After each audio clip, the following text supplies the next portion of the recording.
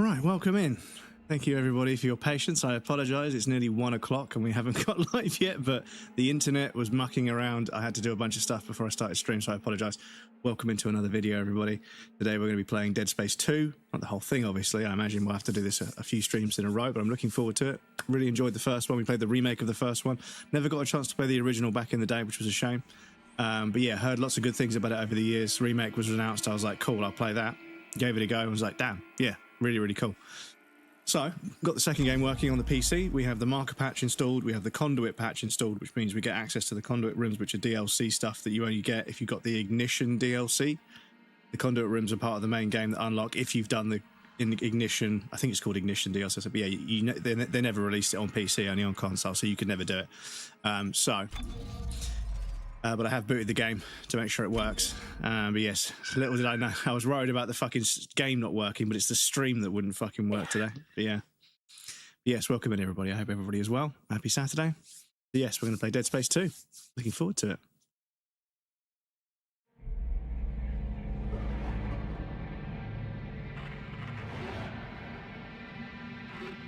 Many non-speakers say Swedish sounds like Muppets or something.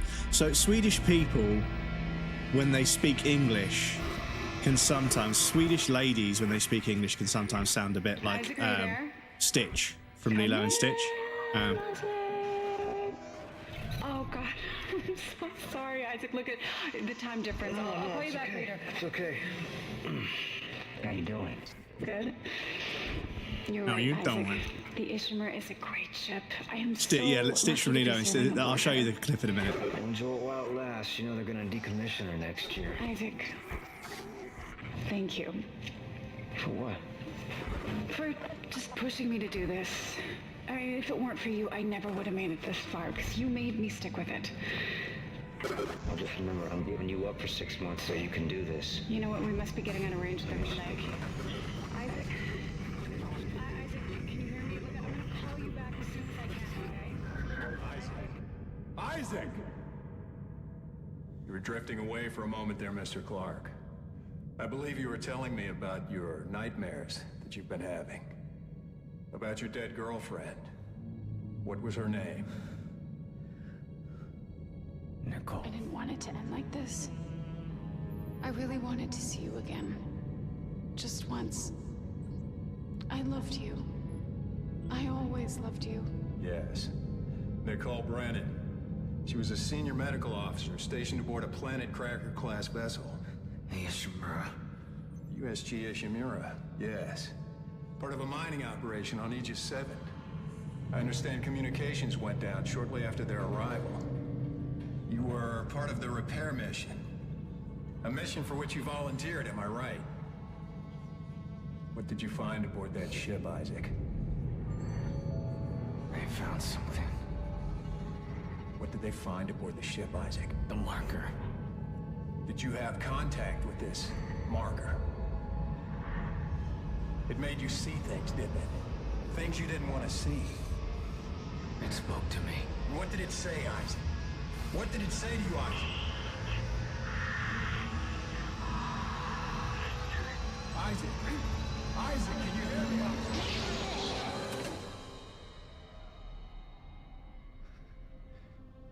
Lefty, welcome in. Luring, lurking while I play some Foundry, bud. Good to see you. Foundry? PTSD, yeah. I found Isaac Clark. Repeat, I have him. Great work, Franco. Be careful. He's been out a long time. Oh, yeah. Okay. Good. Steady. We gotta get you out of this straitjacket. Where am I? Alright, I know you're confused right now. I can explain everything, but you gotta trust me, okay? Listen, you're in terrible danger.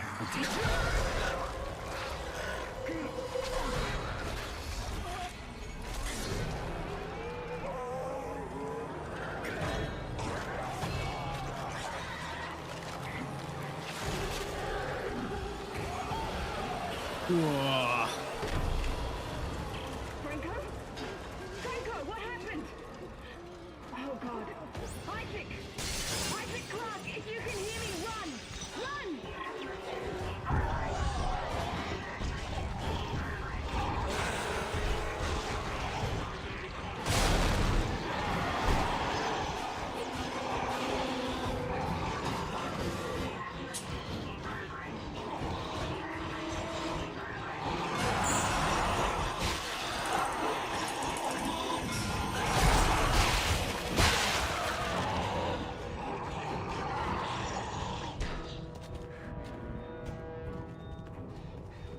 So, anti-aliasing should be on.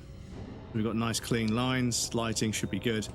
There might be a bit of texture filtering going on because I turned the anti-aliasing is obviously going to soften some of the textures a little bit. But I don't know if anthroposcopic filtering is on. But yeah, based on this lot, I was like, okay, the physics seem to be working correctly. This looks like Havoc physics in Unreal Engine 2 or 3, whatever this was, so. Right. And I'll save over this one.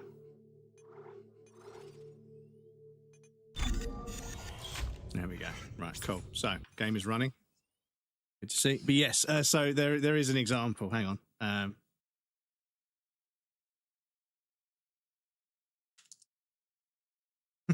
It's one of the first hits.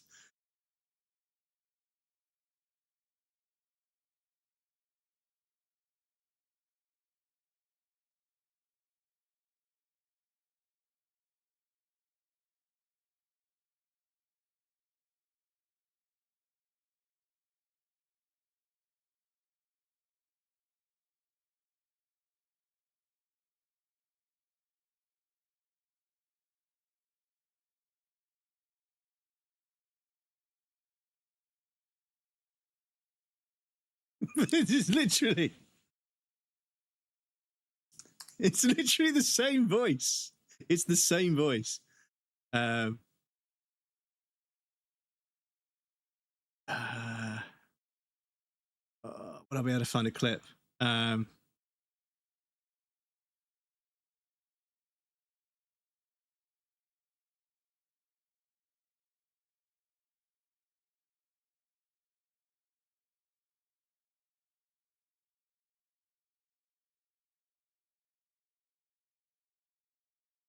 It's the same voice. It's literally the same voice. But yeah.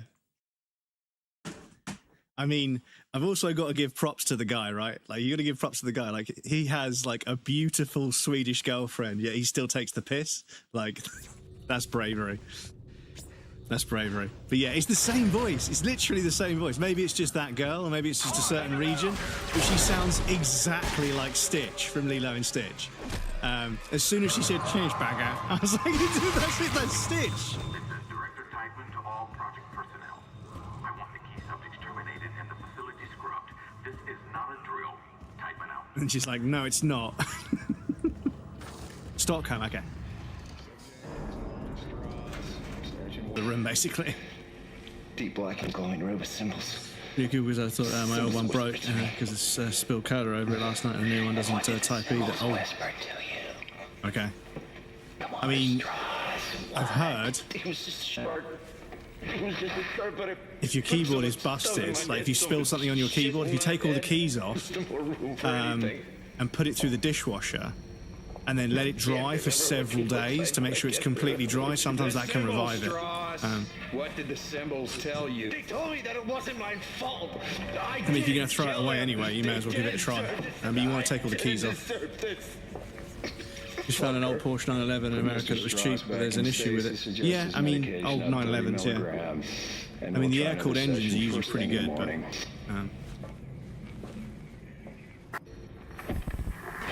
Subject is Nolan Strauss, Station 158.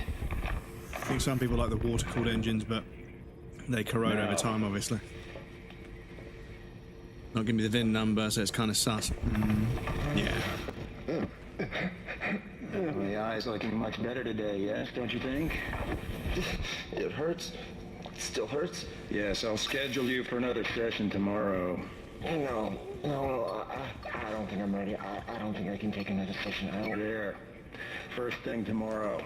Now let's talk about what you saw today. Come on, Strauss. I'm here to help you. It was black. Deep black and glowing red with symbols. Symbols whispered to me. And what did the symbols whisper to you? Subscribe to the channel. Come on, Strauss. What? It was just short. It was just short, but it put so much stuff in my head, so much shit in my head. Thank you for the follow. I appreciate that, dude.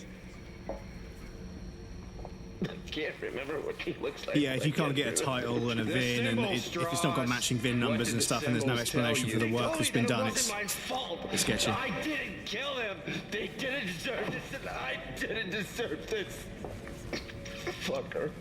Put Mr. Strauss Can't subscribe, I do. No, I was kidding. I was genuinely just fucking around. Like, I'm not a proper content creator. I just like to play video games and chat to people, so streaming works for me. But yeah, any chance to joke about subscribing? Yeah, why not?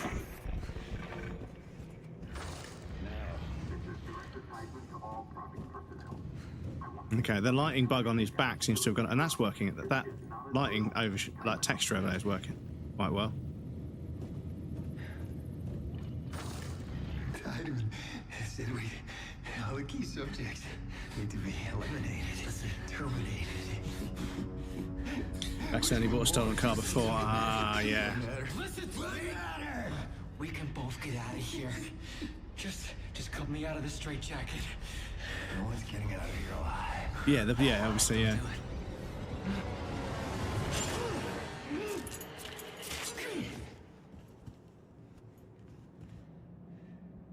There's no escaping from what I've done. Take it easy, buddy. Just take it easy. Your rig is red. It's red. There's a health pack and a flashlight in that wall locker. You should grab them. Go ahead. Take it. I won't be needing it anymore. Isaac, we're all gonna burn for what we did to you.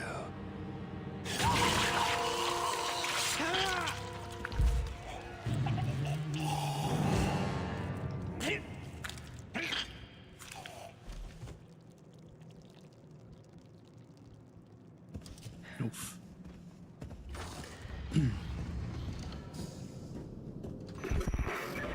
Clark!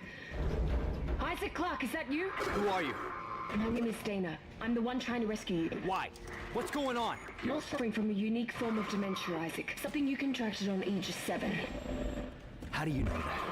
How do you know all this about me? Your dementia will kill you. But if you can get here, I can treat you and get you to safety. Why should I trust you? Because I'm not the one shooting at you. Fuck. Just follow the route I'm sending you. Asked her, can she get a soda? And so I said, yeah, go ahead. And 2 minutes later, I hear her coughing like hell, and she'd opened the fucking fireball bottle and just drank it. I was like, you said soda, not hard liquor. She was like, it smelled like cinnamon. Oh shit, the poor thing. 'Cause yeah, fireball's pretty fucking brutal.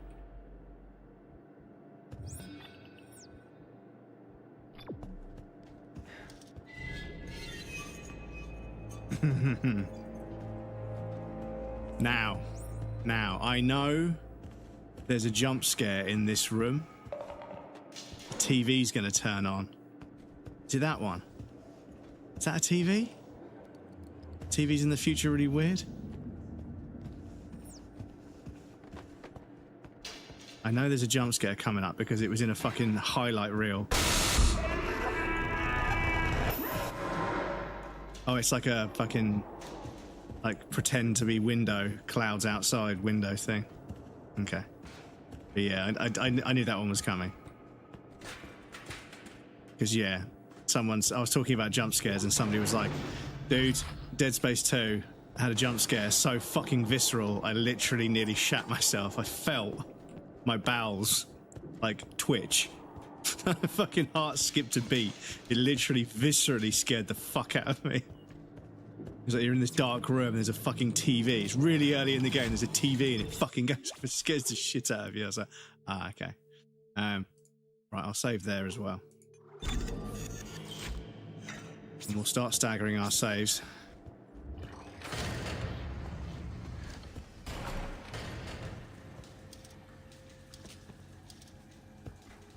Now, I thought there was a bug where the flashlight was permanently aiming because of the PC version, but no. If you push caps lock, you can permanently hold the flashlight up.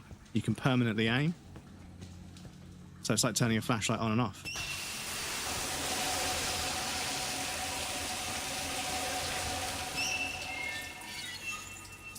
Excuse me, sir.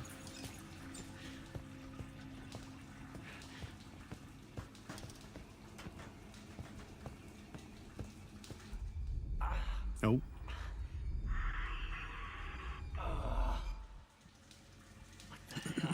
Also repaired a stolen car that had crashed. Insurance called it totaled, but I fixed it, and it was extremely happy. Yeah, I mean, yeah, like, I mean, these days, because of the push to get everybody onto a new car, like, I'm fairly certain insurance companies are getting, like, some sort of fucking, like, bonus for getting people onto new cars, because the amount of cars that will get, like, into a slight crash and maybe there's, like, maybe £600-700, maybe a grand's worth of damage. But they'll write off, like, a $2.5-3 grand car and just give you, like, £3 for it to go buy, and then you can get, like, a new one on, like, finance or whatever. They want to get everybody onto them, but new cars, because of all the sensors and everything, they break more than the fucking old ones. Get yourself a solid old car. Shit. Get yourself an old car that's pretty solid. It will last way longer. What happened? Are you all right? Why are you helping me? If Tideman finds you, more people will die. Including me. Not if you follow my route. I don't like this. You don't have to like it. Just Fireball is hard as hard like hell. Yeah, well, yeah. I mean, what is Fireball? Is Fireball whiskey? Whiskey and cinnamon.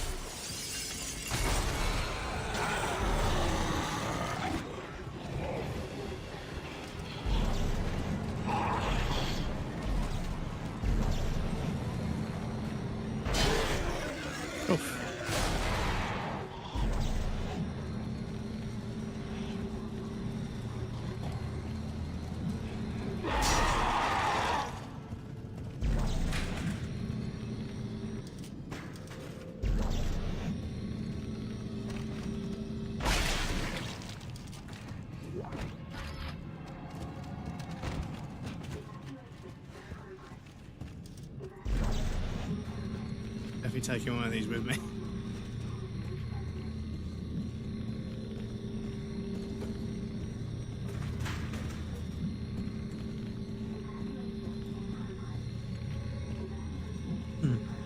I think she was drunk last night, for just tipsy. Well, let's do that. So, yeah.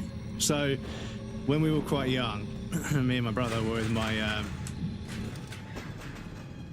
with my mother's mother, grandmother on my mother's side. And she would make a gin and tonic in the afternoon, and then my brother wanted a gin and tonic as well, so she would just put tonic water in a glass, yeah, just so he could pretend. But one day the glasses got mixed up, so he was drinking an old lady's gin and tonic, which had quite a lot of gin in it.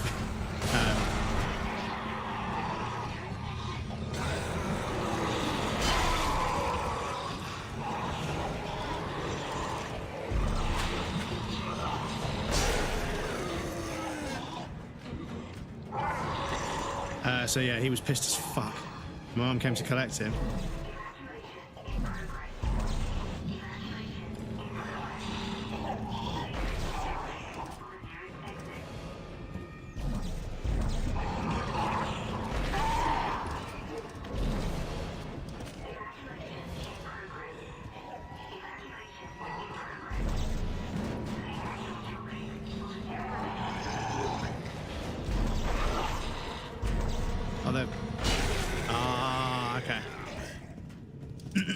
Right, so those shells break down into the posts. Okay.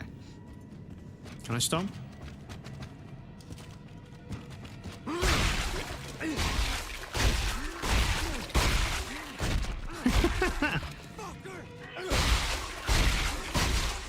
Oh, you can fucking stomp, boys.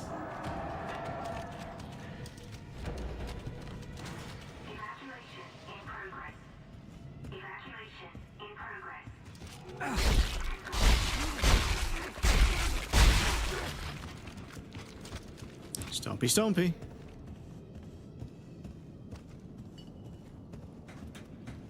Oh, come on, internet, please. Right, let me check. Is the YouTube stream still going? Because yeah, it says we've been disconnected. Let me double check. No, YouTube stream is still live. Okay, let me check my channel. Yeah, Nilo said this. It doesn't show my live anywhere on my channel. I don't know why, but it's not showing my live. Oh. Okay. Fucking Twitch stream is gone.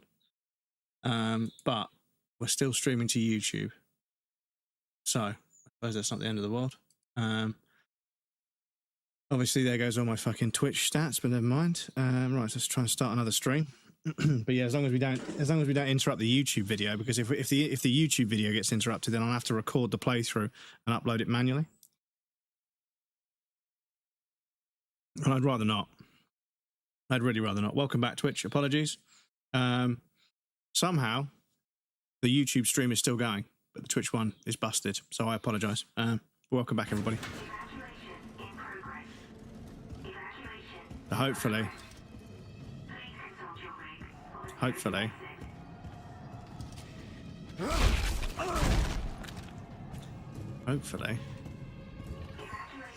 the YouTube video will still be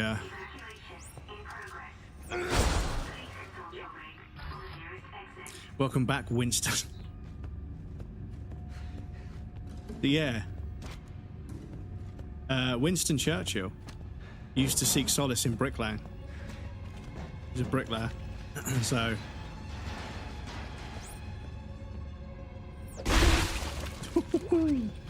yeah, in between all the difficult stuff of being Prime Minister during one of the most tumultuous times of Britain's history, he would lay bricks, and he built summer houses for his family and everything. I can hear you. Come help me, please. Can anyone hear me? Oh shit. Come help me, please.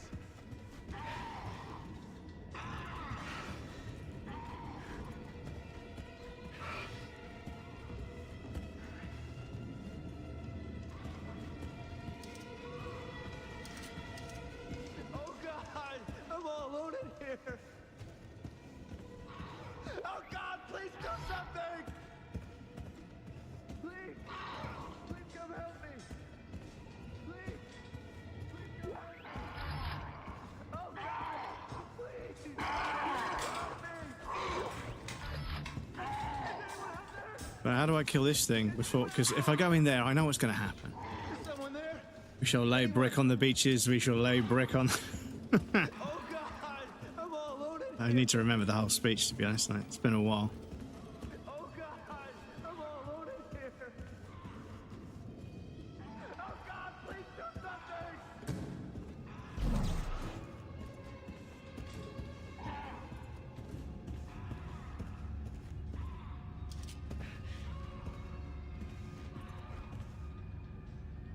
Calm down. I'll cut you out of there. Is that a tissue laser? A plasma cutter? Oh my God! Fuck.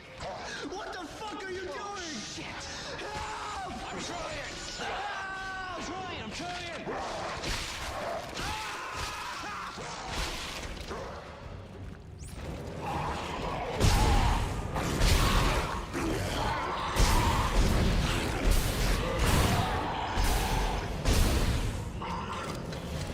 Oh, here we go.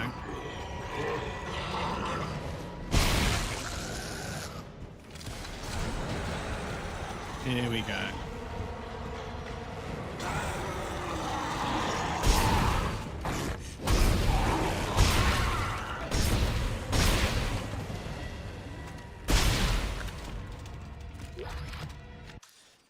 Yes, apologies, chat.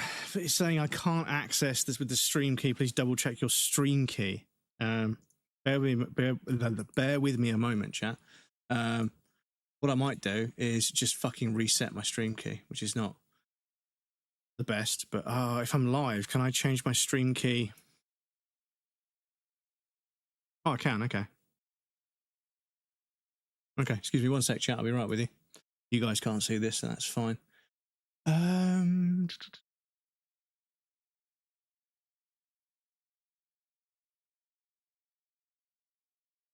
get a new stream key. See if that helps. Because, yeah, the YouTube stream doesn't seem to be going down. It's just the Twitch stream. Oh.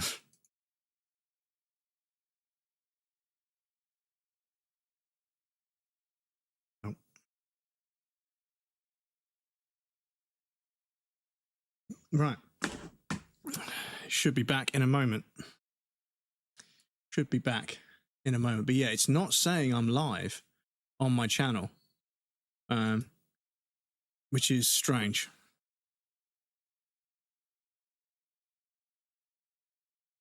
Very strange. But yeah, it says we've been live for 28 minutes on the YouTube, so we should be all right. But yes, apologies, everybody.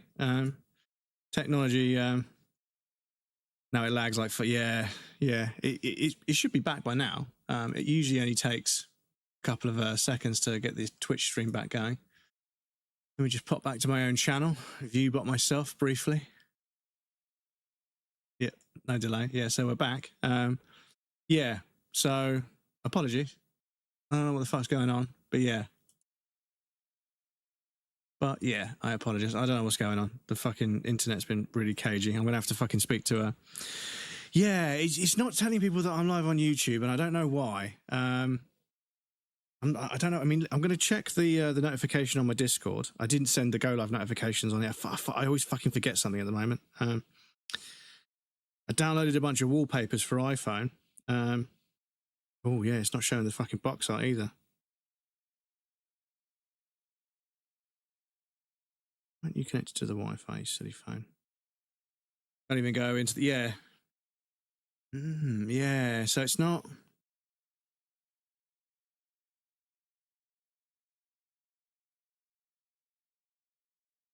Yeah, I don't know what's going on there. We've got an ad break, unfortunately. Funnily enough, we've got an ad break coming up. Yeah, no, yes, yeah. So you can click on the I don't know what's going on there. Shut up. You can click on the link in the Discord. That will take you to the live, but it's not advertising the live on my channel, which is strange. I might double check why that is. But yes, we do have an ad break. I'm going to pop you guys on the BRB screen. I'll be right back. I'm going to have a quick tinker, make sure everything's okay. But I'll be back in just a moment.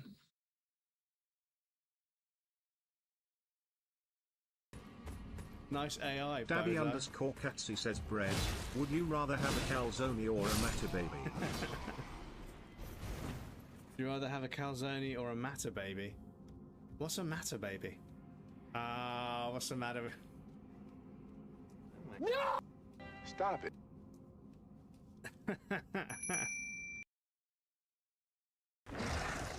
The world's vaguest wind-up animation, dudes.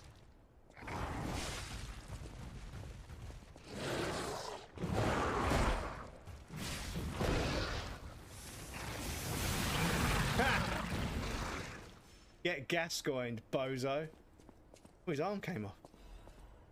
I think. This is a trap.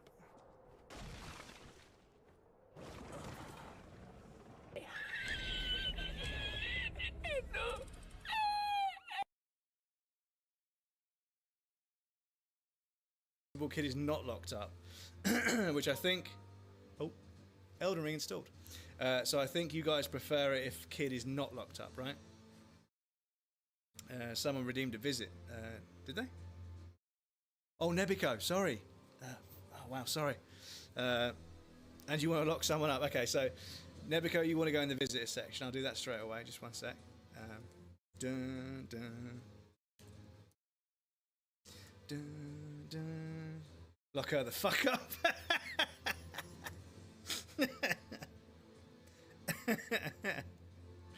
Right. Gladly. We'll pop her on the bottom of the list. There we go. Dr_James_the_Yorkshireman says, have you heard of the Rick Astley paradox? You ask him for his copy of the film Up, but he can't give you up. But then he will let you down.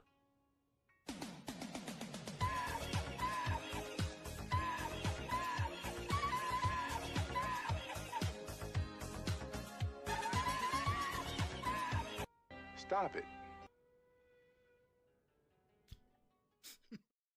Welcome back, everybody. Thank you for your patience. I appreciate that. Right.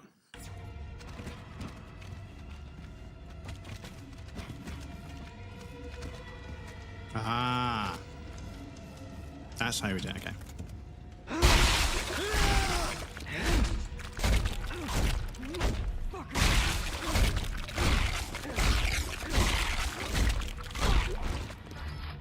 You just fucking...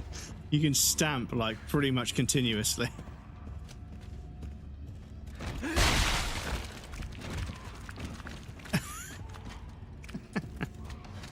Excuse me.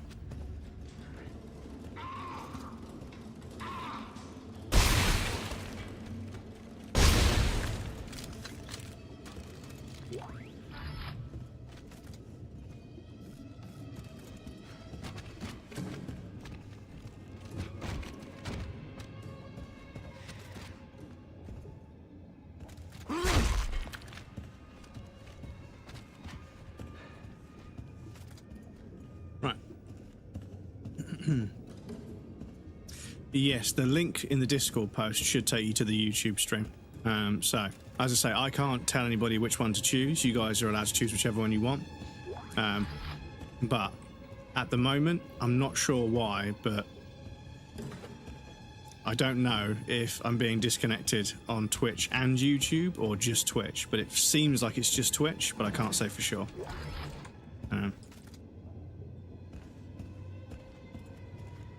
Did it not work? So what is going on? What is going on with YouTube streams?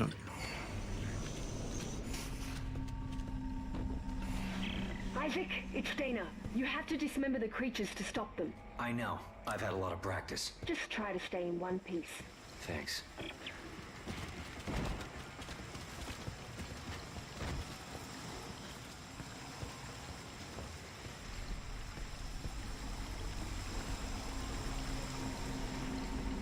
Yes, apologies everybody. Tech issues do be tech issuing.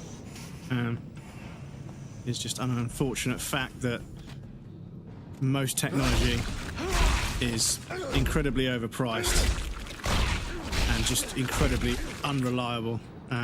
So I apologise. But yeah, as I say, it seems as if the YouTube stream is surviving. So I'm not too sure. But yeah, Battlefield disconnected me like fucking crazy the other night. So yeah, I will be in contact with my ISP and say, listen, right, I was on copper and it was like costing me £30 a month. You're now charging me like fucking way more than that for fiber, and I'm only getting like a few extra 100 megabits a second with ping that's only about 10, 15 ping below what I was before. So what the fuck's going on? I've got a direct fiber line from the fucking wall in front of me, from the wall behind the TV, from the wall that the TV's on, all the way along the coving to the front door, down the hallway, down the central column of the building, to a fucking brand new fibre optic exchange. I'm with BT, who have the monopoly on all of this stuff, and it was OpenReach that fitted it. So I'm with the people that own the entire infrastructure, and yet I'm being disconnected. Why is that? And I presume they'll be like, oh, we can't see a problem. No, so there just isn't a problem then. I'm just making it up, am I? Jesus Christ, nothing fucking infuriates me more. Nothing infuriates me more than when I carefully and accurately describe a problem with context and with information to clarify how and what's happening. And someone's like, well, it just doesn't seem to be a problem. Bruv, do you think I sit on hold for half an hour on the phone to fucking lie to you for shits and giggles? Like, are you fucking serious?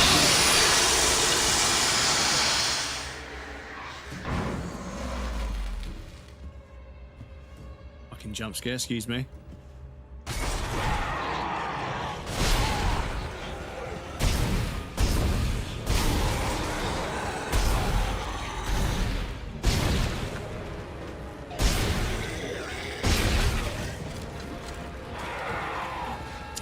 Fucking physics object, fuck off.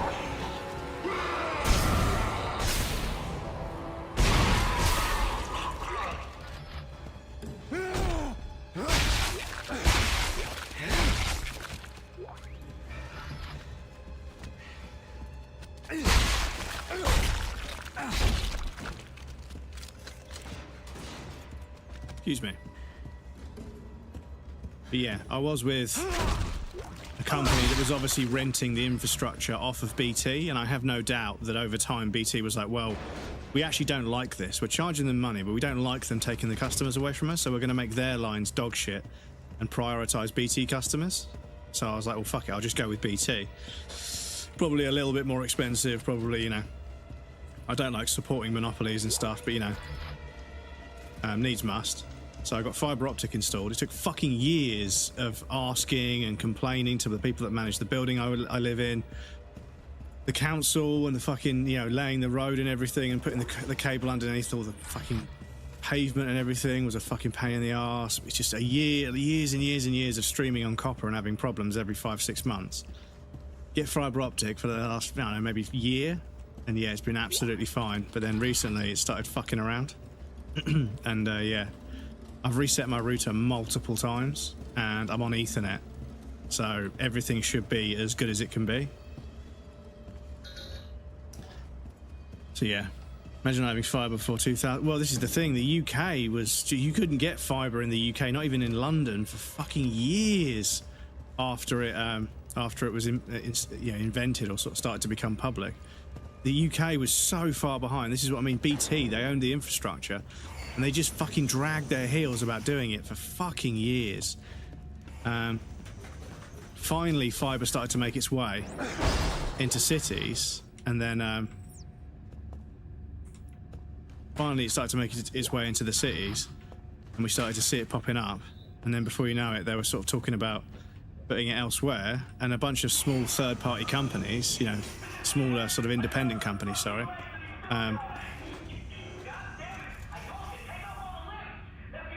started offering, you know, private lines. So there's a fibre exchange in the town where I live, yeah, I could get for like 60 quid a month. I could have like a dedicated line to the. It seems as if me and Krill and a bunch of other people in this world, we have to actually do our jobs, you know, do our jobs properly, you know, to the standards and regulations at which we are held. Whereas I feel as if half the world is just people not doing their jobs properly. And if everybody could just fucking not be shit and just do their fucking jobs properly, we probably wouldn't have half the problems we have in this fucking country, or the world, for that matter. Half the world is just Italians. Well, yeah, the Italians have a very laid-back attitude to a lot of things, and I get it. It's, you know, you don't want to stress out over everything, and yeah, stress will kill you. You know, stress will literally fucking make you unwell. Stress will fucking kill you. But oh, no guidance. Okay. Oh, no, hang on. But yeah, at the same time, they're just sort of like the lack of stress means they also seem like they just don't fucking care. Which is, yeah, kind of fucking annoying. Isaac, come on, they're after us. Wait, who is? Who's after us?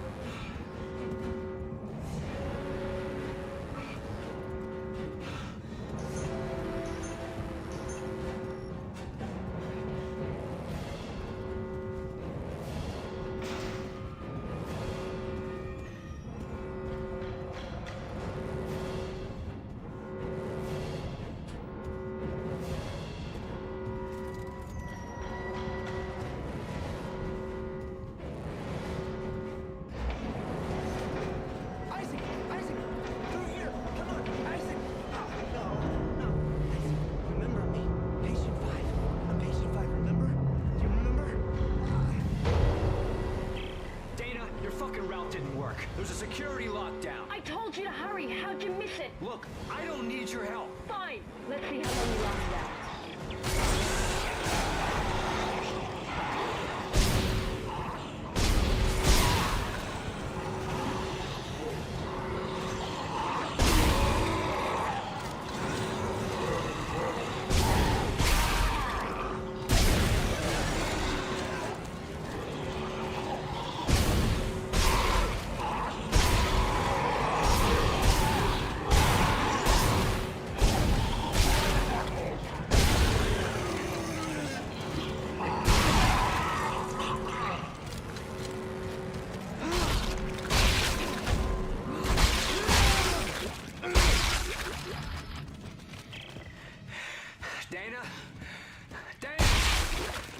Okay, you're right.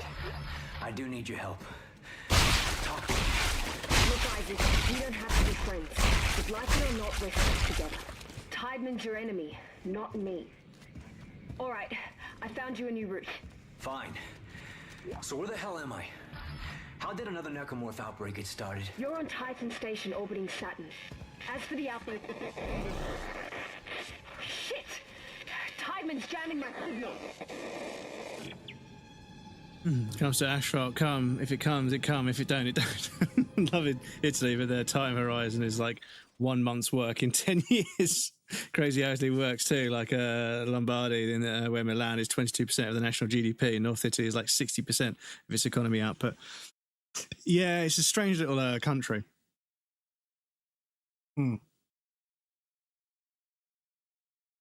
It is beautiful though. I'd live there in a fucking heartbeat if organising things wasn't just the biggest fucking pain in the arse. Because yeah, like you're trying to sort something out and like somebody's just not really doing what they need to do. Somebody's just not doing their job or not fucking, you know, giving it the proper attention or anything. And you can see somebody about to fuck something up and you just have to let them fuck it up. And you're like, whoa, what about you? It's like, oh, yeah, tranquilo, everything's cool, calm down, everything's tranquil. It's not though. Like, you're not fucking paying attention. And you're gonna fuck it up. Because I tell you what, right, if everybody was like really chilled, but everything always worked out and there wasn't any problems, I wouldn't mind. I'd be like, okay, these guys are just really organised and they don't stress out about things because they're really organised. Because I've been to parts of Europe where everybody is like really, really organised. Everything has rules and it's kind of a bit overbearing, right? Everybody, you have to do everything a certain way and everything. But yeah, everything always works exactly as it's supposed to. And everybody knows exactly how everything works. They're like, oh yeah, you can't do that, you've got to do this. And, oh, okay, so it's this way around. And so when you go to another train station, it's exactly the same thing. Well, yeah, this is how it works in restaurants. And you go to a different restaurant, exactly the same thing. So you know, within 2 days, you know how everything works. Once you've had breakfast, lunch and dinner and travelled on the train, you know exactly how the entire fucking country works, basically. But Italy, the second you set foot through a fucking door, it's a completely different culture. It's like a completely different logic to everything. They're like, you don't do it like this. You have to buy a ticket and then go over there to get a fucking boat and then, yeah, whatever. And, you know, yeah, you just queue up and, yeah, you queue up. There's like 5 different boats going to different parts of this part of Italy. Nobody really tells you which queue you need to be in. There's one enormous queue. And then you get to the front of the queue, you ask a question. You've been queuing up in like 35-degree heat. It's fucking roasting hot. You ask a question. Oh yeah, there's no boats today because of a festival somewhere completely different. So all the boats are at the festival. So there's no boats at all. So everyone's queuing up for nothing. Next, please. Fuck off. Nearly fucking headbutt the glass. But yeah. Italy, speaking of part of Switzerland, TJ is better. Italy, the German way stuff works. Switzerland, you don't go to where it's red to go on the traffic light, even you have to stand 10 minutes and no cars on the road. Yeah, this is in the UK you can just kind of cross most roads just as and when. Obviously there's some roads that you have motorways and stuff you wouldn't, they'll build a bridge, right?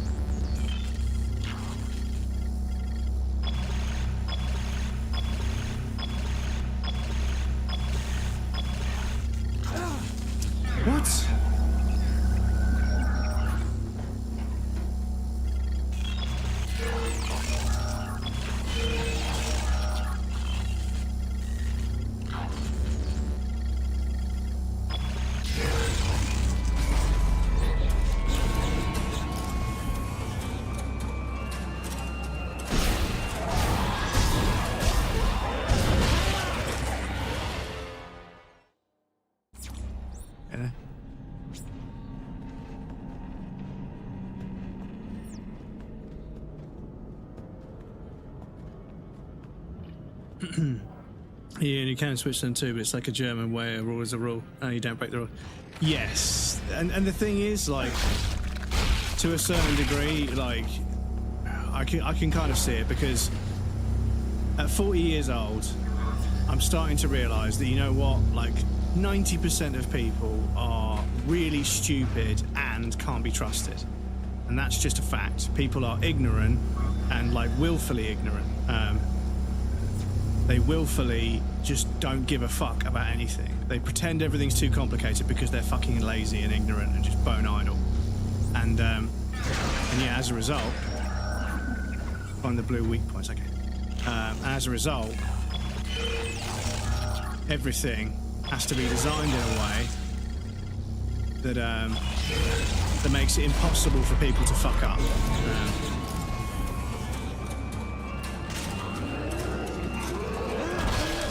You said push C! What? You said push C, it didn't work! Sorry, it's twice now. I've like tried to follow the instructions. It said push C.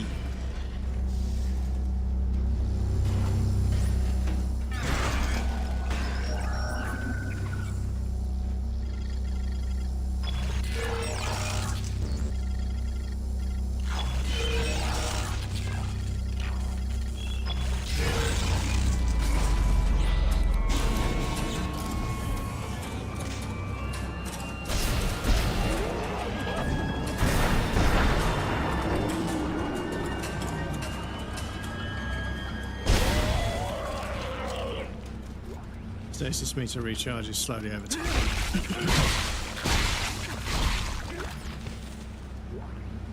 Okay.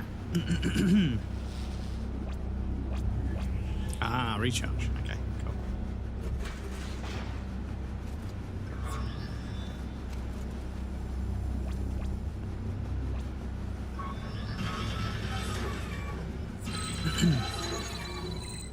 Oh, I see.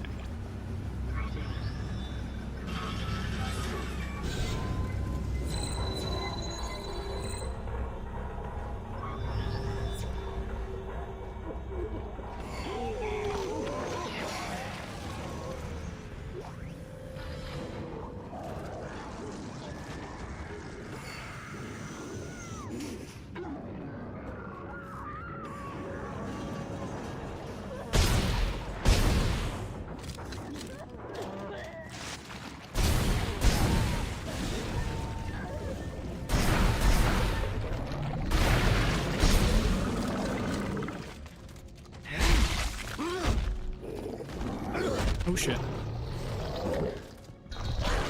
Nah.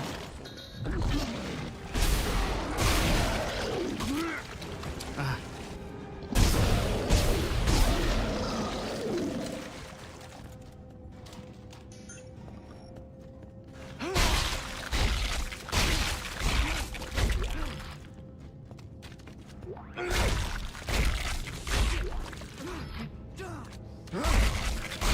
Gotta stompy stomp. Gotta stomp everything. But yeah, like when I go somewhere and everyone's really chilled out, but then everything is perfectly optimized and organized and everything works.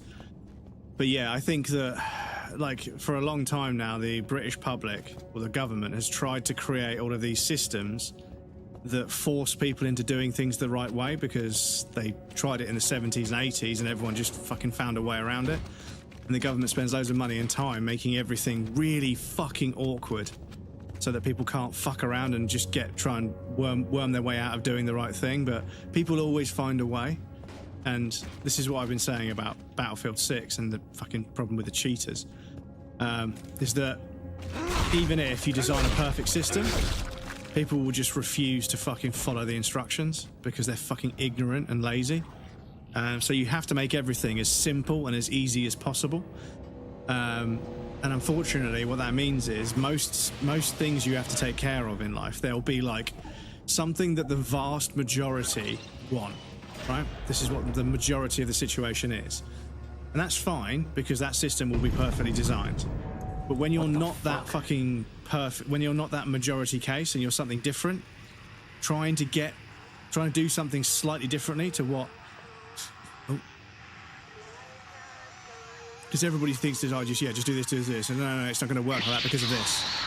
It's not going to work because of this. Or this. They're like, yeah, just do this. No, it's not going to work because of this. Yeah, you just go over there and do this. It's not going to work. Listen to me. You have to fucking say everything 3 times. Like, oh, in that case, we need to do this. Yes, you need to do something. Yes. Fucking do your fucking job. Wake up. It's just so annoying. Oh, that was a waste of bullets. Like, you have to fucking tell everybody everything 3 times before they fucking switch on and actually fucking tell you what you need to do. Like, no, I'm not going to renew it like this. I'm going to do it slightly differently. And I know I don't want to be difficult, but if I have to do something different, I have to do something different. But people just don't fucking engage. They're so switched off. Fucking listen to me. This is what I need to do. That's not going to work because of this. I'll argue. I'm just going to do what they tell me. I go over there. No, you need to go over there. Okay, so I go over there. No, you need to go over there. No, you need to go over there. You need to go over there. No. One of you is going to do this, right? I don't want to die. No, neither do I. One of you is going to take care of this issue, you know? And the problem is, right, I would think to myself that maybe it's me doing something wrong, but then I go somewhere where I know the person that works there, and they're like, yeah, you should do this. And they listen, and they engage, they pay attention, and boom, it's job done in a minute, you know? If I go somewhere and I don't know somebody, and they've decided they're not going to fucking... they decide they're not going to do their job properly, I end up getting fucking mugged off. Oh. Anyway, sorry, I'm going to try and lock into the game, but yeah, I'm really fucking stressed right now, dear. Like, I'm pretty stressed anyway because of my health and the illness that I've got, but I'm really fucking stressed right now. Really fucking stressed right now. Because, yeah, everything keeps going wrong. And, yeah, so much of it is out of my control, and I know I shouldn't get stressed about things that are outside of my control. There's only so many things that can go wrong because somebody else didn't do their job. Like, somebody didn't do some maintenance on the on the server architecture or the infrastructure architecture that serves my internet line.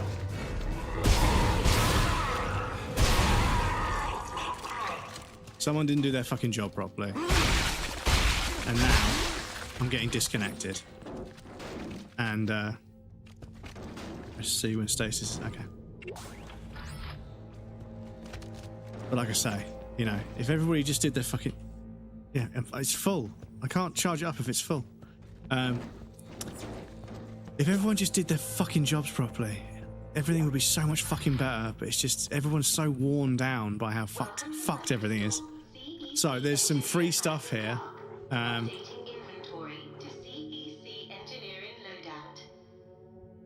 What's that? Engineering suit. So, yeah. So, that... might be a freebie.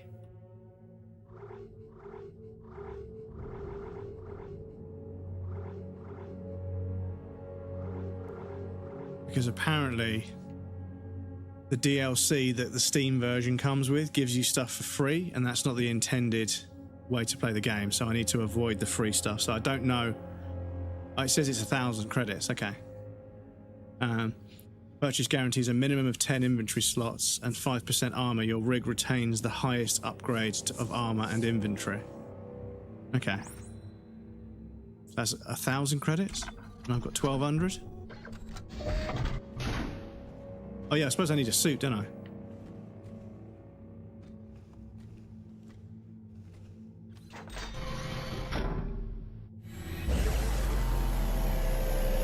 Because you haven't got a suit yet, have I? Excuse me.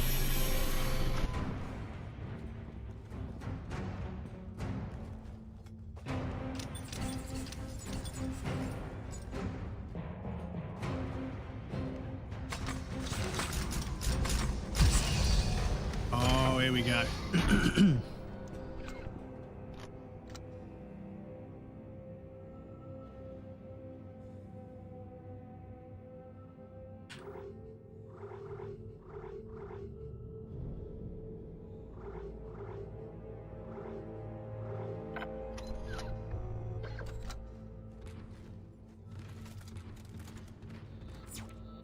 Right, now we got a suit. Which is good news. Oh. Excuse me. Not sure what happened there. Oh, I scrolled down. Oh yeah, I wasn't sure what happened there.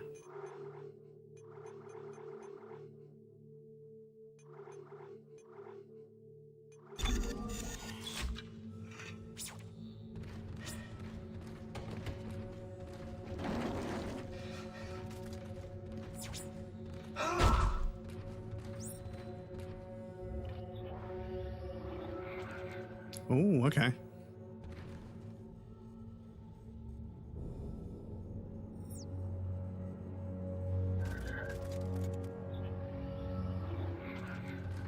So I can move during inventory, but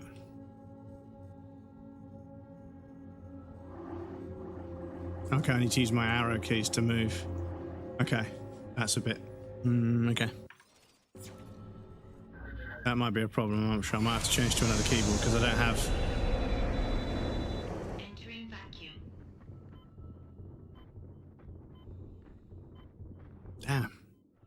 Level designer. Take a bow. Oh shit, I'm running out of air. Bear in mind, right, when you play an old game, this is straight out of the fucking first one. This hall. There was a bit more of a thing in the middle. Oh.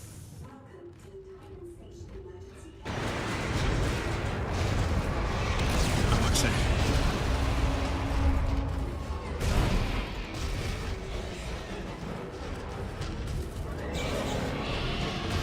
Oh, I missed.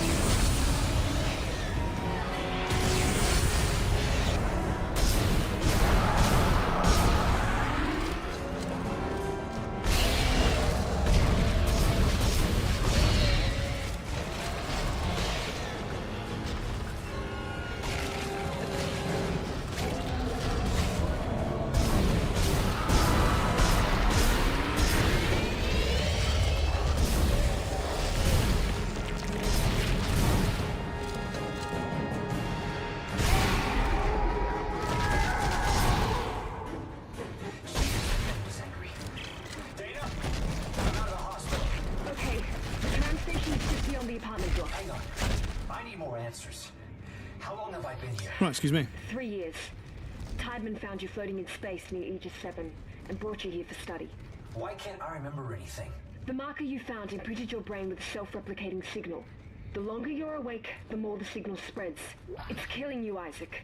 Tideman tried to keep it in check with memory suppressants. You said you could fix it, right? Only if you reach me in time. Tram station, get moving. Cool. Right, first little boss fight out of the way.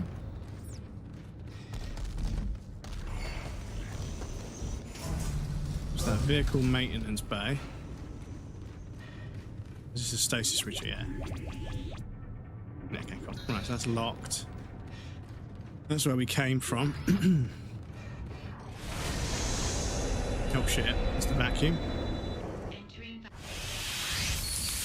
As older as one gets, the more strict order one wants to. Well, this is the thing. It's just sort of like sometimes I see people that they are just refusing to follow a simple instruction just because they don't like following instructions.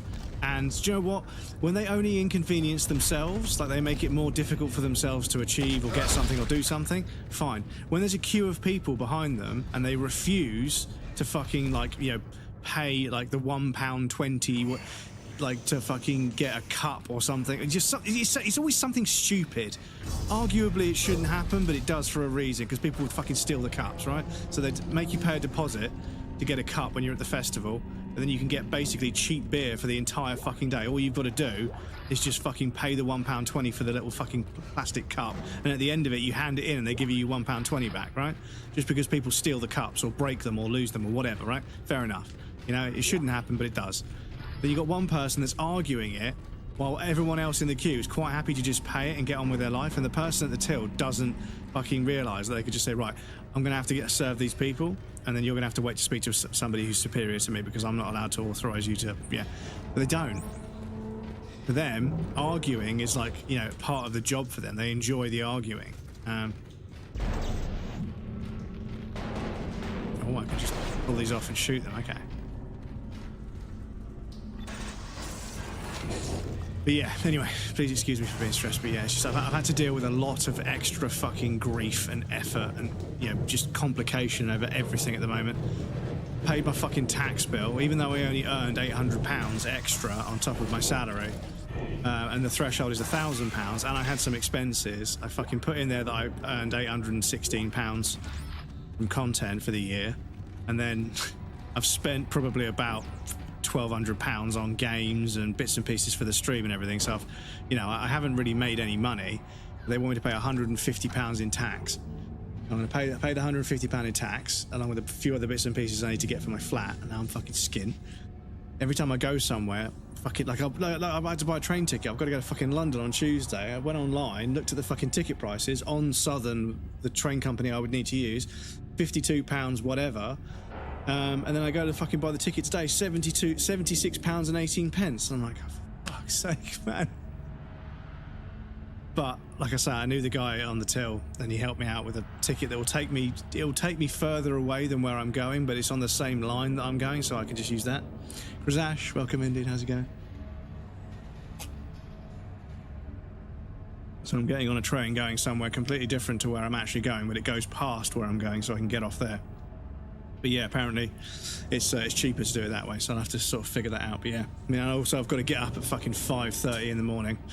On Tuesday, so Monday's stream is going to be probably closing out about 9 o'clock, 10 o'clock, I think, so I can get to bed, because I'm going to have to get up fucking early. Anyway, doing good. And you? Yes, I'm very stressed and still quite unwell, but I'm okay. Got a new video game, seems to be working. The stream is not disconnecting anymore. I think I've got it sorted. I think I'm going to be okay. But yes, internet's giving me problems, my health's giving me problems, my mental health's giving me problems, my job is very, very busy and very stressful. My hobbies, streaming and everything else is being quite stressful because of tech issues and everything. The weather is fucking all over the place. It's fucking sunny one day, but then it's fucking pissing down around the next. I've got a bit of a cold because it was freezing cold overnight. Had my window open because it was warm in the evening. But yeah, it is just life. But yes, it's good to see you, dude. I hope you're well. I hope you're well. Oh. Pack line gun, wide beam slicer. With 2 mines, primary fire, press and fire that a wide energy beam can slice many objects at once. Secondary fire, press space to fire a timed energy mine. Javelin gun, pneumatic spear launcher with electrical charge. Primary fire, launch javelin, caution, danger of impalement. Secondary fire, space to electrify the last javelin that was launched. Ooh, that's 1100. Ooh, the guns are pretty expensive. Okay. Plasma energy. The guns are pretty expensive. I feel like I should buy one while I've got the chance. So I think the javelin gun sounds pretty it's 1100, but it sounds pretty fucking good. It sounds pretty good. Totally agree. Work is crazy, ATM. Yeah, I'm sorry to hear about that, dude. But yeah.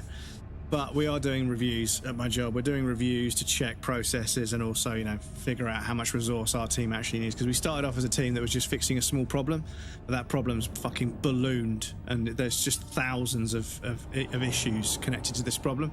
And there's only sort of like 5 or 6 people on one team that's at near the front end that manages a team of maybe 15 people, and then there's like 2 people that are on it full time in my department. So it's like we probably need about 20 or 30 people up front, managed by that 5, 6 people, and then we probably need about 7 or 8 people in my department, but we're only going to get like 3, I think. So but yeah, it is what it is. The problems are why I have a job, so I can't complain about problems too much because it's how I earn a living. But they're very fucking stressful at the moment. It's not just, oh, this is how we fix this, this is how we fix this, we can rely on that to work, we can rely on that to work. Nah.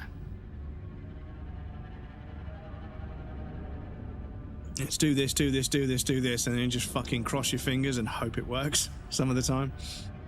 And yeah, it's difficult because you're working on everything from across the room. You can't really get hands on and fix it. You have to fucking tickle it from the other side of the room, and hopefully the system picks it up and does what it needs to do. But anyway, so javelin gun. So what I need to do is I need to save first. I need to create a save first before. Is there a save point? Ah, well, I can upgrade equipment at a bench. Oh yeah, the benches. Ah, the nodes. Yeah, so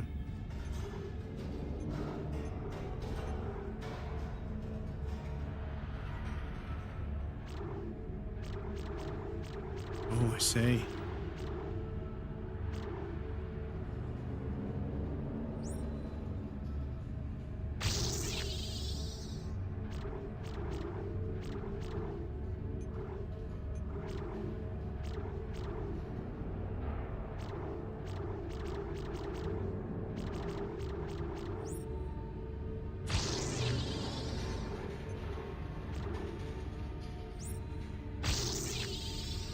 So I suppose we do one kind of on each, I suppose.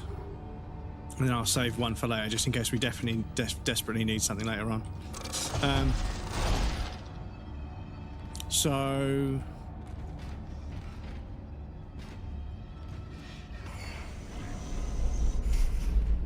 No, that's progress. Oh, that's locked behind us. Okay, so we're going to have to commit to... Okay, so... I mean, the beam gun sounds like it jives more with what you're supposed to do. The javelin, I feel like it's going to be the same as those posts, but I can do that with the... Yeah, hang on. I can find those javelins, I can find those posts and just use them. And I think you can use the arms of the necromorphs. That's what I couldn't work out the first time I tried playing the game, was you can pick up the arms from the necromorphs and use them as javelins. So I think the javelin gun, we can already do that with debris and also the arms we're going to be cutting off. So I think the line gun is worth $9,000 because it leaves us with about 4 for other stuff. I'm going to buy that. Med pack is for health. They are $2,000, so I suppose I should probably get a couple of them and leave it at that.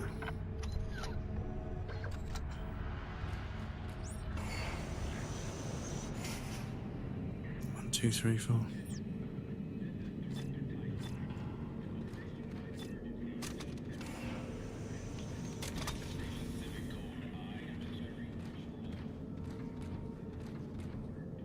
Right, excuse me.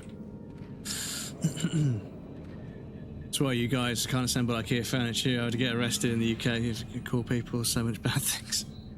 Because worse, a tiger would eat. Very martial law, all citizens are...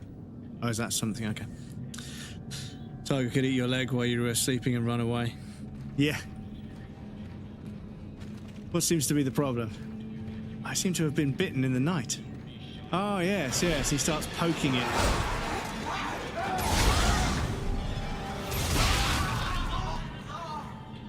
He starts poking it with his pipe, yes, well, try to put your weight on the other leg. Try to favour the other... Try to favour the other leg. They must have got in, it must have got in somehow, and he looks at the mosquito net, and there's this giant, great big hole. Oh, yes, I see. It's so fucking... A tiger in Africa? Surely not. Oh man, so fucking stupid. Caution. Caution.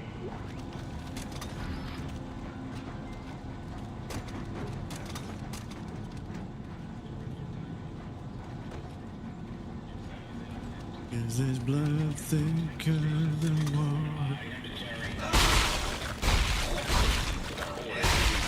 2 random boats going around in a tiger costume. Yeah.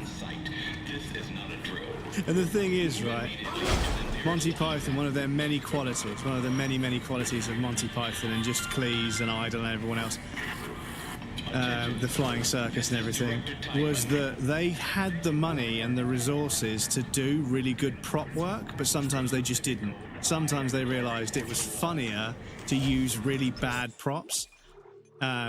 And yeah, so many times they used a terrible prop and it added something to the joke. They could have got like a really like, yeah, anatomically correct. We use power. Ooh, no. Oh, hang on. Is this one of the conduit rooms? Power lock enabled. So yeah, I've just saved. Let me see what this actually does.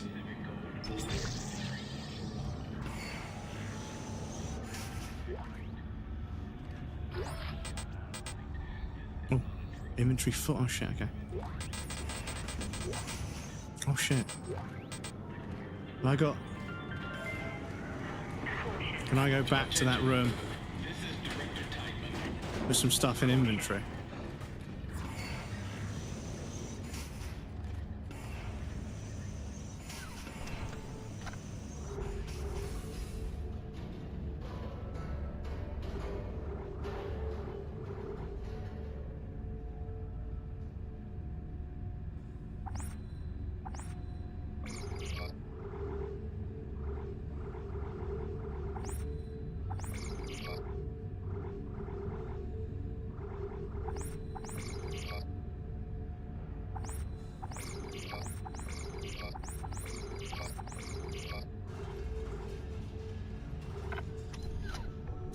Right. Let me just go, because I think that might be our first conduit room. Because there's a bunch of stuff in there, which is pretty good. George Harrison funded them. Yeah, like, there were a handful of people that could see that they were incredibly talented, like, funny writers. And yeah, they just needed a bit of funding every now and again to put together something. But yeah, the films and everything, it just goes to show you how, like, you know, they weren't just writing little skits, they could tie them all together. And obviously it took them a little while of doing the show, because I mean, it used to be on the radio, right? And like, my parents used to listen to Monty Python on records, right? They were just acting them out and recording them onto records to distribute them. So they started off just writing the skits and just acting them out. So yeah, it's obviously evolved from there. Schematic downloaded, power node, okay.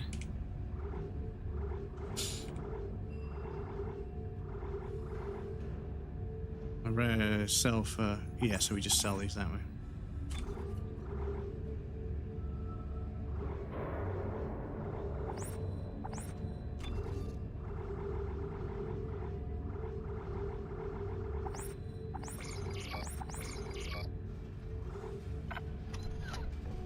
So was that everything that was in that room?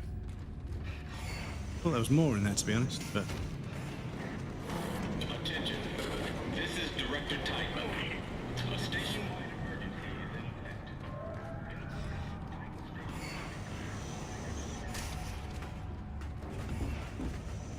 I guess so.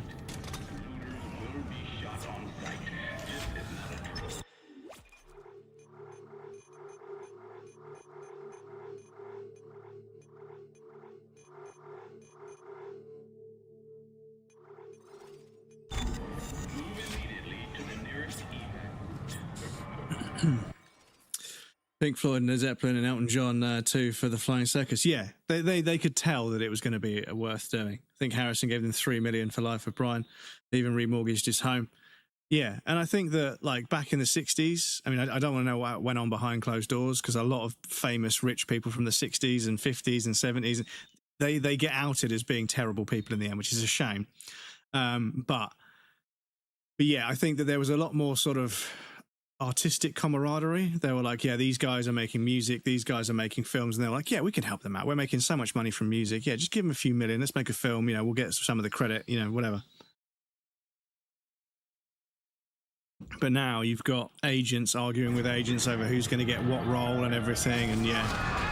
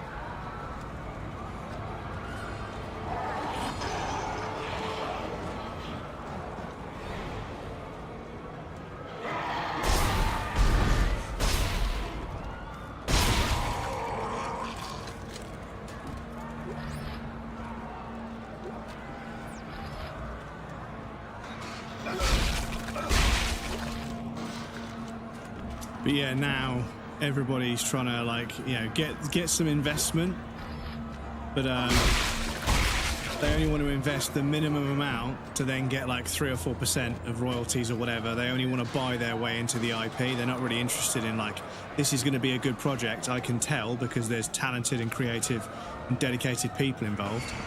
Oh, is this a lift? Oh, it's still going to lead around the corner. Okay. How did that guy? Oh, fucking.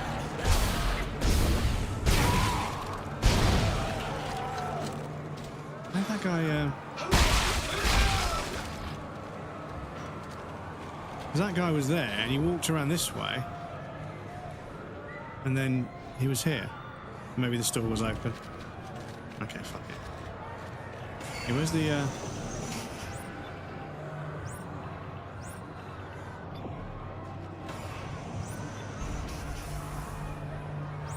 okay. That's supposed to be. The good thing about that, though, they don't need a record label that takes every penny. Yeah, this is the thing, is that, you know, like, somebody was like, damn, like, Spotify really doesn't pay artists very well. And I was like, you do realize that record labels have been, like, you know, ripping off musicians for decades. So many artists lose the rights to their work after a certain amount of time, and yeah, the record will sell hundreds of millions of copies, but because of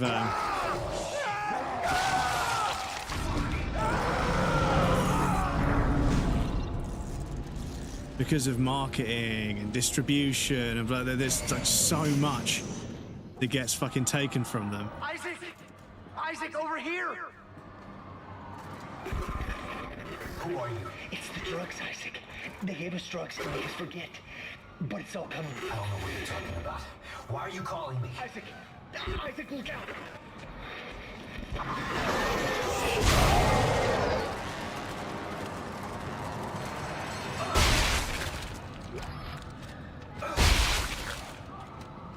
Amp on this guy as well.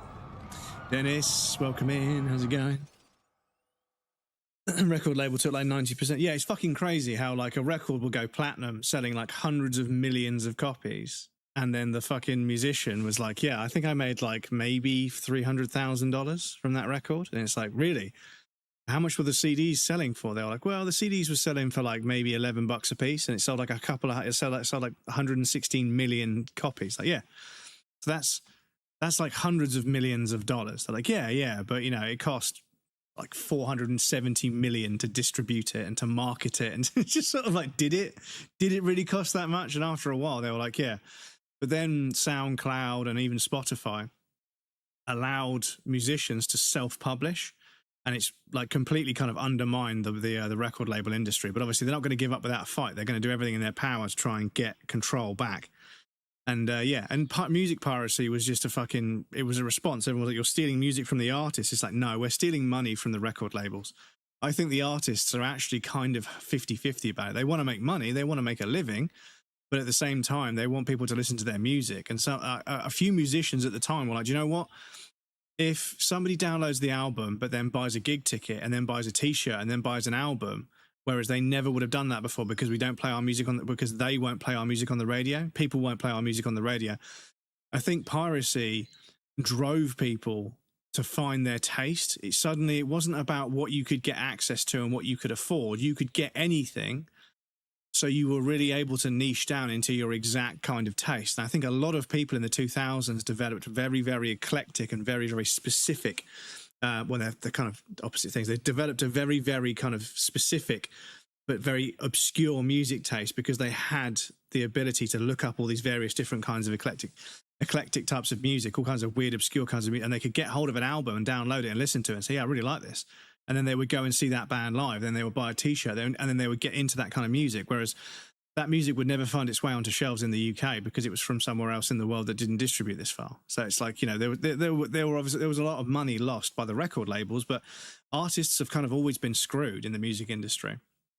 So I think that like a lot of the pushback about, oh, you're stealing from your favorite artist, how are you even a fan? But realistically, it was just the fucking record labels losing hundreds of millions of dollars because people weren't buying bits of plastic to listen to music on. But yeah. Except Metallica, they hated piracy. Yeah, like I think Metallica tried to sue Napster for like $600 bajillion or something, which was more money than existed at the time. Which, yeah, you wouldn't download a car. Yes, I would. If I could, I would. The thing is, somebody was like, you wouldn't download a car. It's like, motherfucker, I've got a 3D printer. I can print as many cars as I want. And I was like, yeah, it's true. You know. Back in the 90s, they're like, don't sit too close to the TV, it'll rot your eyeballs. And then we invented VR, where you strap the screen to your face and put the screens literally inches from your eyeballs. And they were like, you wouldn't download a car. It's like, well, I could fucking print all the parts out and make one. Don't think it would last very long, but yeah.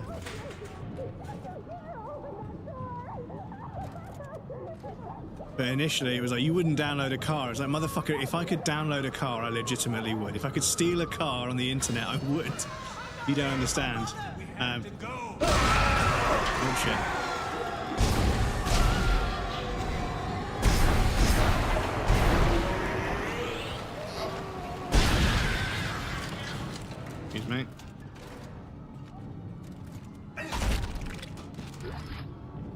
Got to get on that stasis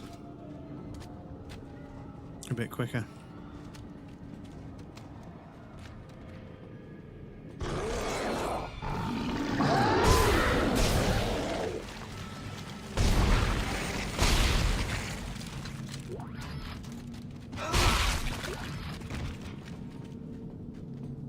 Excuse me, what? Well, the good news is the disconnection seemed to have stopped. Touch wood. So I think we're okay, chat. I think.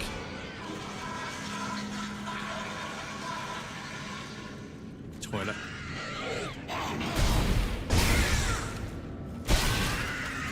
I think the ISP has realised what I'm doing, but yeah. I will chuck a complaint in because you never know. You chuck a complaint in, you might get a month for free. It's kind of how you got to play the game these days. You got to find out every single way you can extract money from a company that you do business with. Any time you're entitled to anything. Any time you're entitled to anything, no matter how small the refund or whatever. You fucking claim that shit. You make sure that they don't get away with anything. Company owes you something, no matter how difficult they make it. Keep fucking pressing for it because you deserve it. Because yeah, they've been fucking extracting wealth from us in every single way possible. So it's only fair that we do the same back.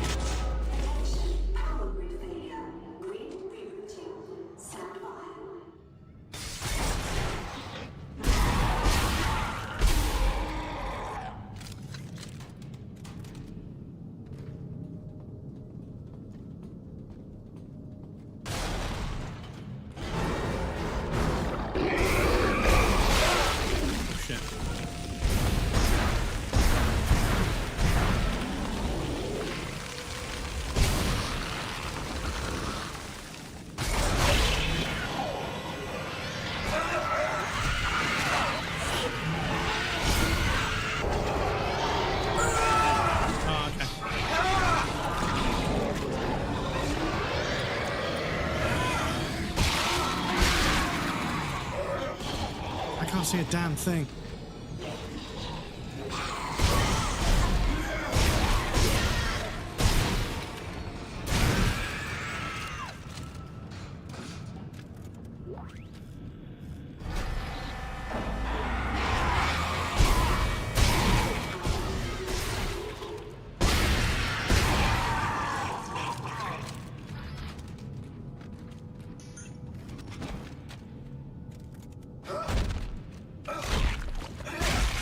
Right, excuse me, chat. Favorite lefty streamer, talk a lot about it. Reading those websites, favorite lefty streamer. Favorite lefty streamer? Your favorite lefty streamer isn't me? I'm just kidding.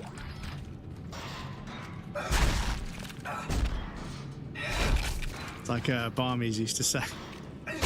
You get a Prime, you get 1 free sub a month that you can use on your favorite channel. Or you could use it here if you want. And yeah, the thing is, I'm very conscious of the fact that being self-deprecating, there's a threshold to it. Like, you can definitely do it too much. You can definitely do it too much. But just the right amount of self-deprecating humor, I think, humbles you and makes you feel more human. And I think England do it quite well.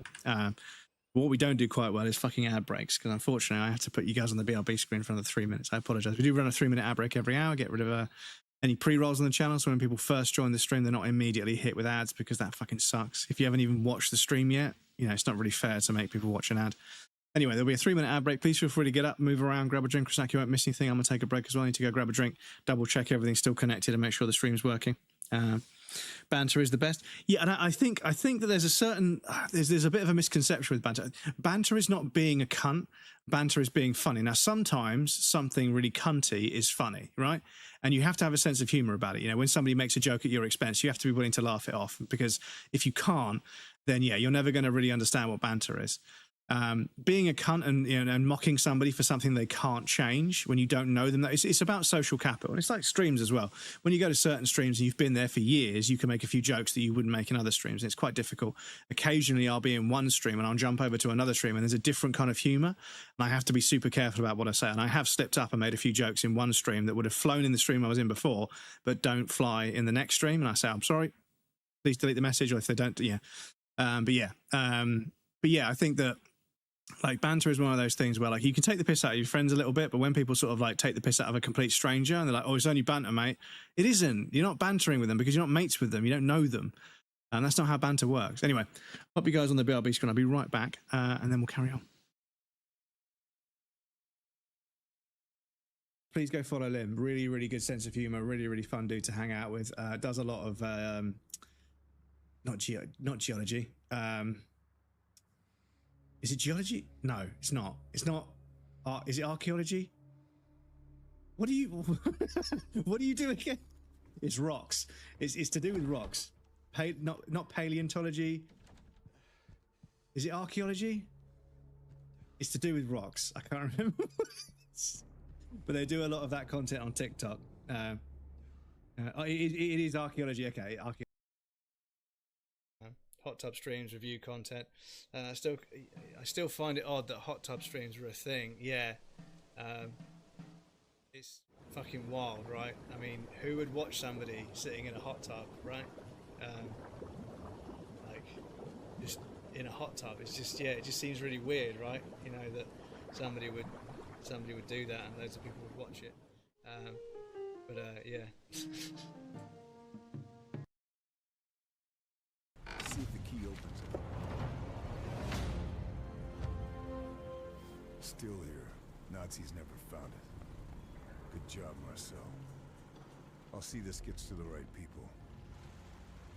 Okay.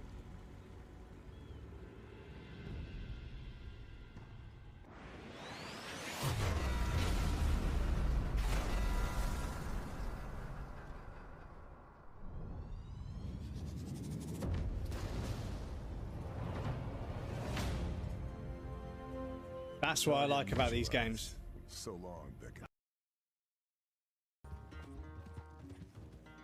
All I gotta do is not crash.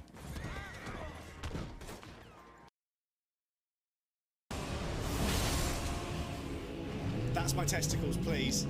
Ow. Okay, we might need that later. We might need to create one of these. Oh no, no, no, no, no, no, no, no.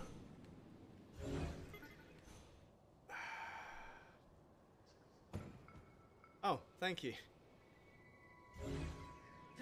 Panic averted. The thing is, I think You! That's the best one we've done. You implying something, Mr. Pepper? Me? Imply? Never. I just connect the dots. Well then, connect them elsewhere. You're sniffing around the wrong mouse hole. This is my office. Like, what are you talking about? Like, this is my office. What are you doing here? See? My office. I can kick the windows in. It's fine. Spicy chicken soup sounds perfect for a cold day. You've been outdoors. I haven't had chicken. Oh, dudes. Oh, dudes, I just fucking saw. I just saw the barn and I was like,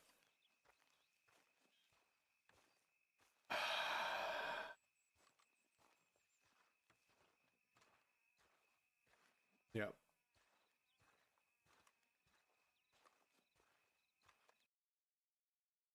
There were still moments in Elden Ring where I was like, holy shit, this is concept art. Look at that fucking castle on top of that mountain with the clouds and the fog around it. It's fucking concept art. And then you can go there and actually go inside that castle and then get your ass absolutely fucking clapped by some horrible boss that does this and then follows you around while you try and run away. And then the second you roll, it's like, ha, wrong. And then fucking hits you.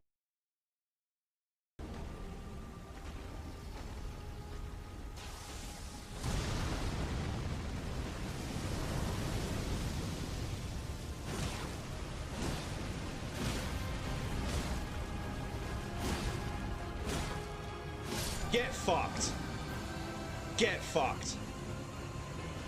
Awful fight, man. Awful fight, dudes. Awful, awful fight. Fuck, that is annoying. Thank you for the GGs. Trophy level up. You're 0% to 310. Okay. Thank you for the Doomslayer. Fucking what a shit fight. What a shit fight.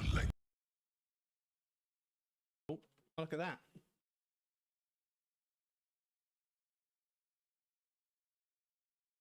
Do you know what? For a second there, I thought the FPS cap was going to be 30. It went 30, 24, and I was like, did they cap it at 30? Welcome back, everybody. Thank you for your patience. I appreciate that.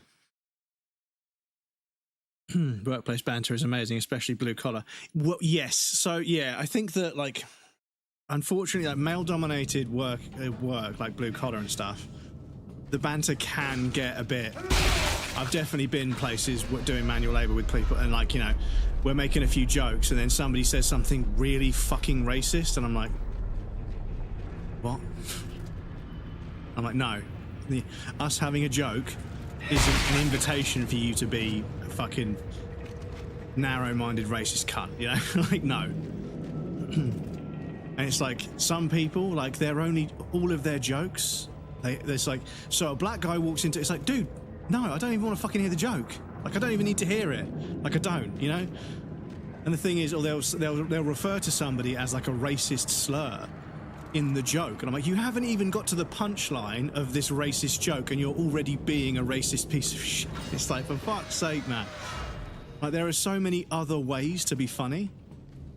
Like, so many other ways to be funny that don't involve you fucking, you know, utilizing or leveraging stereotypes that are made up by fucking wealthy white people to make you think that you're superior when you're not. There are so many other avenues of comedy you could explore that don't require you to fucking belittle somebody else. And don't get me wrong, people are like, oh yeah, but they make jokes about us. You can punch up. In comedy, you can punch up, right? A minority is allowed to make fun of a majority, right? Because they're the minority, right? They get that benefit of the doubt, right? But if you're like straight white comedian, you're not punching down. I'm sorry. It's not allowed, right? Find another way to be funny. There are necromorphs everywhere. Is the entire sprawl infected? Outside stock, kind of like 50% of the jokes are. Well, this is it. This is the thing is. A marker, Isaac. Tybin built another one. On this station? They built another one. It's powerful alien technology. Tybin wants that power. Get to the tram. It'll take you to the Cassini Tower's transit. Dana? Damn it. But yeah, like, the thing is, you get young kids in these kind of like... There's a bird cage. That baby. Ah, come on, man. Not a baby. I don't want to see a baby necromorph, for crying out loud. Come on. But yeah, you get young kids, 16 years old, fresh out of school. They get a job on a site as an apprentice, and at lunch, all they hear is fucking racist jokes. It's like, nah, man, come on. You know, we've got to try and fucking... We've got to try and, like, you know, stop these kids getting radicalized by this, because before you know it, yeah, they're 16 years old, and they're already developing insecurities about all sorts of things, because the fucking middle-aged insecure blokes that they work with talk about it all the time. And you can't help, it rubs off on people, it does. You know, you can't help it. They're impressionable, right? They're impressionable, and yeah. If you're in charge of a site, you got to keep the humour. Oh, excuse me, sir.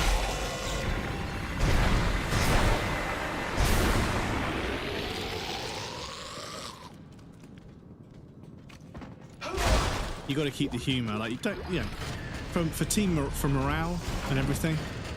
For morale and everything, yeah, let people have a laugh and a joke and everything. And if there's social capital between people, it's fun. But at the same time, you've got to keep an eye on it, because yeah, people just, they tend to take things too far, you know. And that's kind of just the whole fucking world. The whole fucking world is just people who are pushing the limits to see what they can get away with. And yeah, we just need to move away from it, like collectively, just move away from it. Because like the guy that used to live above me used to drive lorries for a living, and yeah, he would just constantly text me he would constantly text me, oh shit, racist jokes. Because that's kind of the only way he knew how to bond with people because of his job and everything. And like after like a few years, I was like, listen, Dave, like, you know, I don't really appreciate jokes. I don't really appreciate jokes like this. And yeah, he realised that I was sort of calling him out for being a bit of a racist. And he was like, honestly, John, honestly, when I was a kid, every time I got mugged in London, it was always a black kid. And I was like, because you were in London, you know. If you go to Manchester, every kid that robs you will be white. You know, it's just, you don't understand. This is just, it's propaganda, right? You've been sold this idea that they're all criminals and they're the problem. But it's not the case. You know, they're just people. They're just people trying to fucking survive. And this far south, you see a lot more people because of London, a lot more multicultural sort of, you know, different ethnicities and stuff. And then, you know, the newspapers absolutely demonise them. But they're just people. They're just people trying to get on with their lives, like 90% of the time, you know? I'm not saying they're incapable of doing bad, but they're nowhere near as bad as the newspapers make out. But yeah, this guy just kept texting me these fucking jokes. I was like, dude, it's not funny, you know? There are so many other ways to be funny. He was like, it's just a joke. I was like, yeah, but there's so many other ways to be funny. There's so many other structures of joke where you can make fun of, you know, the human condition, you know, human behaviour, you know? And there's so many comedians that just never went near that kind of humour. They never went near it. They made all sorts of jokes. Oh, fuck me. Okay. Yep, they've got explosive arms.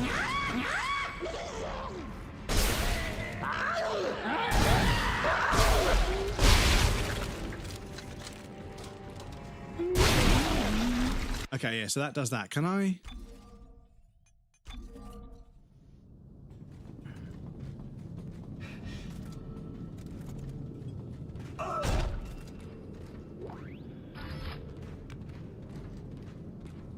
Yeah, that whole section I was kind of messy, so let me see if I can...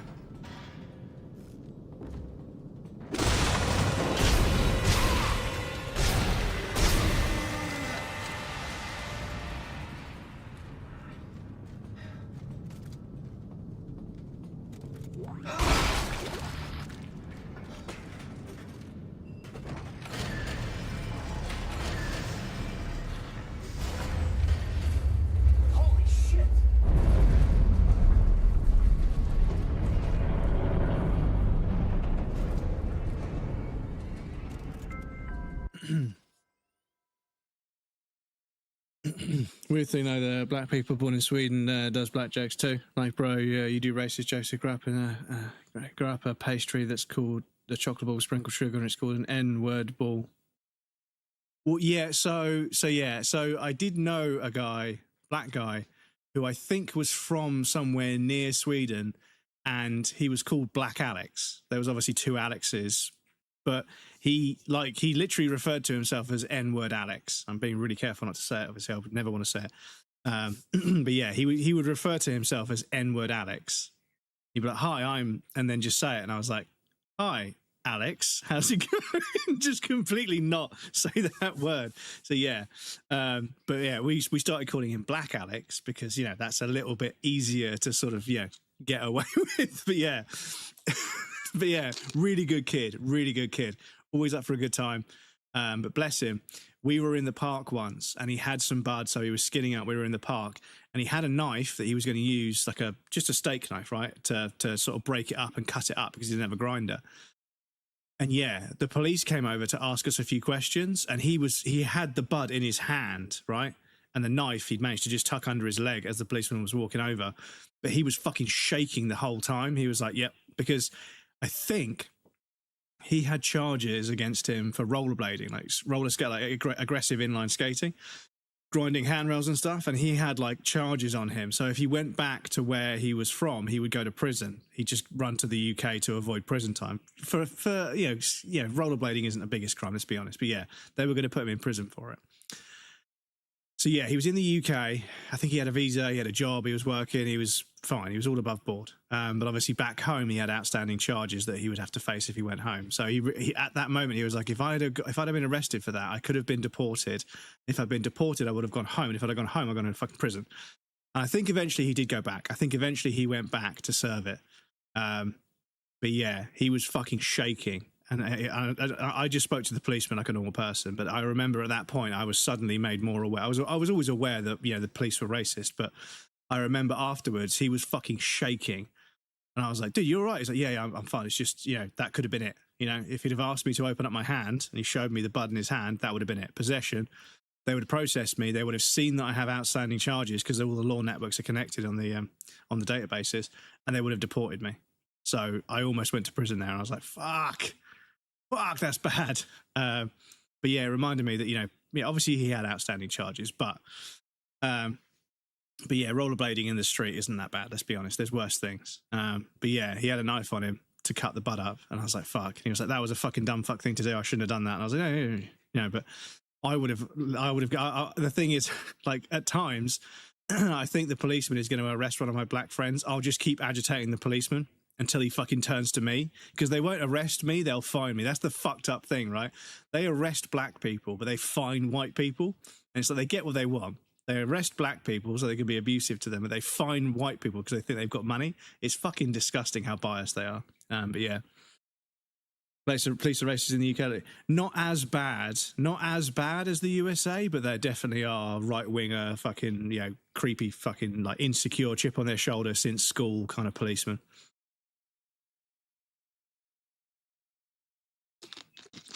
Your Fitz, welcome in.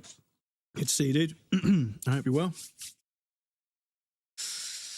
The racist connection no one made because it was written another way. They replaced the I with an E and changed it to, again, chocker. Okay. Where you spell exactly, but you have them elsewhere. Of course, there's some areas are more common than others. Yeah.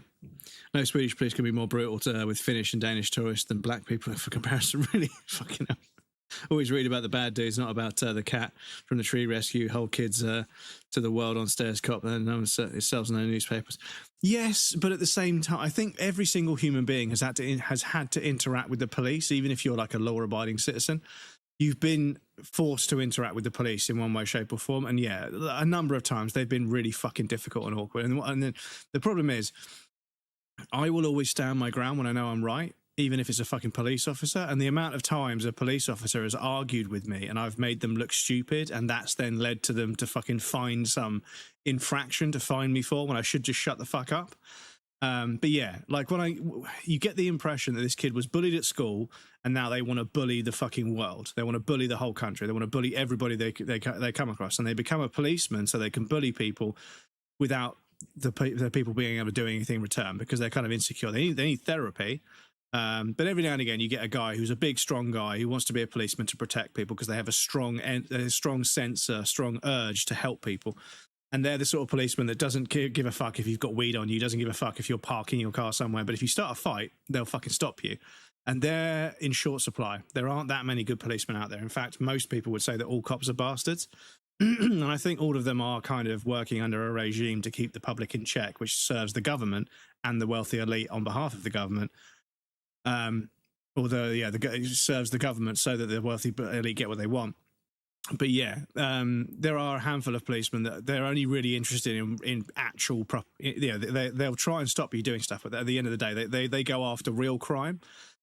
But there are a lot of policemen out there that get paid whatever they get paid per year, and they just want to do paperwork. So they'll find something they know is a bunch of paperwork, and it's their whole afternoon. They don't have to be on the beat anymore. They can be in the office just doing paperwork for the rest of the day. That's what they'll go after. And it's like, yeah, the stuff that's difficult where they have to actually physically restrain somebody, stop somebody from hurting their wife, stop somebody from hurting their kids, stop somebody from hurting somebody in the street. They're never around. It just goes on. You know, women get attacked all the fucking time. There's never a fucking policeman around. But the second you fucking like put a cigarette out somewhere, or the second you fucking do one tiny little infraction, some victimless crime that doesn't really fucking matter in the grand scheme of things, there's always a fucking policeman jumping out of the woodwork. Excuse me, sir, you're not allowed to do that. I'm going to have to write you a ticket for that. Fucking all right, it's £160 fine or £60 fine or whatever the fuck it is. You don't pay it after a certain amount of time, you have to be in court and say, yeah, whatever, yeah. can I just give you 20 quid to fuck off, you know? But no, I wouldn't do that. Because that if you try and bribe them, that's, yeah, you're going to go to court. Even if some of them would take the bribe. Talking about races, hi fucking Dane. Yeah, we are speaking about races. The Monaco qualifying will be going on soon. And obviously the qualifying is more important than the race at Monaco, but yeah. I think Hamilton was faster than Leclerc in the last practice, but yeah. Interesting to see. Only had a bad meeting out of that match. I've had several interactions with the police where they were fucking really fucking unnecessarily difficult. Really, and I know they've got a process to follow, but at the same time, like some of them were just being arseholes because they can get away with it. I've very rarely come across a policeman who was just down to earth and cool about it and just wanted to fucking make sure nobody was getting injured or stolen, you know, nothing was getting stolen. Some of them are kind of chill and sort of like, you know, they only really fucking prosecute the actual criminals, whereas the rest of them, they're looking for an argument. This is the thing.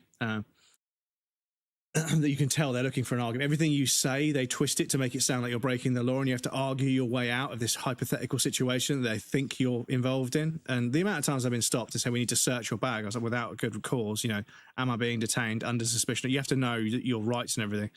Anyway, I'll play the video game in a second. I just don't want to get behind our chat. England, Bretland. Scooter's battery was running real low, so I needed do a longish drive, so I decided to take a trip to the beach and back again. I see. So just using it recharge the battery is like a hybrid thing. Matt, welcome in. Got police hiding on the side of the motorway now, catching people going for a piss in a bush to find them. Exactly, Matt. You know, and this is it. Is if the service stations were less, you know, far apart and there wasn't massive traffic jams, you wouldn't be stuck on the motorway for that long. But this is the thing. And urinating in a bush, you know, it's such a victimless crime. You know, it really is a victimless crime, because when you urinate in a toilet, where's that going? Down the drain. Usually into the fucking ocean, apparently. Water companies are allowed to dump sewage in the sea, but you can't take a piss in a bush. Make it make sense. It's fucked. Got a bad meeting with a cop that was a new cop. They were looking for a guy, and she was like, show your license, like very angry. And I was like, why? Because you're looking for a guy that fit your description. Oh, blonde, blue-eyed, white guy. Yeah, in Sweden, yeah. Yeah, in Sweden, yeah. Colleague was an older guy, and he started laughing. And I was like, come on, dude. Yeah, this is it.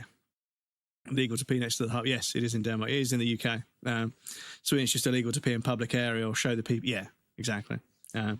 It does, yeah. It's like a car. When you're driving it, also recharges the battery, which is why you don't need to charge the battery every week. Yeah, so but you have to use it every so often.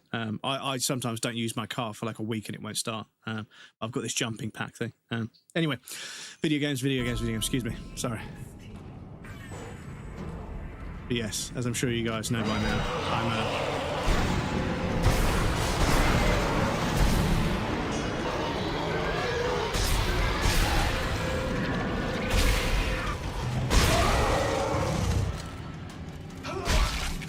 very much about the social aspects of streaming.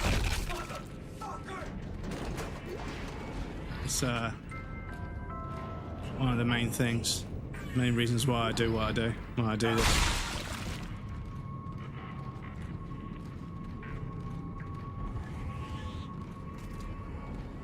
But yes, we unfortunately still live in a society where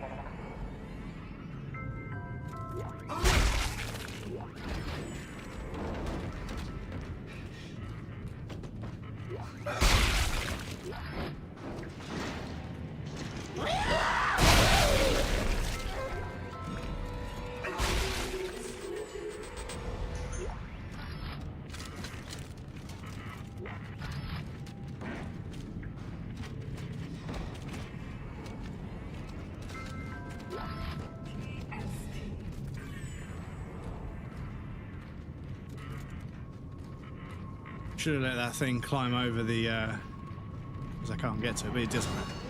Only a small amount. Objective complete.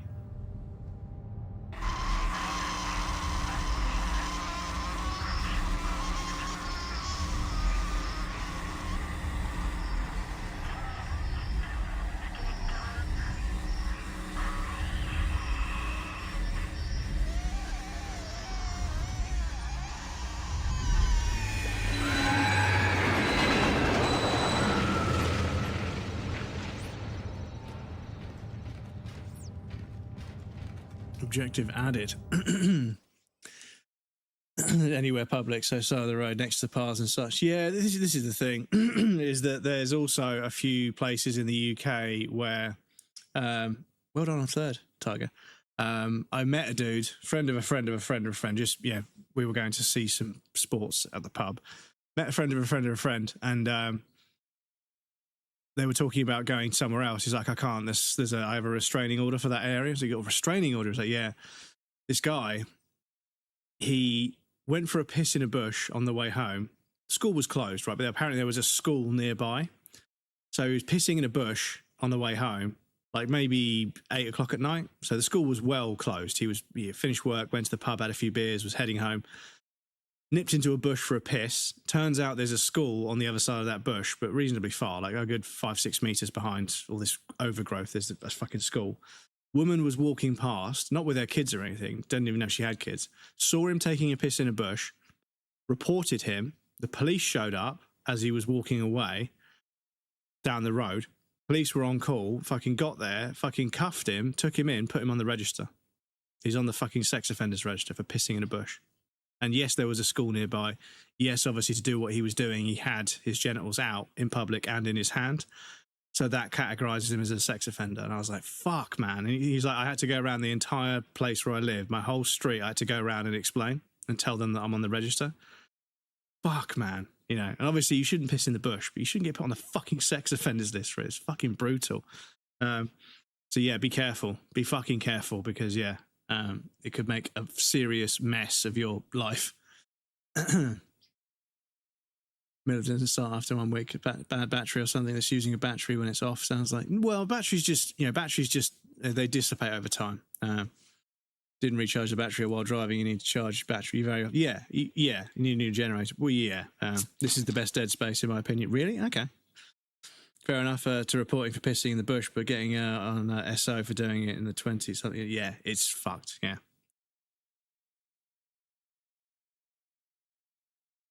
I mean, if you were fucking, like, not pissing, but if you were just standing there with your fucking junk out near a school, 100%. If you had no idea the school was even there, and there's like a 7-foot fence or an 8-foot fence,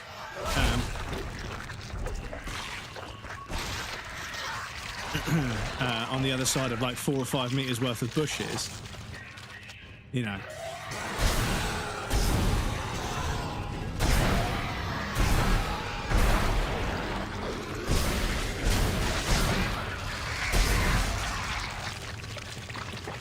You got to take care of these fuckers.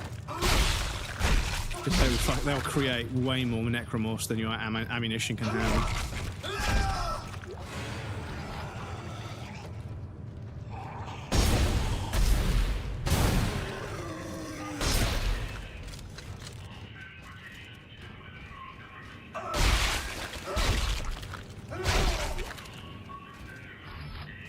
Yes, I have a feeling. Yeah, you can pick these up and use them like harpoons anyway. So yeah, harpoon gun might be not worth it.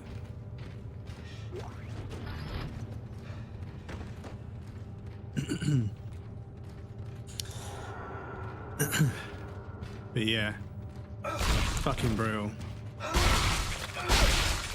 But this is the thing, they told me that, and somebody was like, yeah. Somebody else that didn't know, I mean, I didn't know the guy, who was a friend of a friend of a friend, they were just there. But somebody else that I was with was like, man, I don't know, dude, like maybe he is actually a fucking nonce. You never know, right? They could just be telling you that story to make it seem like they're not, but maybe they are actually a fucking nonce. And I was like, I suppose you never know, right? But yeah, the only reason I mention it is because, yeah, if you're thinking of taking a piss, just be fucking careful. It could be one of the biggest mistakes you make. Because, yeah, you have to fucking report it to line racks. Well, I got too much stuff.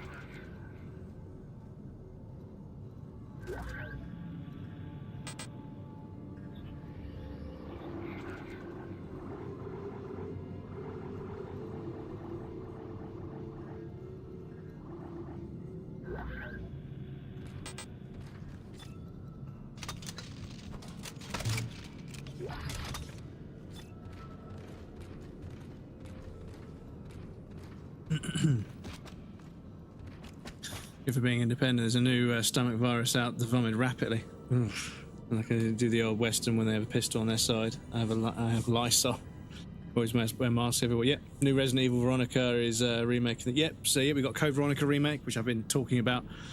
That was the next logical step. Is that Code Veronica is a really good game, and it desperately needs a remake to make it shine the way it should have always shined.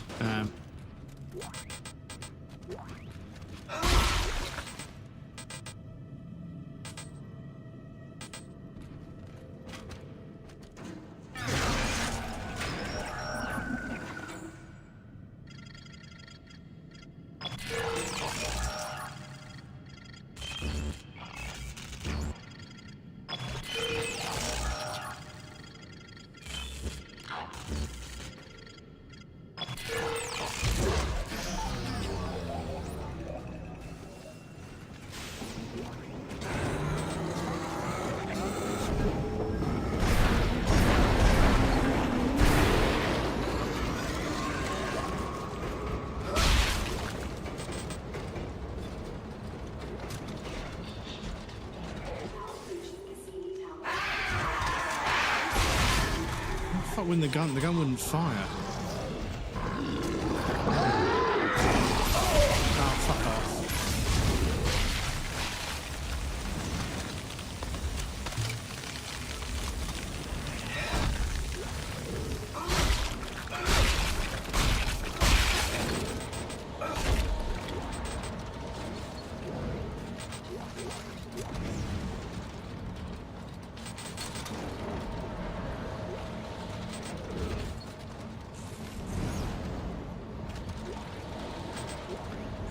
A lot of stuff I can't pick up here. I need to be careful with my inventory, I suppose.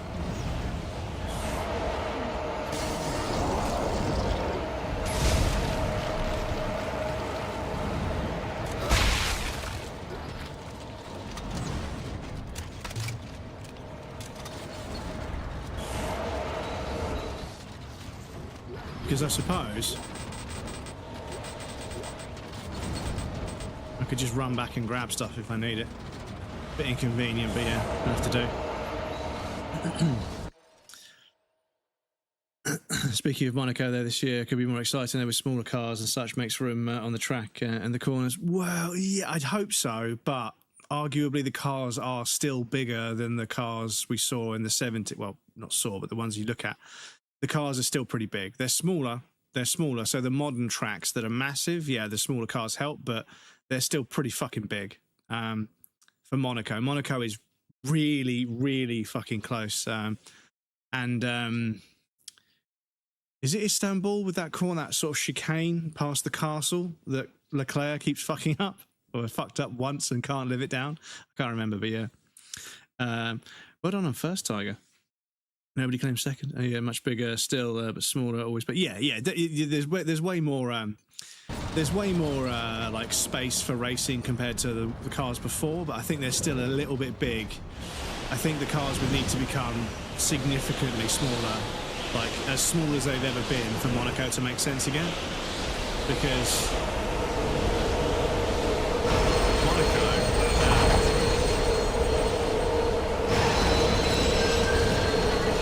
Monaco is like one of the oldest tracks, if not the oldest track.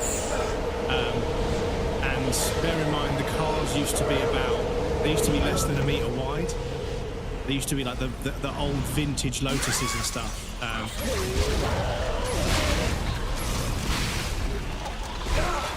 fucking hell.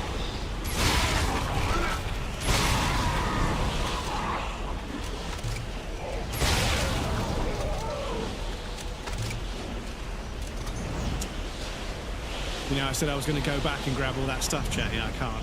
Isn't that clever? Isn't that clever of them? But yeah, hopefully we see some more, some more racing. Hopefully the cars can go faster and they don't have to worry as much about the corners because the cars are smaller. But yeah, I think overtakes at Monaco are very, very... They've been rare for like probably 30 years, maybe 20, 30 years.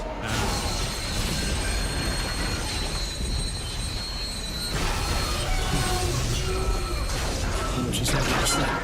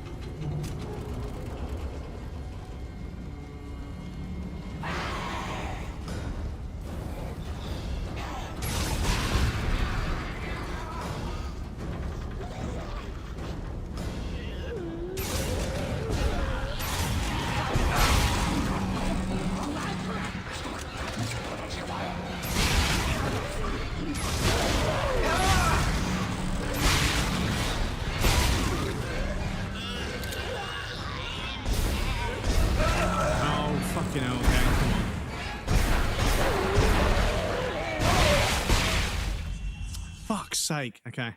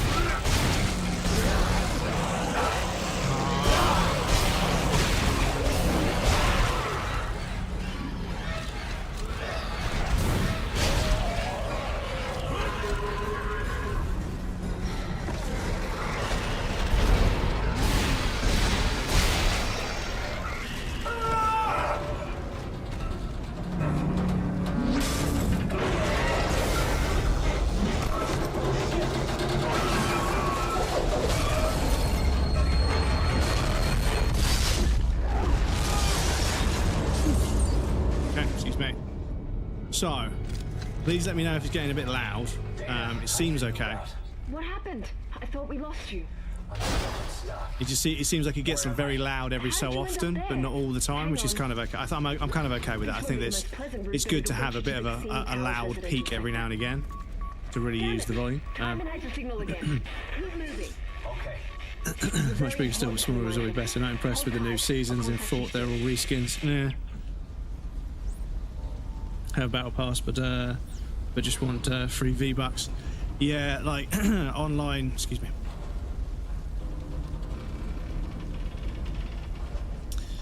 Yeah, dudes. Like I say, I got back into Battlefield 6. I got Battlefield 6 for the first time of playing an online game for such a while, and it's insane to me how Battlefield is so buggy and like just problematic. And then the game design promotes the wrong kind of behavior or drives the wrong kind of behavior that makes the game like annoying to play. And then on top of it all, I was just getting disconnected like crazy last night. I got disconnected like 4 times in the same fucking hour. And I was like, I'm just gonna have to give up. You know, I've got an hour or 2 to spare. I want to jump into casual breakthrough, level up some guns, and then jump into duos with some friends and play Battle Royale. But yeah, like it's like 50% cheaters, 40% people that are fucking just cheesing and camping, and then like 10% of people that are actually playing the game in a way that's interesting to, you know, engage with.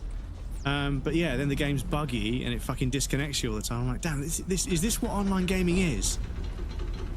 Because don't get me wrong, I know that Quake 3 wasn't perfect, but like 90% of the shit I see today, you just didn't get back in the day. And I don't want to say games were better in my day, but it's just, yeah, and I get the impression that with this fucking Kronos Zen and all these fucking things people do to remove recoil and everything, it's like, do you actually want to play a first-person shooter? Like, I feel as if like you've got a little device you plug into your controller to remove recoil. The game already gives you auto aim with controller, and also it's lower recoil on controller to help people fucking shoot. And I'm like, do you actually want to play a first-person shooter? It's like you've got all these things to help you, and yet you still fucking cheat and camp and do cheesy shit. It's like, for fuck's sake, man, just go play some other game. Like,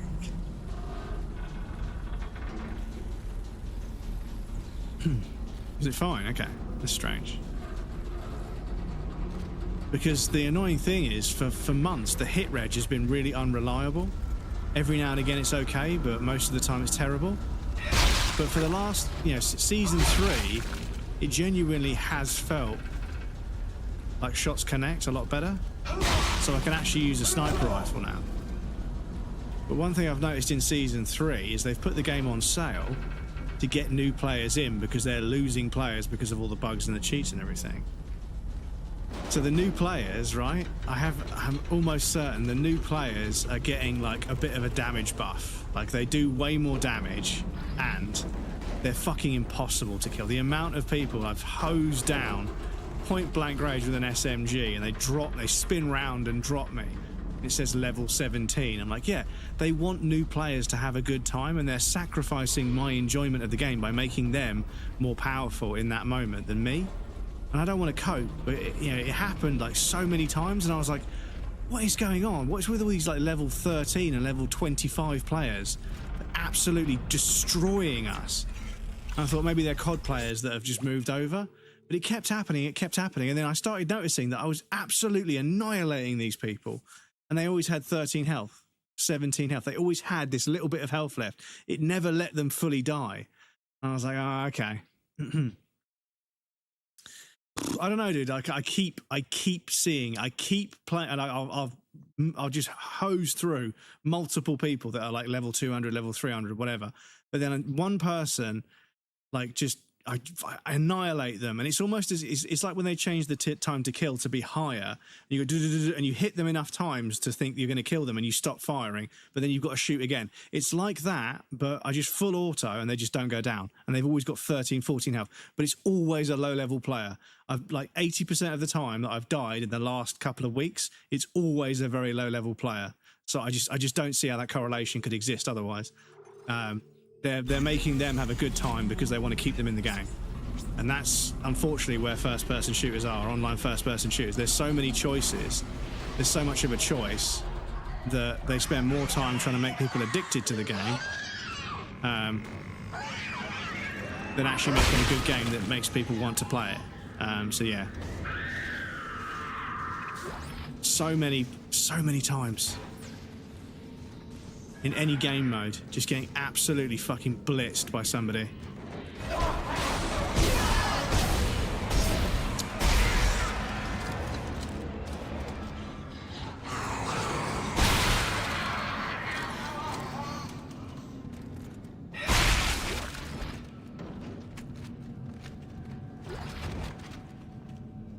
Because yeah, whenever there's a free weekend, if there's a free weekend, everybody that's, going to cheat and everyone from COD will jump over because it doesn't matter.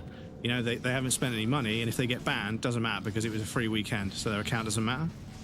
But yeah, they put the game on sale and a fucking shitload of new people, and just, yeah, you can't kill them. Can't fucking kill them.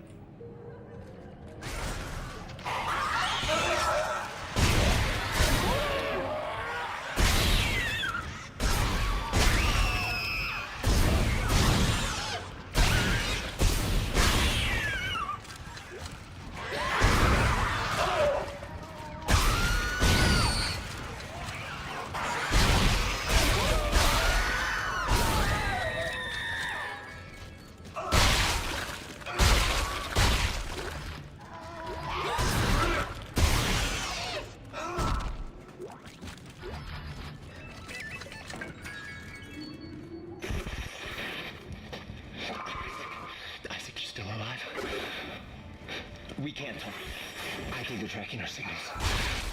Are the memories coming back to you? They're coming back to me. Good ones. And the bad ones. The more I remember, the more my head hurts. I keep seeing the symbols. The symbols too, Isaac.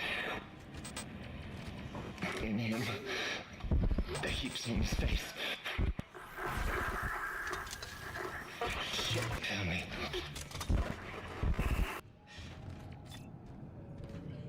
Yeah, when those kids all come running out, I think the best thing to do would be to try and group them together and use the line shot to fucking take them all out. But yeah, no, the game seems to be roughly where I want it audio-wise. It's just touching the yellow, and my voice is a little bit higher than that, so you guys can hear me over the gameplay. But yeah.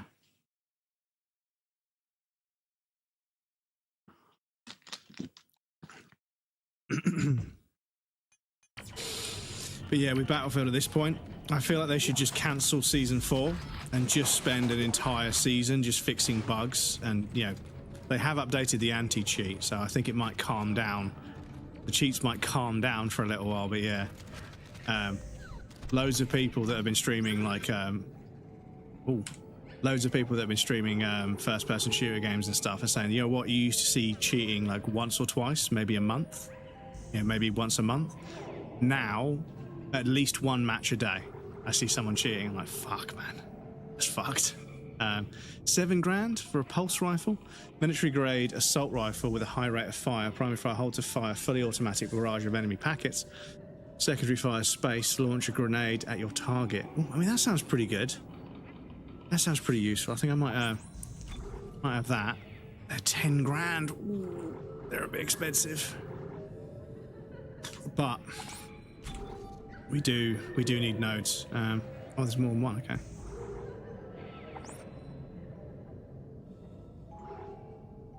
Javelin gun. We've got loads of these, so I think, yeah, we might not come back here for a little while. So yeah, let's have that as well. That as well.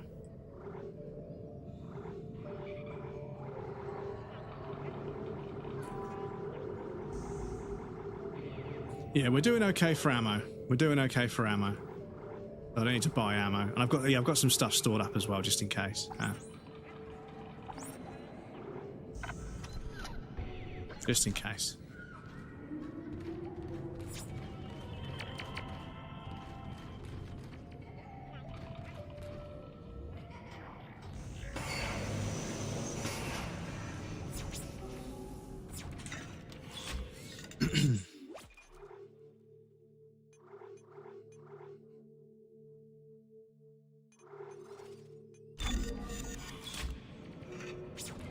But yeah, part of me realizes that even if a game was to release like the perfect online FPS shooter, people would still cheat.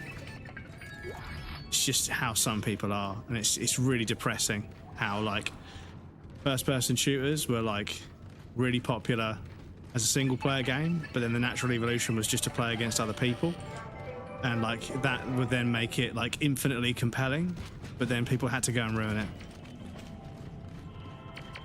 People had to cheat and fucking find exploits and, you know, a meta. This is the thing, is that so many people are like, oh, streamers ruin gaming. Streamers ruin gaming. It's like, no. You going on Reddit and getting a build, you going on Reddit, getting a build or a fucking, or something, and you know, letting somebody on fucking Reddit tell you how to play the video game because it's the meta, you know? That's what ruined video game, is people's lack of effort with learning how to play a game. That's what ruined video games. You know, streamers obviously cash in on it, don't get me wrong, they're trying to earn a living, but yeah. Nowadays it's mostly Russians and Chinese that cheat, and surprisingly a lot of Germans. Yeah, well, yeah, this is the thing. Like, I don't see, I haven't seen any Chinese names. People that I watch that stream the game, there'll be Chinese usernames in the scoreboard, and sometimes you'll see like Russian usernames or people speaking Russian in the chat. But for me, like, it's always English-speaking people. So, and maybe that's why I haven't seen quite as much cheating as some of the people. But I definitely, you know, every now and again, somebody will just full auto at like a fucking, you know, those shops on the near, you know, not the marina, but there's like a waterside, seaside, like beachside shopping place, not downtown, but like, and there's some windows in the shop that are like painted, they're not clear, there's like a work in progress. Like a few times somebody has just full autoed, I've walked into the room and they full autoed through those fucking, and I wasn't spotted or anything, I've walked into the room from inside crouching because I know there's a crate in there, I can hear it, and they just full autoed through the window to kill me. And I'm like, And a couple of times, like, I've been walking towards a door, and then suddenly everyone starts shooting through that door, and I'm like, I don't know, man. And a couple of times I'll be like lying down on a roof, and then a grenade will just land next to me. I'm like, I don't know, dude. I don't know. Maybe they spotted me, but sometimes when it happens, it's like, well, there's no way anybody knew I was here. But you know, there's a stripper skin in Battle Pass. Oh god, I don't know about that. In a kids game, I don't know. So I need to put some stuff.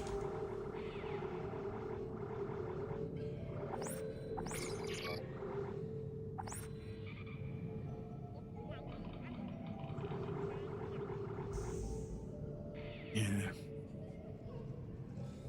And also, I should be saving some money for the fucking suit, shouldn't I? Because hopefully we'll find a suit somewhere. I know we buy the suits from here, don't we? So if there was a suit, I would be able to select it. Yeah, okay.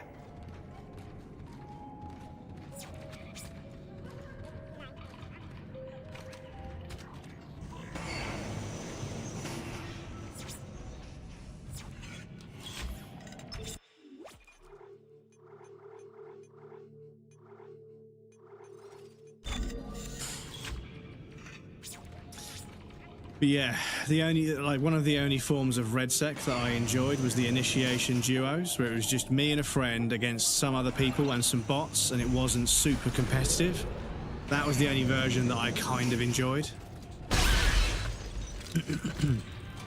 Quads is, yeah, like the amount of times. Hey Dana, there's this crazy guy that keeps contacting me. I saw him back at the hospital. The amount of times a squad is just either really fucking good or kind of like, yeah, like they do something that doesn't, like they split up into pairs and they perfectly move in on you even though they've got no way of knowing where you are, and they both jump out and shoot you from front and behind at the same time, even though one of them shouldn't really be able to see you. And they do things where it's like, I would expect that from like Counter-Strike players who are like, just, the game is really, really simple but incredibly like well built, and strategies like that make sense. But yeah, like every now and again a squad behaves in a way that makes me feel like they've got way more information than they should. Sometimes they do stuff and I'm like, how the fuck did you both know to pincer movement me like perfectly when I hadn't fired my gun, I wasn't spotted or anything, like there was no way you knew I was there, but you both jumped around a corner left and right at the same time when I didn't have cover, and you both knew exactly where I was crouched at the same time. And the other thing that's not cheats or anything, it's just something that's kind of getting under my skin, is me and my squad will be somewhere, right? And we're just looting crates and whatever, doing missions or whatever to get some XP. So if we do get downed, when we come back in, you get better guns because you've got XP. And there'll be a squad, you know, in the distance, right? And we don't engage with them, right? We don't, you know, they're in the distance, we haven't got a clear shot, they've got cover, we've got cover, it's 50-50, it's not worth the risk. Fuck it, don't engage, just leave them be, right? The round goes as long as it goes, there's no time limit, you don't have to kill people, don't risk it, right? But then, a moment later, that squad turns around and starts firing on us. So we take cover and return fire to try and maybe scare them off, maybe sort of, you know, make them realize it's not worth pushing us. But as soon as they shoot at us, we're spotted, even though their guns should give them away when they shoot. Everybody from like 5 squads in a circle all start shooting at us, and we die, and then you spectate and they don't shoot each other.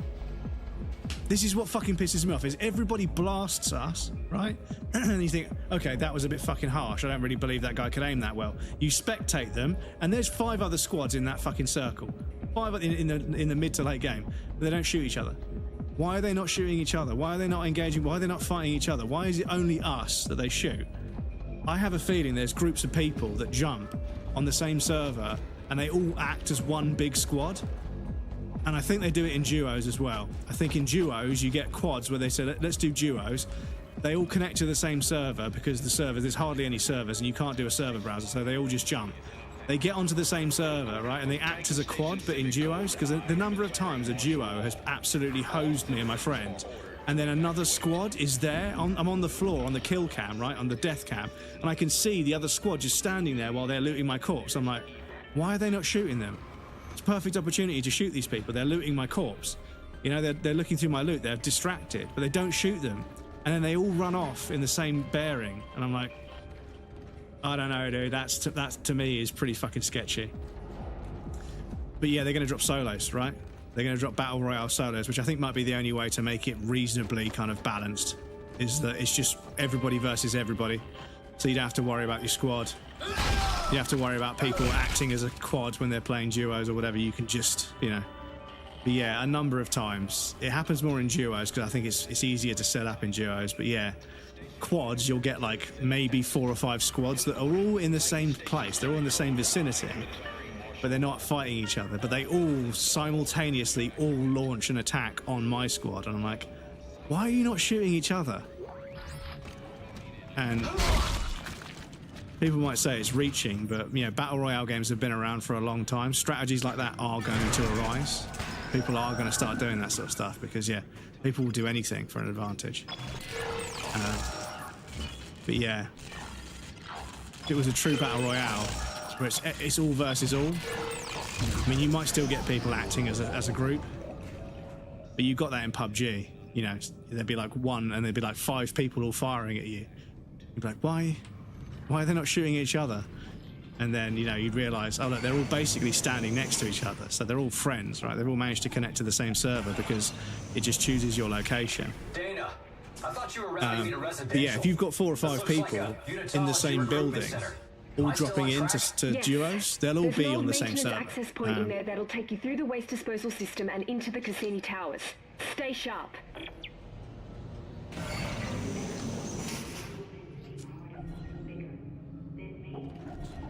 Anyway, video game.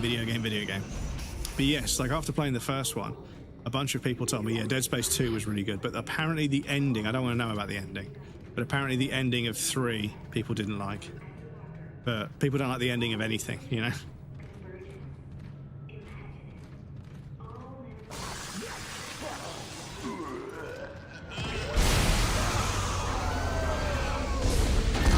Okay.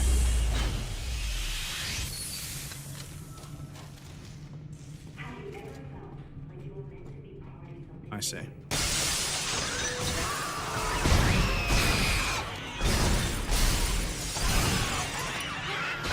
Oh, I fucking hit that thing like 2 or 3 times.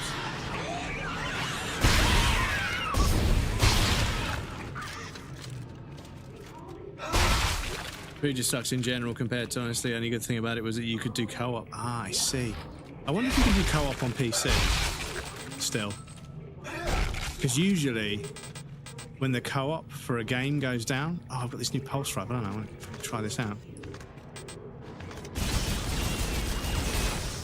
It seems a little bit powerful, doesn't it?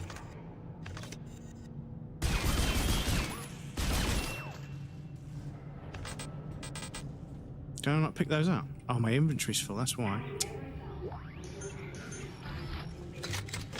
Oh, shit, okay.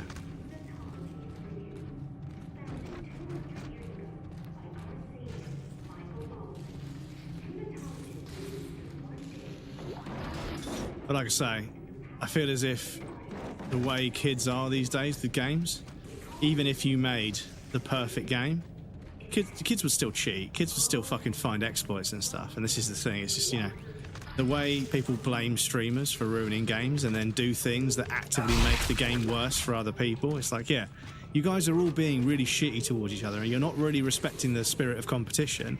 And therefore the game sucks. You know, if you were all fucking a bit more respectful and just did things in a way where it was about skill and practice and the learning curve, yeah, the game would be way more compelling because you would all be getting better at the game rather than getting better at exploiting the game. There's a big difference. And yeah, the game would stay fun. And I can tell you that for a fact because Quake 3 was literally the best FPS game I've ever played. Nothing's ever got close. But it's because it was difficult to cheat. Other than the railgun, hit scan wasn't it. Hit scan was only part of it. Hit scan was only one of the ways you could be good at Quake 3. Predicting rockets and grenades and plasma gun and lightning gun fire, there were all kinds of things. And obviously lightning gun was a bit, you know, you could cheat with that. But you could always tell a cheater. You could just spectate them for 10 seconds and they were cheating. And everybody would report them and they'd get banned from the server immediately. So, yeah, we'd vote kick them. And that was it. They got kicked from the game. Because they were cheating. Someone would say, this person's cheating. Somebody would spectate and say, yeah, I think they're cheating as well. And then somebody, one of the moderators would usually be around. They'd just do a vote, kick this person for cheating, boom, kicked for cheating. And then eventually they get kicked from every server. They'd stop doing it. So, but now you just have to put up with the cheaters until they fix the anti-cheat. And the anti-cheat's a program that has to run in the background on your PC. Anyway, our break's going to start in a second. I'll put you guys on the BRB screen. I'll be right back. And then, yes, excuse me.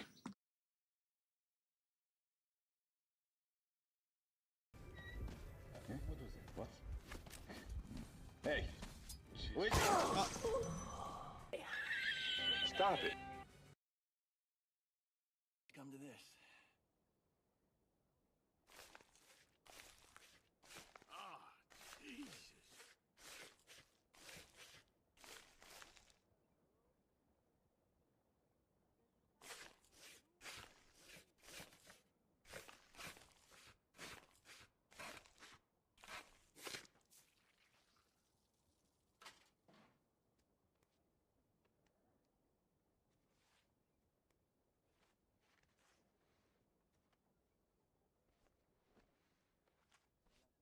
Fuck me, dude.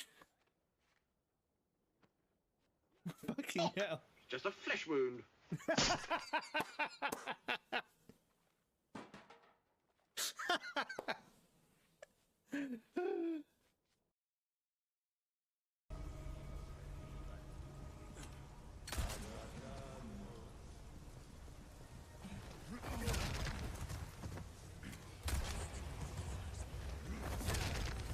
god, the triple.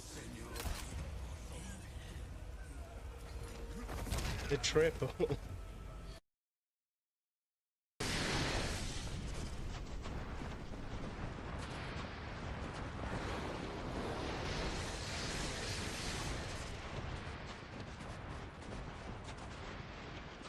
What's gonna fuck me? What's gonna fuck me? Is it gonna be me?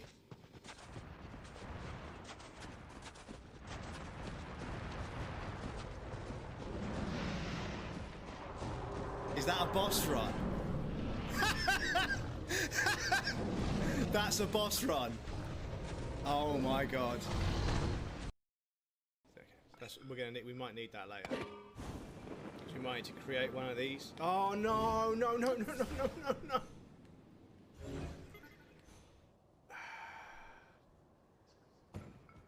Oh, thank you. Panic averted. Move fast, Isaac. Aegis 7's looking damn close out there. Oh shit. Oh, I need oxygen. Please tell me there's oxygen in that room.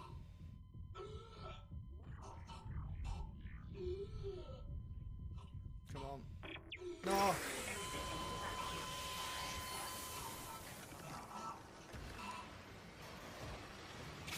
Did I just die? Fuck.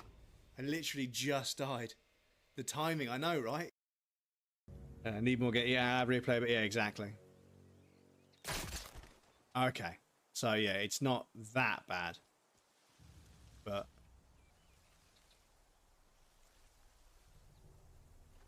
wasn't there just a guy? I swear there was a guy there looking like suddenly his mate got shot. Am I going blind? Let me just...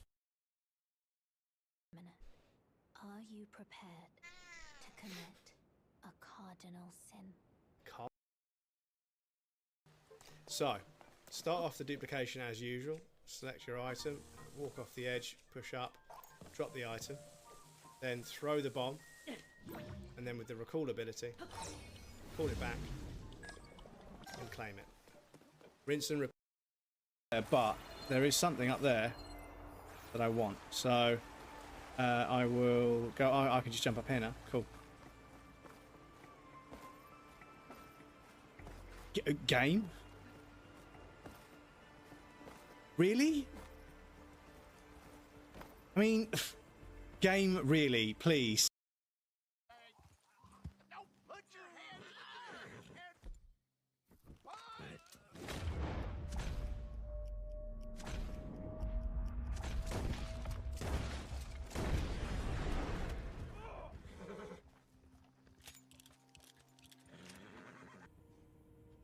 But before we do a sneaky sneak, we check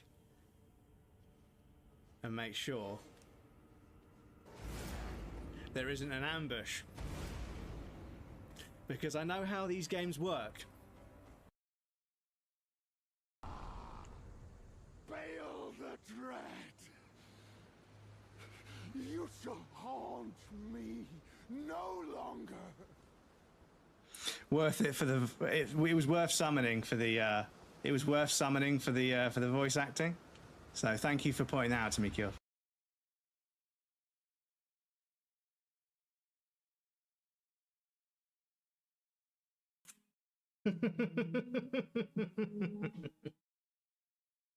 That fucking maniacal laugh. Excuse me. Welcome back, everybody. Thank you for your patience. I appreciate that. Tiger, have a good rest. See you next time, dude. It's peer to peer. Oh, really? Okay. Okay.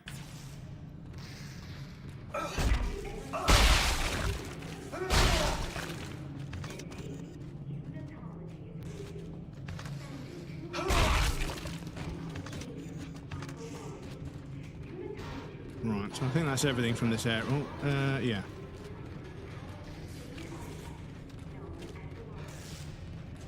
I think if you're giving some points to Grill, you're just giving the points back and forth.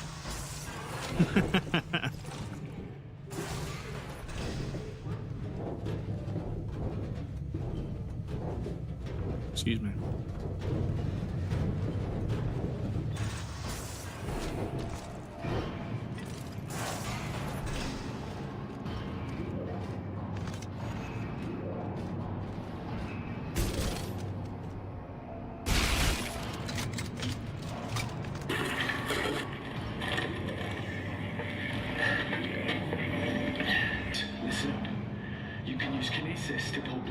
dead ones and shoot back at them. Watch.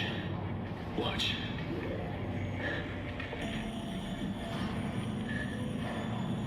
We stayed like 3 hours using this trick. You see? Well, that's why he was stuck up there.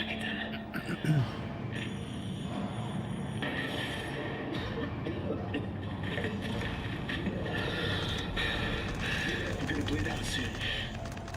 I got clipped pretty bad in there. So I hope this helps you out.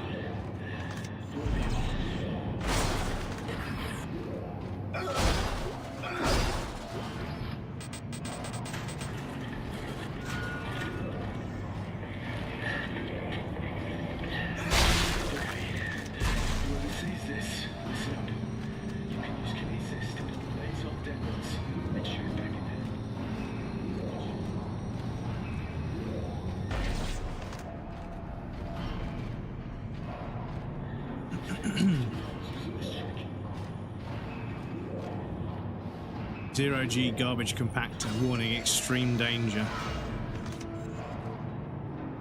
Okay. Extreme danger probably means there's a bunch of good loot in there.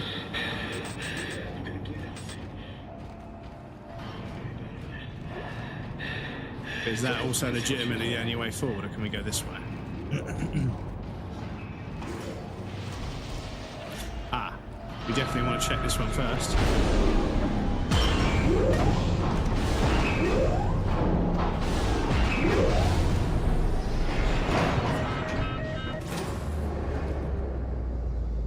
Okay, that was a bit loud. Please excuse me.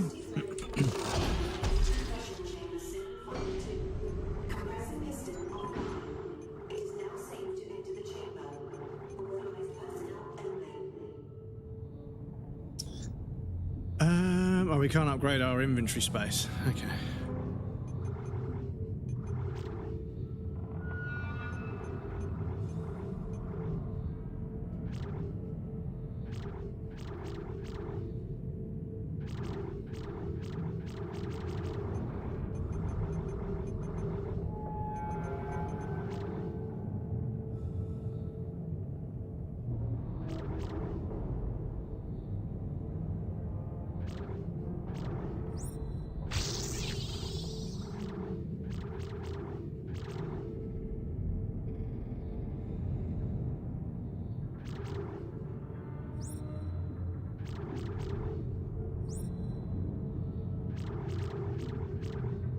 Oh, I see. You've got a...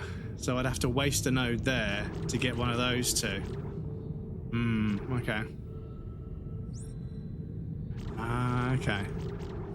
So let's do that.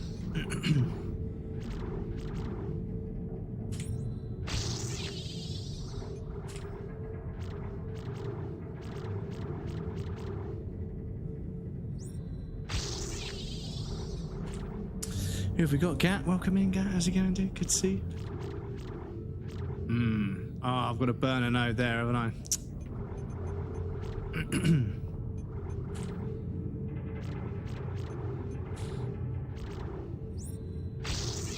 Let's use it there. Gang, gang.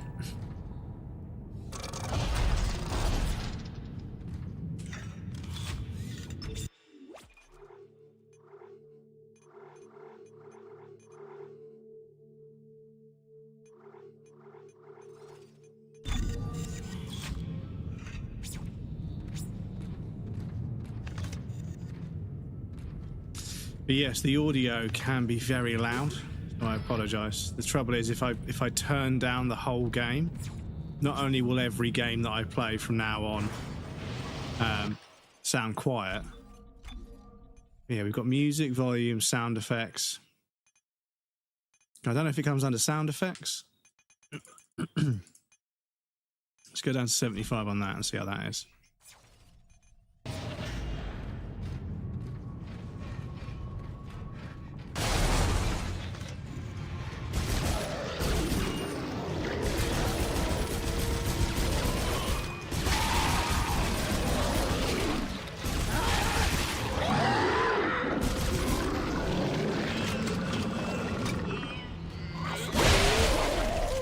Where were you a few seconds ago, brother?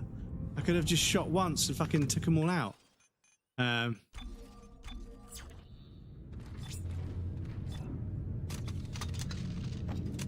Yeah, we could definitely do this with the line cutter. The line cutter will do a good job of that. We're gonna get some Audi F1 merch simply because it looks pretty damn good, and also because Audi are Mortal Enemy of Mercedes. I'm really proud of Audi. Audi are doing a really good job, considering that most people get into Formula One, they buy a struggling team and then they just continue to struggle. But Audi, they really have hit the ground running.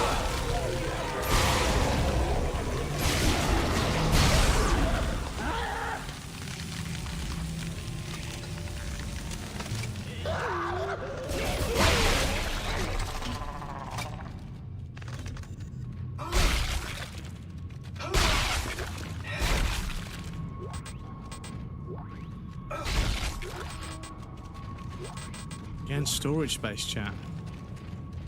I need to just dump a bunch of stuff in the oh shit, we haven't got an inventory here, have we?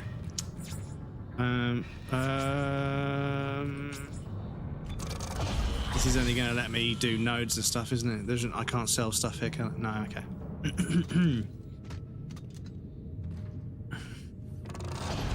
Have to.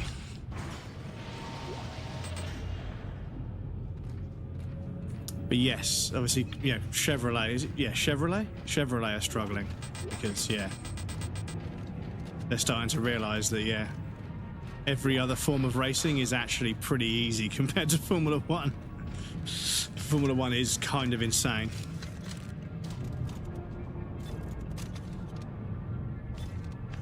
What did you expect? Well, this is the thing is, you know, no, it's not Chevrolet, it's Cadillac, right? Cadillac have been in numerous different racing formats and done well. They have done well in other racing formats, but yeah, Formula One is fucking insane. It is literally the R&D pinnacle of racing motorsport. So yeah, like a lot of them grossly misunderestimate how much money and time and research and development is required. And plus, they are coming into the sport at a time where there are cost caps and, you know, wind tunnel limits and stuff. So it's like, yeah, they're coming in when it's still a very expensive sport, but even if they had the money, they wouldn't be able to spend it. So it's like, yeah, it's a difficult time to get into Formula One. But like, this is what I say. I mean, I'm very proud of Audi. Audi have not been like in the bottom of the table too much. The car fell apart in the early races a couple of times, but they've sorted it, you know? Cars are finishing races. Hulkenberg's a fucking good racing driver. So yeah, I've got high hopes for them. Obviously, Ferrari need to get the car working for Lewis so he can get his 8th championship, and then anybody else can have it. To be honest, I'm just testing this. Yeah, they're going to go for anything really other than making the car. Yeah, exactly. But even with just making the car work, they're like, you know, they're only just outside the top 10 a lot of the time. Which for a new team, I know it's not a new team, it's not completely from scratch, but there's no such thing as a from scratch team anymore in Formula One. Every team is, you know, a smaller team that wasn't doing well, that's being bought by a bigger company, and they're going to try and make it work. Entering zero gravity.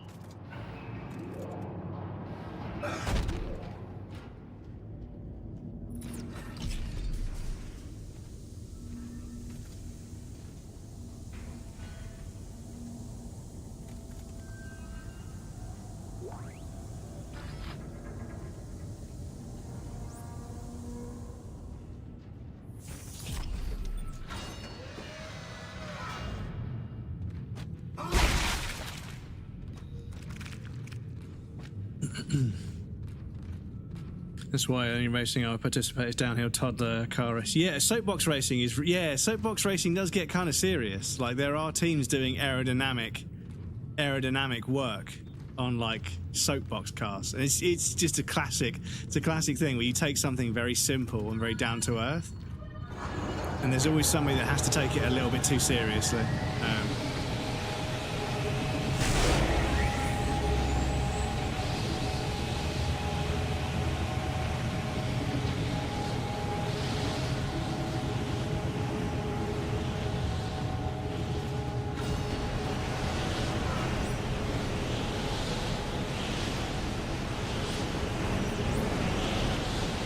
I see. There's a door there. Whereas I should go look at.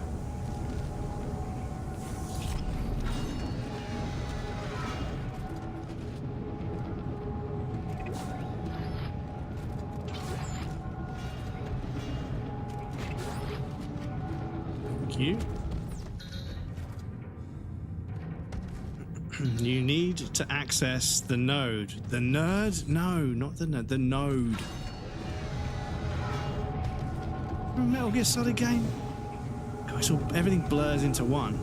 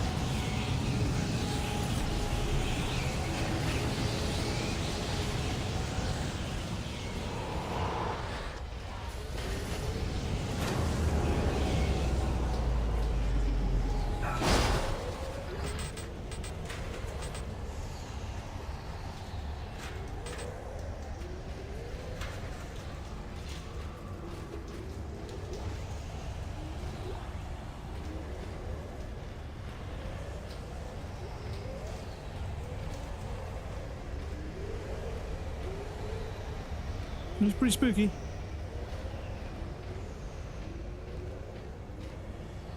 Credit where credit's due. It's pretty spooky. It's felt a lot more action focused than the first, but I think that's kind of where survival horror was going back when this game was made, so I suppose that makes sense.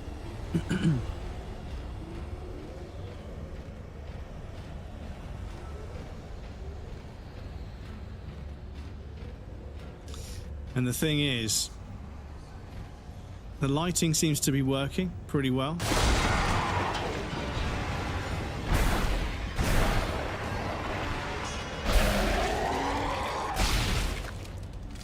The lighting seems to be working pretty well. The stuff that's supposed to flickers and...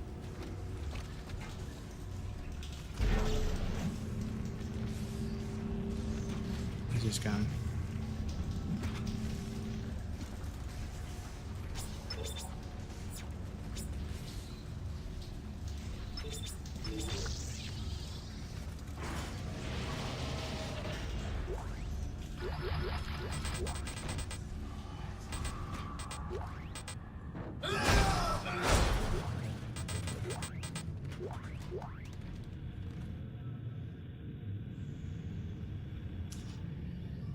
This is the problem, is my inventory gets way too full. Stuff.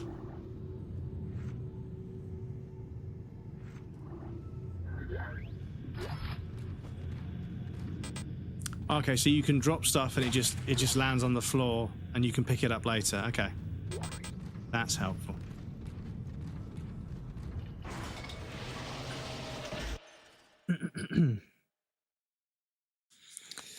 Just a bunch of grown men perching in cars made for children, risking their lives. I was enjoying the Red Bull soapbox races on TikTok a while. The British announcers were the best. Yeah, no, me and my parents, me and my dad like watching the soapbox races because it's pretty fucking crazy. But yeah, every now and again, a team shows up with like a soapbox car that's got like bicycle wheels and like twin wishbone suspension and everything, and they've got like aerodynamic helmets and everything. And it's like, yeah, okay, you take it really serious. But then someone shows up in like a garden shed and beats their time by just fucking yeeting it and just not slowing down at all. And it's like, yeah, there you go. I've got to take something out of the freezer for dinner today. I guess I have to order something. What should I go for? Sandwiches or kafta with rice, grilled pepper, and tzatziki.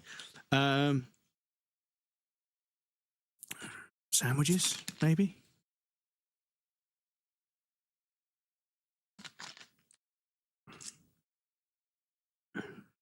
Love a good sandwich. Love a good sandwich. Trying to perfect cheese toasties in the air fryer.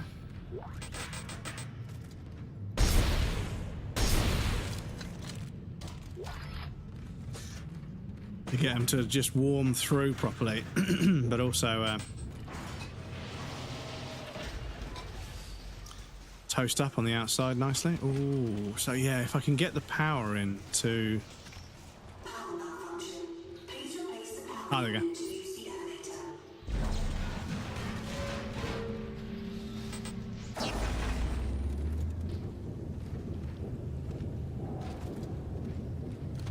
During the clip came out the other day, during Alien Isolation. So good, dude. And let me know in chat if you guys want to watch the Alien Isolation 2 trailer. Because there's an Alien Isolation 2 trailer that dropped during the Summer Games Fest. And also a Code Veronica remake trailer that dropped. So I'm interested in both. But if you guys want to see the game, we can play the game. If you guys want to see the trailer, we can watch the trailer. Someone redeemed it during when I was playing Alien Isolation, yeah. See, why is this thing not like turning on so I can fucking upgrade my suit? Because I'm also having to leave some stuff behind in here. I think I'm leaving behind some health, which is not ideal, but yeah. And that's health as well. Okay, so I did get the thing that I get. Because there's these circuit boards you sell, and those are for the javelin gun, which I don't even have, so...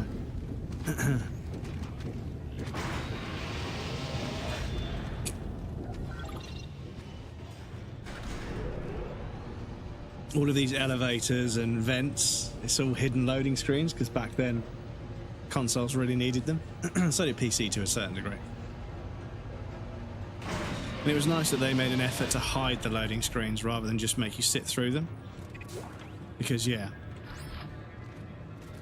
before, you know, games like GTA, the loading screen for Grand Theft Auto, holy shit, dudes.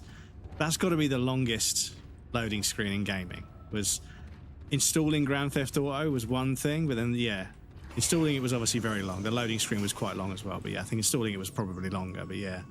I just remember the loading screen being on there for a long time.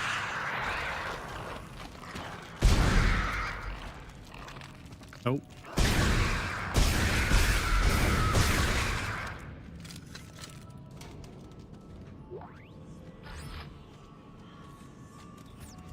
We're going to get a shotgun.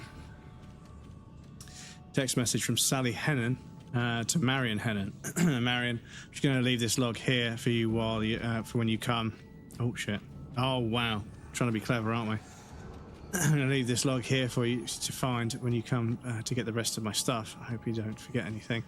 This is a really big deal. The rebirth is going to happen very, very soon. And just like they said, this is a very special time, like once in a lifetime. Actually, once in a million lifetimes.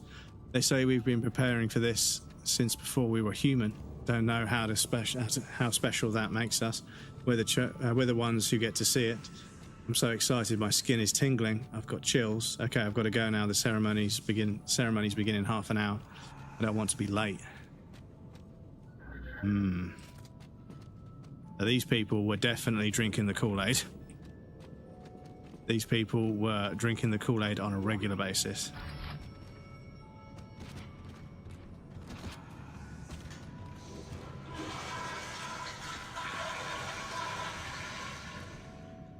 Hello, maintenance. Yes, my toilet sounds like a demon being shredded by a fucking by a wood chipper.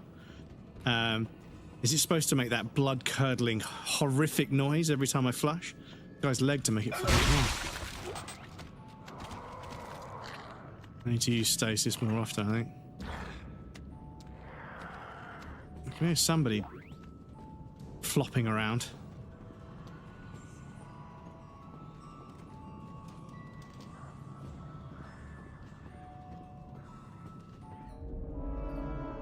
Oh.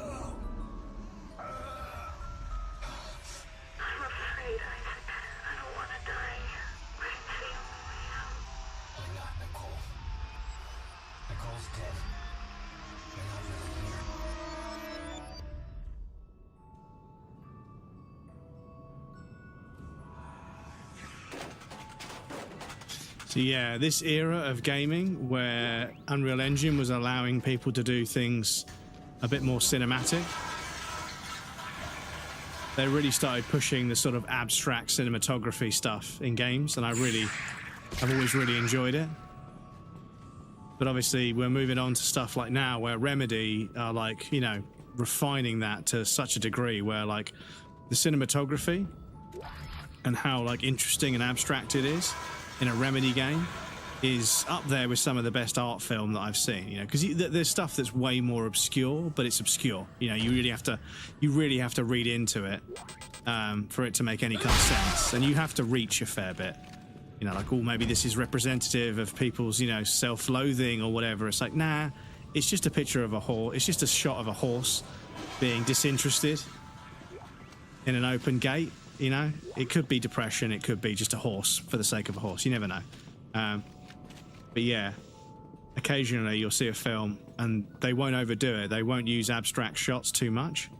They'll just use one abstract every now and again, and it makes you sort of think, oh, what does that mean? And you start reading into it, and they're like, oh, that would mean this, and that character definitely has that as a trope, a characteristic, right? They're definitely a person that's anxious or depressed or, you know, empathetic or whatever, and that's being represented in a scene that sort of steps in and steps out. That makes sense? Yeah. Oh shit, you're playing this. I fucking love this game. People keep telling me it's really good. So yeah, and so far it has been really good. I haven't been as immersed as I thought I would. But I suppose when you're streaming a game, it's like that. But yeah, so far it's done a lot of things very, very well. It's establishing tension and anxiety in me very well. I'm a little bit numb to horror games. I don't want to come across the wrong way, but yeah, I have played a bunch of horror games, and I've slowly but surely become aware of their tricks and sort of become used to the fact that, yeah, the video game's going to carry on, you know. And I genuinely wish they would scare me a bit more, which is why PT was just, God, I'm so gutted that PT never really got to blossom into anything. It's such a fucking shame, because holy shit, man, that game, it did everything that a horror game should do. It just turned up to 11. Everything was so fucking perfectly executed. Yeah. But now that we have Shad PS4,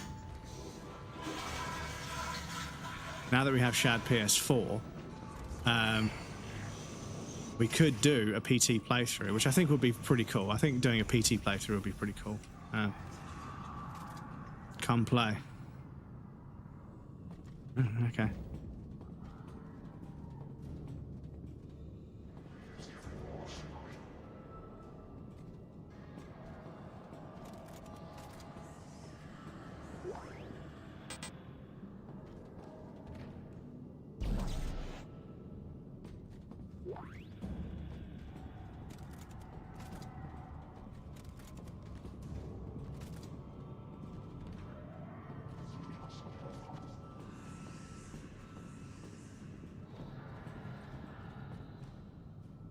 Yeah, it's really quiet now, isn't it?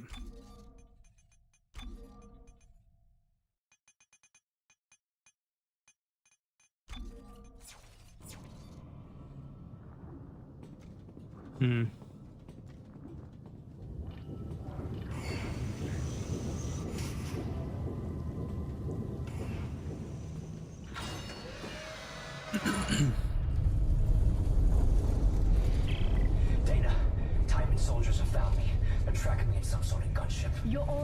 Oh shit. A friend was playing Alien 2 and he shat his pants. Glad that I wasn't there for the presentation when FF7 trailer started. I should have shouted, finally, oh my god. Yeah, they've milked the fuck out of that Final Fantasy 7 remake. And yeah, like we played it on stream, didn't we? And it's just, they've made it melee combat, but it's still very much a turn-based game as well. You still have to fuck around in the menus a lot. And yeah, there was so much menuing that was stopping me from doing any melee that I was like, I think they should have just chosen to do melee combat. But I see where they wanted to include both, but I feel like if they'd have just made it like exactly the same, it was just turn-based, and maybe they've sort of smoothed out a few things. But yeah, adding melee combat made it feel like, yeah, I was constantly arguing and fighting with the game. I wasn't really enjoying it. And yeah, apparently the fan base is just fervently loyal, even though they get screwed over all the time. And yeah, when they said to me that like that remake integrate, Final Fantasy 7 remake integrate, there was remake and then there was remake something else, a remake integrate, and yeah, there was multiple versions of the first chunk. Then there's a whole nother chunk, and then there's this chunk they just announced. It's like, yeah, they've done a 3-part remake of, it's arguably one of the greatest video games of all time, the original. But I feel like they're kind of milking it a little bit. And yeah, like it was fucking stressing me out all the time. I was constantly having to fuck around in the menus, trying to heal everybody to then do enough damage to actually fucking attack the enemy. And like the battles, to make the turn-based combat make sense, the battles have to last a long time. So the enemies have to have a lot of health. Otherwise you wouldn't really need to engage with the turn-based aspects of the game because it wouldn't be that kind of fight. But that makes the melee feel really fucking weak and pathetic, and it's like I just don't think they fucking hybridized it as well as they could. Almost here. Hurry.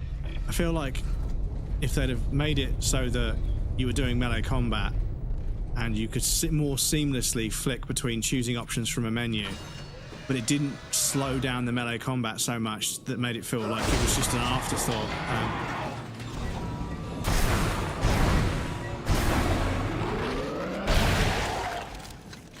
But yeah, I was constantly fighting with that game. Constantly arguing with menus and stuff. And yeah, it just, in between fighting with the menus and trying to hit the enemy during the melee combat stuff, I was like, I just don't feel like I'm having fun. I feel like I'm really grinding, but I'm not loving the game that much. I'm really falling out of love with it. And then we got to one fight and I was like, okay, we'll get past this fight. And I was like, I'll give it a chance. Then we got to another fight. I was like, okay, we'll get past this fight and I'll give it a chance. But by the time we got to a fight and I was like, I'm done. I think I'm kind of done with this game. It just isn't gelling with me. It's not really working for me. I'm just not really sort of aligning and sort of synchronizing with it. It's just every single thing about it is starting to feel like this long-winded, grindy kind of waste of time. And yeah, I just slowly couldn't just fucking bring myself to carry on playing it, which is a shame. But a number of other people said, yeah, I gave up on that game. I was like, okay, so it's not just me. So where was that stasis module that...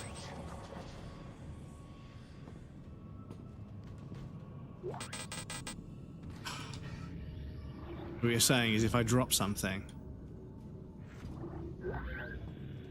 pick this up, push C, and then pick up the thing I dropped. Okay. Old games, old games. Fucking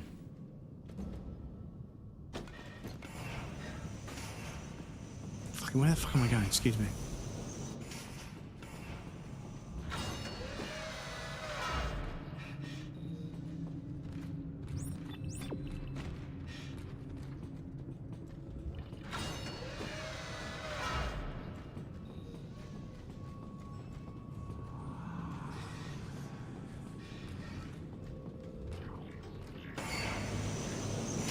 The cooler so much they thought the water was red. Yeah, these people are. They're in deep. If you numb them, try Madison because I feel the same way. Madison's fucking got me. Yeah, yeah. Madison is the one where you're in a house with. Well, it doesn't narrow it down, does it? You're in a house with a camera, I think. I think I have Madison on PSN, I think. And yeah, a handful of people have told me that one was genuinely terrifying. But yeah, PT, because it was so obscure and it did the most perfect thing. It was like, it was kind of hiding progression from you. You had to go digging for it. And that process of digging around for things that happen when certain other things happen, it got you right into that mindset of overthinking everything, which is very adjacent to the anxious mindset of overthinking everything. So it kind of instilled the same feeling in the player. And yeah, it genuinely was terrifying. And it was the same fucking, you know, pursuant, bad guy, horror, hide and seek kind of nonsense in places. But there was so much other stuff that was just very unsettling. The whole radio conversation about the guy who got a gun from the shed and shot his wife and kids and then shot himself and all kinds of other things. And like looking through the fucking hole in the wall into the bathroom to see something different and everything. The fetus in the sink. It was all very, very kind of fucking obscure. And yeah, a Silent Hill game with Norman Reedus attached. Obviously, Kojima went on to make Death Stranding and put Reedus in that instead. And I think Reedus fits really well in Death Stranding. I think as Sam Porter Bridges, they do a really good job. But yeah, it's just, yeah, the Silent Hill game we never got. But then again, Silent Hill F was really good. Silent Hill Townfall, hopefully, is going to be pretty good. The trailer looks a little bit rough. Some of the stuff in the trailer for Silent Hill Townfall looks a little bit rough. But there was a letter in the trailer on the State of Play, the Sony one before Games Fest. State of Play, there was a letter in the trailer and it had an SA postcode, which is Port Herald in Wales, near Talbot, I think. or near Talbot, I don't know how you say it, but I think it's going to be in Wales. But we thought it was Scotland, but I think it might be Wales.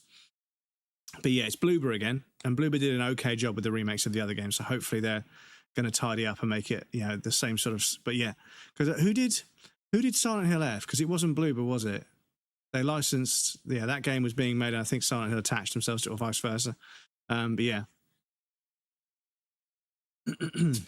My internet's fucking up again. Yeah, mine was a bit sketchy at the beginning of stream, but it seems to be okay now. And we get some sacred machine oils and go fucking tech priest. Hey, oh brother, quick check to say hey and hope you're doing well. Echo, good to see you, dude. How are you? Lovely to see you again, dude. My favourite for ages playing as an adult makes me realise that it's a skeleton of a great epic and we filled in a lot in our own minds. Somehow remake gives us too much. This is very true, Gat. This is very, very true. I think that remakes that fill in all the blanks and flesh everything out, your imagination doesn't need to be engaged. It's all presented to you, so you're consuming the content, not engaging with it with your imagination. I think that's the same. That's why books can feel so much more compelling than films. Lots of people are like, oh, why would you read the book when you can watch the film? I was like, a lot of decisions get made in the film that have nothing to do with you and your imagination. Like the voice of the characters in the books that I've read versus the voice of the character of the actor in the film could be completely different. And it's jarring. Like when you watch a film about a book, you know, a film of a book, and they choose somebody with a completely different kind of vocal cadence and completely different vocal sort of, you know, profile to the person you imagined in your head as they were described in the book. Even if their voice wasn't described, you assign them a voice because of your imagination. Usually it's somebody that sounds like somebody you know. And also the nomenclature and the terminology and stuff they use in the sentences gives it away a little bit to see what kind of person they are. But yeah, you add a little bit of yourself to the narrative when you have to imagine it from reading it from a book. When you watch a film or play a game, it's kind of all been done for you. Except the FromSoft games. The FromSoft games include an incredible amount of lore, but they always leave loose ends. FromSoft lore is the biggest pile of loose ends sometimes, but that makes everybody theorize and discuss and talk and elaborate on, and that gets people invested in the lore. So it's genius. So yes, always leave a little bit out. Always leave enough out to let people engage with the content and use their imagination, because that will make them feel much more engaged and much more sort of, you know, invested in it overall. Remember enjoying Resident Evil? Yes, I just saw you booted up Resident Evil 2. I hope you're enjoying it. Does that mean you've finished Resident Evil 3 already? Psychology is, yeah, jump scare horror is cheap. I'm kind of done with it.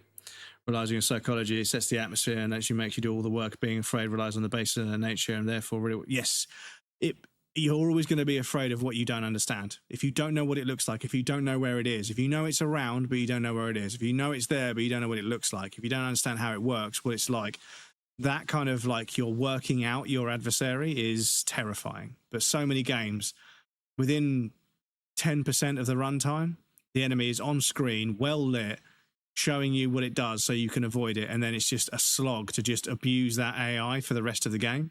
It's like, man, come on, change it up a little bit sometimes. But yeah, doing all right here, mate. Not spending much time on Twitch recently. Heading to bed. It's good to see you. Echo, sleep well. Yeah, I think a lot of people are kind of phasing out of Twitch, which is a shame. But what can we do? It's just problems. And the thing is, I'm a viewer. You know, I stream 3 times a week for 6 hours, but I'm a viewer every day, all day when I'm working. You know, day in, day out, 9 to 5, Monday to Friday. I'm watching my friends stream. And yeah, as a viewer, the fucking kind of issues that I have, all the fucking, just constant fucking issues with the player, the fucking stream buffering, it locking up, the sound going out, it's just constant issues. And I try it in Firefox, I try it in Brave, I try it in Chrome, I try it in Safari, I try it in fucking DuckDuckGo. I must have installed like 9 different browsers. And YouTube always works fine.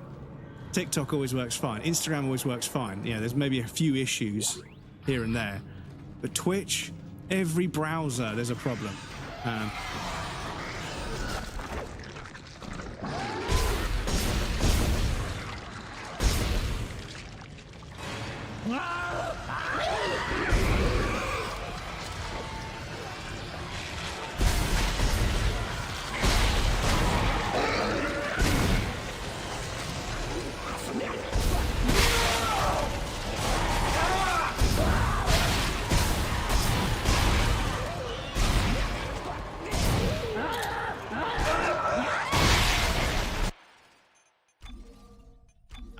shit.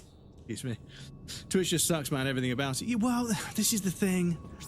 This is the thing that really, really grinds my... This is the thing that boils my... It doesn't even grind my gears. It boils my piss, right? Is that on Twitch, you have a selection of some of the most charming, energetic, engaging, funny, dedicated, creative, talented, hard-working creators on the internet. Running a stream is so much fucking effort, and you need to be a certain kind of person to do it well. I'm not that person. It just is what it is, whatever. But I know so many people that are so fucking engaging. They're so funny. They're so good at the game they play. They're so good at fucking coming up with things to do with streaming. They're so dedicated. They're so reliable. They're so consistent. They're so creative. They have so many qualities that allow them to just go live, play a video game, and then make that into content that works on YouTube. It works on TikTok. It works on Instagram. It works on various other kinds of platforms. It works in short form. It works in vertical. It works in portrait. It works in long form. They're just so good at making content. They don't have to spend 6 months making one video and then hope it does well. And don't get me wrong, I don't want to shit on people that do that. It's, people can make content how they want. But the amount of talent that is on this platform, on Twitch, the amount of talent that I see squandered, the amount of talent that just slowly fades away on Twitch and then just goes to doing YouTube and immediately becomes successful on YouTube. I know so many people that haven't streamed in a year, but they're like partnered and earning more money on YouTube than they ever have done on Twitch, and they're earning money all the time. All of their videos are constantly being watched because they're fun to listen to, they're fun to look at, they're fun to watch and see how they play video games. They are good at this, and I'm not. I can see it. I'm not, but I have fun doing it. So that's the difference for me. Is that's what I get out of it. Is I have fun. But yeah, the way Twitch squanders talent is so mind-bogglingly unbelievable to me. It's like, imagine if there was only one record label and every band wanted to make music on your record label for free and let you take half the fucking money it generates. Imagine how fucking crazy would that record label be? It's fucking crazy to me. But yeah, playing him in chronology. So first half of Resi 3 until Jill is infected is a day before the day of Resi 2. So I did that first half. Carlos in the hospital and Jill. So hop to Resi 2 after Resi 2. Oh, I see. You're going to space it out. I see. Tucking out the testicle scrote bag arms. Yeah. Not that person bullshit. I've managed to nurture a full-on community and hold attention with people with ADHD and autism. Yeah. Well, yeah, this is the thing. I was saying that, you know what, like for some reason, I keep attracting people that have ADHD and autism, and that's not a bad thing. I actually really enjoy talking to people with autism and ADHD because they have a different way of looking at things, and that's very interesting to me. It's not what society wants, but fuck what society wants. I like interesting people and people with autism and their hyper-focuses and their hyper-fixations and the way they process things and the way they see things slightly differently, even down to like societal norms. They think that, you know, the societal norms are wrong, and they think that they're not comfortable with the way societal norms are. They don't like playing the game and, you know, putting on a facade for everything. And I kind of get it. Maybe because I'm autistic as well in some way, shape or form, and I'm on the spectrum somewhere. But yeah, I don't think of it as like a detriment. I think of it as just a characteristic. But somebody was like, yeah, you realize that you hold a conversation with a bunch of people that have ADHD, you keep them engaged, which is really fucking difficult because they'll have like 5 other things going at once and they'll be jumping between all of them. I'm like, oh, okay, that does make sense. But yeah. Needing only crumbs, yeah. Bread comes instead of breadcrumbs. Yeah, great. Twitch is not metriocracy. Twitch is a meat grinder for talent. It just eats potential. And the affiliate agreement is legalized, so we don't care about you. Well, the thing is, I think they want to care. But they get so biased towards securing the bag. And it just means that if somebody makes a lot of money, they just get like, oh, yeah, fuck off. If somebody makes a lot of money, they just kind of get carte blanche to do almost whatever they want. And that's where the problem starts. That's genuinely where the problem starts.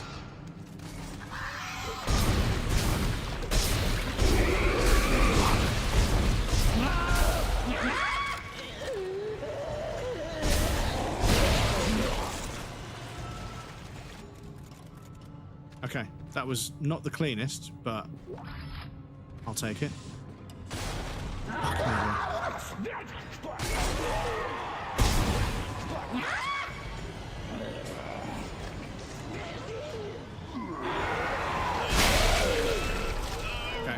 pretty clean. I got that guy to kill that guy as well. Yeah, that was pretty good. I'll keep that. I'll keep that. Oh.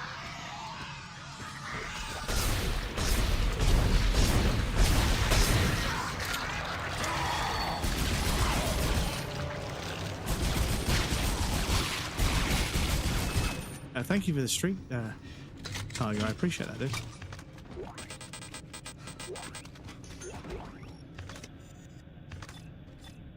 Did my plasma gun not run out of it? Yeah, I've run out.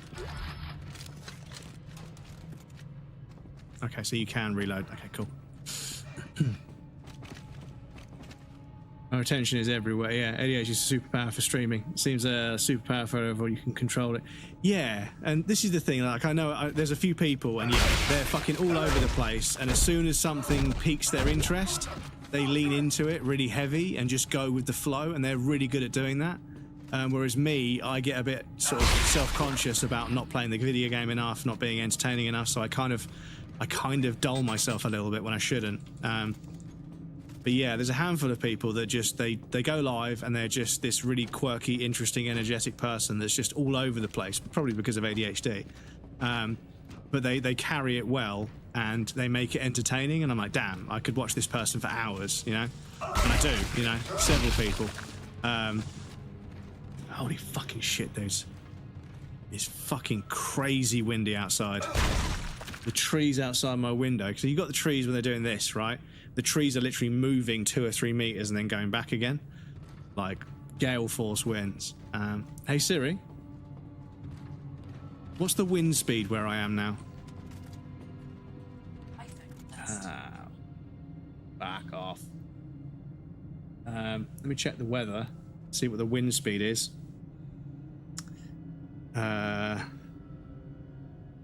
Where's wind speed? 28 miles an hour. The wind is 28 miles an hour, which is basically like, you know, when you stick your head out of the car window and it's like in your face. Yeah, that just around the house. But it has got, I think it was 58 once. There was a wind speed of 58, and I was working on a pier at the time, which is a thing that goes out into the sea. And yeah, tourists were like walking, leaning into it and getting blown over by the wind. And I was like, yeah, the coast is windy as fuck. And yeah, there's a few streamers I know who have been like traveling and they've been in Brighton and, you know, in London and stuff. And I'm like, damn, like I was like, yeah, we went to Brighton for the day and like the wind was so bad. I was like, yeah, it's been absolutely terrible. In 2214, a geophysicist named Michael Altman made a see, these are all really quiet. Change history.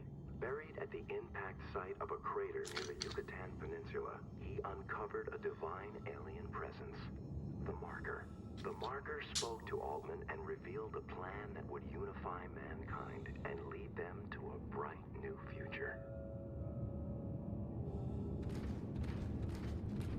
By the millions, people flocked to hear more about the Marker and the unity it promised after Michael Altman told the world of his profound discovery.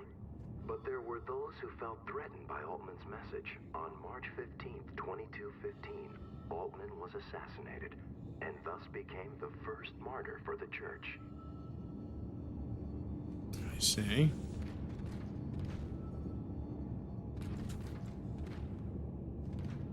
Altman's followers mourned his death but found divine solace in his message of unity. They would not allow the truth to be silenced and form the Church of Unitology to bring his teachings to the world.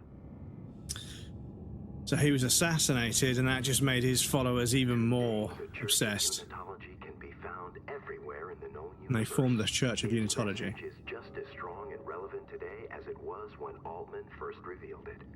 Billions of believers can be found across all social, economic, and cultural groups, and more are joining every day.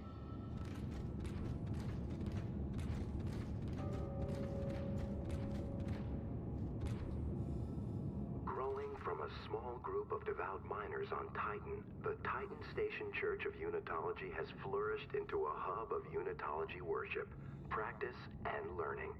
It boasts one of the largest and most beautiful churches in the Sol system, and is often the site of the annual Unitology Enigma Symposium. Enigma Symposium. So yes, I figured out why my stream wasn't showing up on YouTube. It is important to continue to nurture our Because it was set to private. and understand the future it is preparing for us. The marker calls to all of us. It is our duty to approach it with an open heart and open mind. Yeah, and an open wallet if it's religion. Reminds me of every cult ever. Yeah, this is it. It's always the same, isn't it? It's Timon! He's found you! Into the church, hurry! Ow.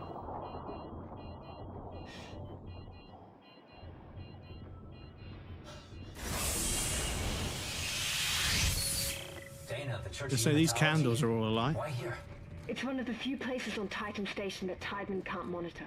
Separation of church and state. No, Dana, we shouldn't be in here. This is the last place we want to be right now. Isaac! My brother died trying to rescue you. This is important.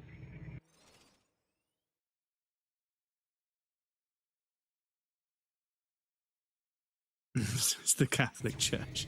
This will work. I'm in a safe room at the top of the church. Meet me there, okay? But yes, this is the thing, is that I know advanced locator. Use that with locator to find save stations and more. Oh. Oh, that's why they're different colors. Okay. Bench, store, objective. Oh, look at this. That's cool. Ah, okay. So I have a feeling it's going to be a little bit more open world, less linear. Not open world, but more less linear, where I can go back and backtrack around hub areas and stuff, which would be kind of cool. Fucking love the abridged version of Helsing. Started watching it just because of that clip and that doctor dude. I see. That's where the clip comes from. But yeah, it's such a crime how there are so many really talented creators who just, you know, they just burn out and just move into some other form of content, or they stop making content. That's the thing that pisses me off. You know what? Because, you know, if it was kind of the case where the meta was everyone tries to be a streamer, and then when that doesn't work, they go off and do some other form of content. But what happens sometimes is people try to be a streamer, they get so fucking burned out that they just don't then go on to do anything else. They don't want anything to do with content whatsoever. And it's like, that person's actually really funny and really good at reading into the symbolism and references in video games, and they play good games, and they are good at playing video games. They make great jokes, and it's really fun to listen to them talk about games. But they're not doing YouTube, they're not doing TikTok, they just fucking disappeared off the face of the earth. You know, they're off doing something else now, and I hope they're happy. You know, I hope they're enjoying themselves and finding fun in the world, because that's the important thing. But yeah, it's the way that Twitch can give people a bad taste in their mouth about making content. Plus, the way, like, the bigger streamers right now, the way the most successful or the biggest streamers right now, the kind of brand that they put out there, the sort of in IRL just chatting kind of, you know, antagonize the public and be contrarian and say controversial things and, you know, be a fucking shitlordy troll to get attention. That's kind of irreparably damaged the brand of being a streamer. So many people on the outside of streaming, which is a very small niche part of content, so many people outside of streaming, outside of Twitch, they fucking hate streaming. You say streaming, they hate it because they think that's all it is. They don't know about all the people doing good work, because those people doing good work aren't getting anywhere near the airtime they deserve. And it's so annoying how, like, streaming is like a cringe thing these days. Over the last 5-6 years, streaming has become really cringe because they think it's just this, oh yeah, you're not really an IRL just chatting streamer, you play video games, but I bet you do the same stuff. I bet you troll people, I bet you say things to trigger people into the comments. I'm like, I don't. You know, I just play video games and talk about their design, you know, and enjoy when they're well designed. But yeah, if it's not controversy, it doesn't sell on the internet, right? And that's the other problem, is the internet overall has a problem with the fact that unless you rattle people's cages, they don't fucking engage. And I refuse to do it. I try as hard as I can to not be controversial or say contrarian shit in my TikToks or on stream to trigger people. I try and keep it very, very magnanimous, very sort of central, very sort of there. I accept different opinions and everything. Mine might be wrong, other people's might be right, who knows? I'm willing to accept that, but yeah, it's crazy how little traction you get and then you'll say something that you firmly believe is true, but it is a little bit controversial about how a game works. Everyone's saying this, but actually I think this is probably the case. And then the amount of people that will hop in the comments and put a whole fucking paragraph saying you're wrong, an army of people all defending the status quo, and that post will fucking shoot up the algorithm and do loads and loads of views, loads of likes, and then people see people saying that you're wrong, but they think you're right, so they comment, and then an argument starts in the comments. Boom, jackpot. So people do that on purpose. They make content on purpose to do that. They make content that will start arguments between people, because every time somebody's arguing underneath your post is getting pushed up the algorithm. So the algorithm doesn't give a fuck about the context of the engagement. If it makes people open up the app, if it makes people pay attention, it allows them to serve them ads, then it's working. They don't give a fuck what it is. They've got no fucking morals and no fucking integrity. They just, as long as it's getting people's attention, and controversy and drama gets people's attention. It always has, probably always will. And yeah, so that's what people do. They beef with each other, they cannibalize each other, they fucking eat each other alive in the comments, they fucking start arguments with each other. It's really cringy, but yeah, it's what works. People engage with it, and that's the problem. Unfortunately, the other problem is we have an ad break coming up, so I do apologize. I need to pop you guys on. I will play the game a bit more in the next bit, I promise. I'm going to get back into the game. But yeah, talking to you guys is why I do this. It's what I'm here for. Don't have to follow orders if the leader's acting like a daft cunt later gets quoted. That's the only time you get to call me any kind of cunt. But yeah, the whole I'm interested to see how this game leads into the whole religious cult kind of thing, because they did a little bit in the first one, obviously, but this one it seems like, okay, the church got established, there were billions of followers, but there's a church established for it. You know, it's not just, you know, there's some people are worshipping this marker thing because they're brainwashed. Now they're building churches and stuff, so things have got worse because they made another marker. But anyway, we have got the ad break. I'll pop you guys over there. I'll be right back in about 3 minutes. Yes, thank you for your patience ahead of time.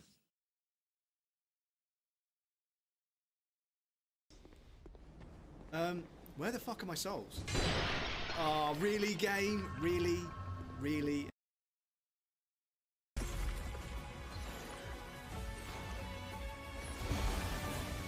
Fuck off!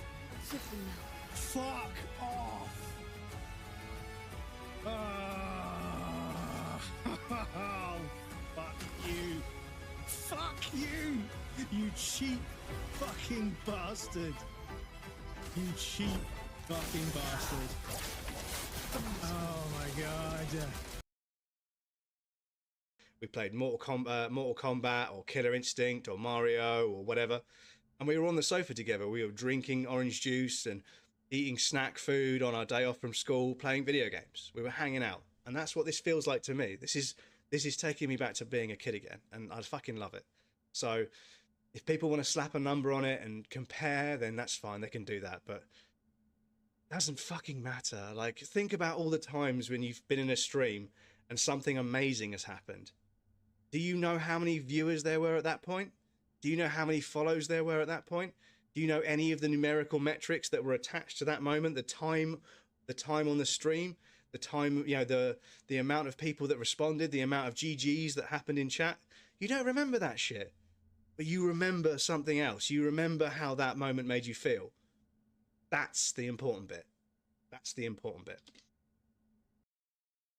Excuse me, bit fiddly, but we can do this. Grab this one. Put it underneath here.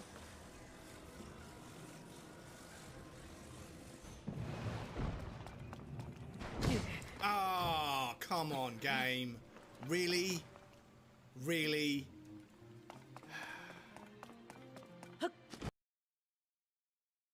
I wound up here and, well, I simply lost my nerve. Take one look through that door and you'll see what I mean. I'm going to wait out the catastrophe in here. If you intend to go on, I beg of you, for all our sake, proceed with extreme caution.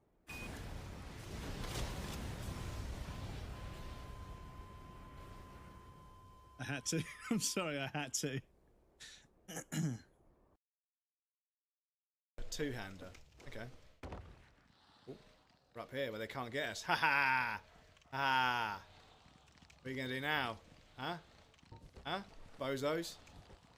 What are you going to do now? Oh, I can't aim low enough. Ah. Fuck this game.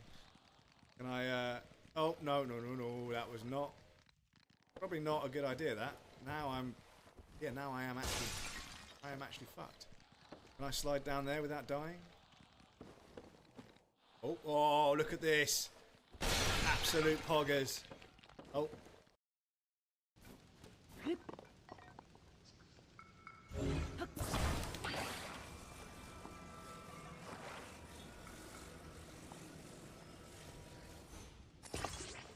Right, okay. Once again, hold on to your butts. Oh god. Oh god. Oh god. Oh god. No. No. No. Oh my god. No. Oh my god. No. Okay. Shit. Okay.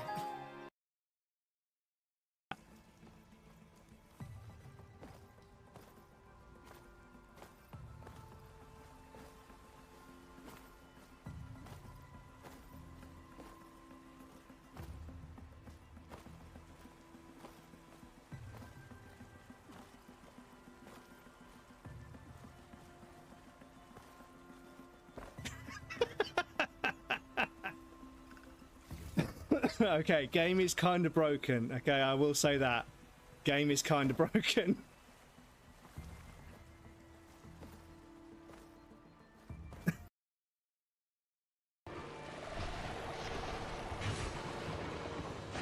Early. Oh, the hitbox! The hitbox on that! The hitbox on that! Come on, bro. Welcome back, everybody. Thank you for your patience. I appreciate that. Is it a new religion or something? In the game, well, yeah, in the game, it's become a religion, right? Tour guide staff, please remember to keep all visitors in your sight at all times. The indoctrination centers are strictly off limits for the casual public. Remember, be light in the room. Be the light in the room for those who walk in darkness.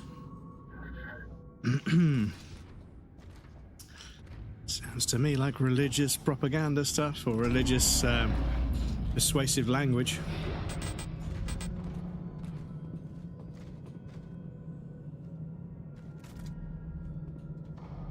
Hymns and prayers. Hymn book. Damn, who the fuck sits in a chair like... Damn. Who the hell is this thick? Look how fucking wide the chairs are. In the cheeks we trust. Heavenly art thou, Father. Give us this day our daily dumpy. Jesus, look how fucking wide these chairs are. Excuse me. Feeling a little better. Glad to hear it. Glad to hear it. Welcome back. X so fucking dapper and gentlemanly, I can't not hate him. Plead the fifth. Oh, yeah, it's fine. I'd sit in it because it'd have cushions on it. Yeah, I suppose. Welcome to the Titan Station Church of Unitology. We're glad you've come to visit our sanctuary, a place of light and hope. Our tour guide is looking forward to showing you of our beliefs and what a meaningful and enlightening impact we can have in your daily life. There is, of course, no obligation of any kind with this tour. The cathedral reported 2 pressure equalization cycles during services last Sunday. The first was minor and only blew some candle flames around, giving Pastor O'Brien a much-needed, if unexpected, boost in his sermon. The second cycle was more harsh, resulting in a pressure snap that caught people's ears and sent several to medical. That was not needed. Okay.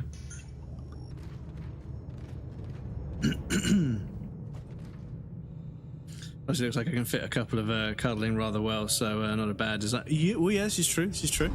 Because there was a photograph of a chair that a grandpa made so that he could read stories to his kids, and it was a normal chair, but then the armrest came up and became 2 more small chairs that all sort of went back down to a normal chair set of legs.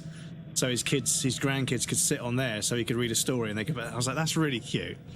That's old man core, that is. Making a chair that's specifically for you and your grandkids to read stories.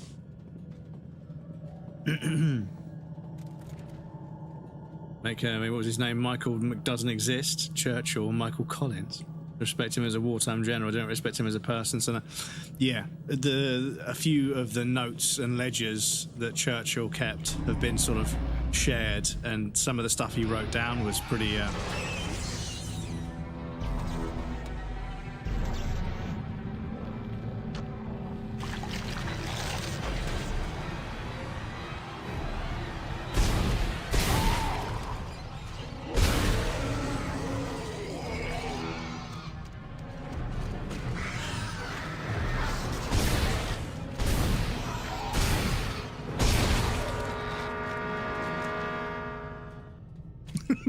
So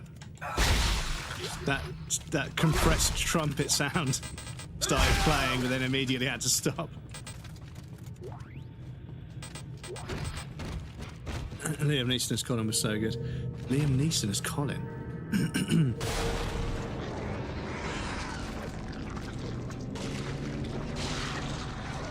Oh, are you down here creating another fucking necromorph?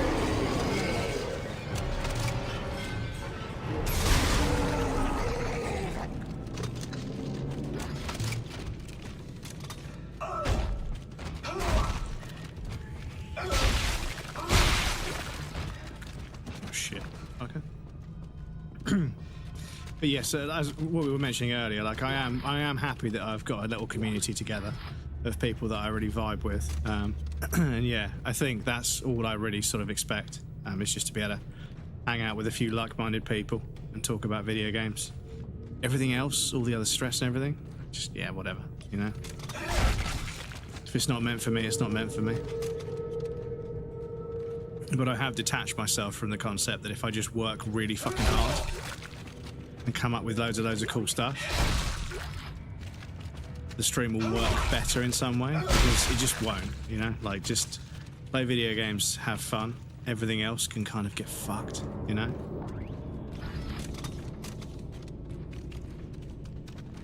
As long as I've got a handful of people to hang out with and play video games with, that is all I really desire.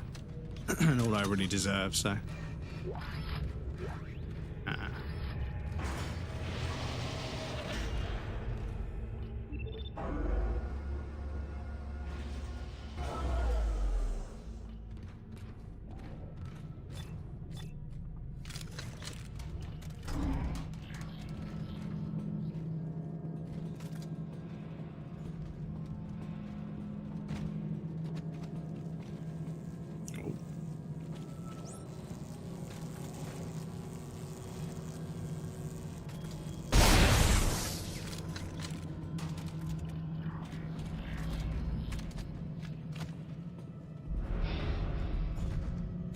Welcome to the Unity Hall. This magnificent library holds copies of the Church's most sacred texts and is a regular meeting place for the Unitology scholars as they debate the glorious mysteries of the Black Marker. Note the intricate details of the stained glass roof, forged from the hand-filtered sand of Titan itself.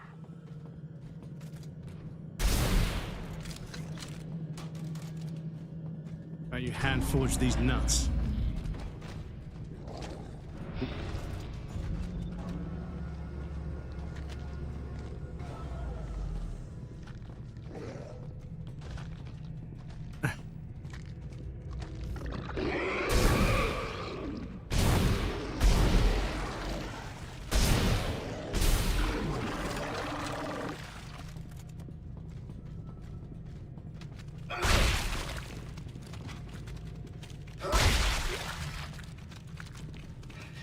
Okay, so I think we'll just loop back round.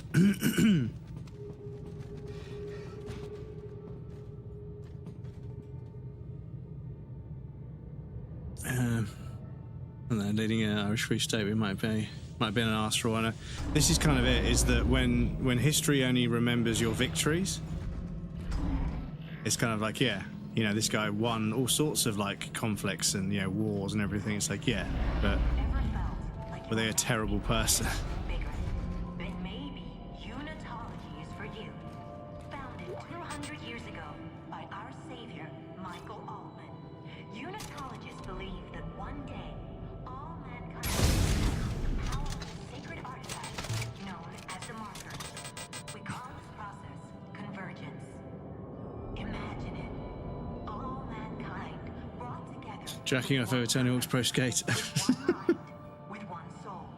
No war, no fear, no hate. If that How Winston would beat his wife and shit, and already knew he was a racist prick. That's why I dislike him, but I can still respect him as a wartime leader. After all, the two things can exist in the same time. Great leadership. Yeah, exactly. You know, very good at winning wars, not so good at, you know, being a good person. And some people are like, oh, can't you just look the other way? It's like, well, you know, we've been looking the other way for a while now, and if we don't stop looking the other way, things are going to get worse for the people that get abused in these situations. So no, we can't, you know.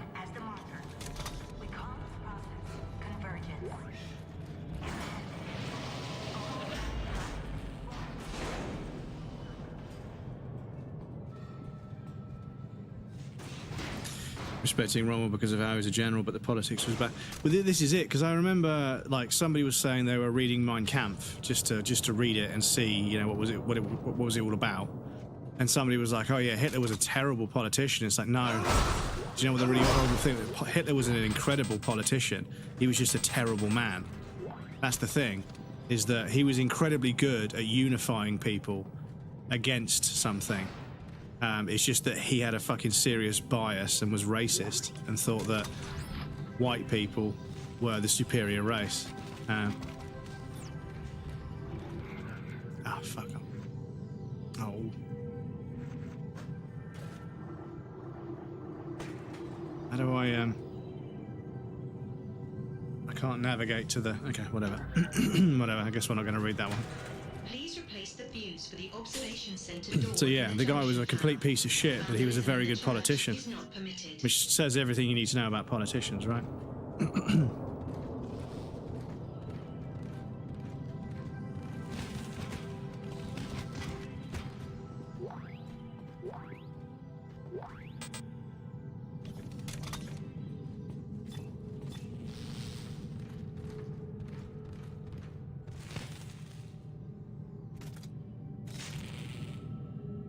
So, indoctrination room. Indoctrination room.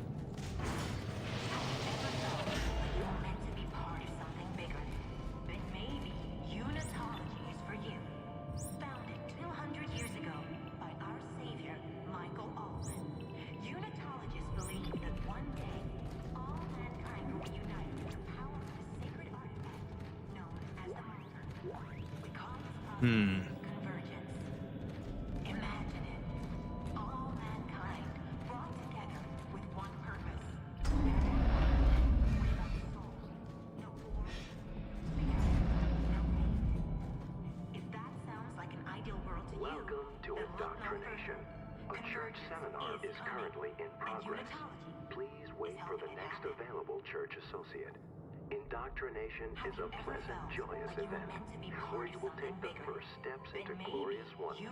That is unitology. To be honest, I've always wanted to read Mein Kampf out of curiosity to see what his... Yeah, this is it. Hitler's very charismatic in the sense that he knew what to say in order to get... But yeah, this is it. How to say it, how to draw it, how to get people excited and like angry at something. He was very good at manipulating people. Speeches in English is terrifying. Same goes for... Yeah, this is it. Is that being charismatic, and this is the thing about fucking Farage, is that they're clearly a very charismatic person, but they're clearly also a complete piece of shit. And any time they begin to get pressed over their more racist policies, they always divert the conversation very expertly, and it's fucking slimy.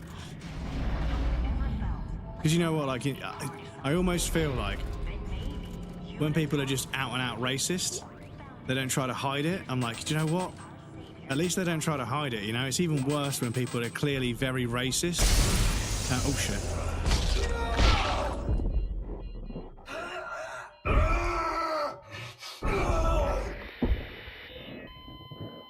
Okay, yeah, that's what that does. Excuse me. They're clearly very racist, but they hide it. They wait till they're behind closed doors.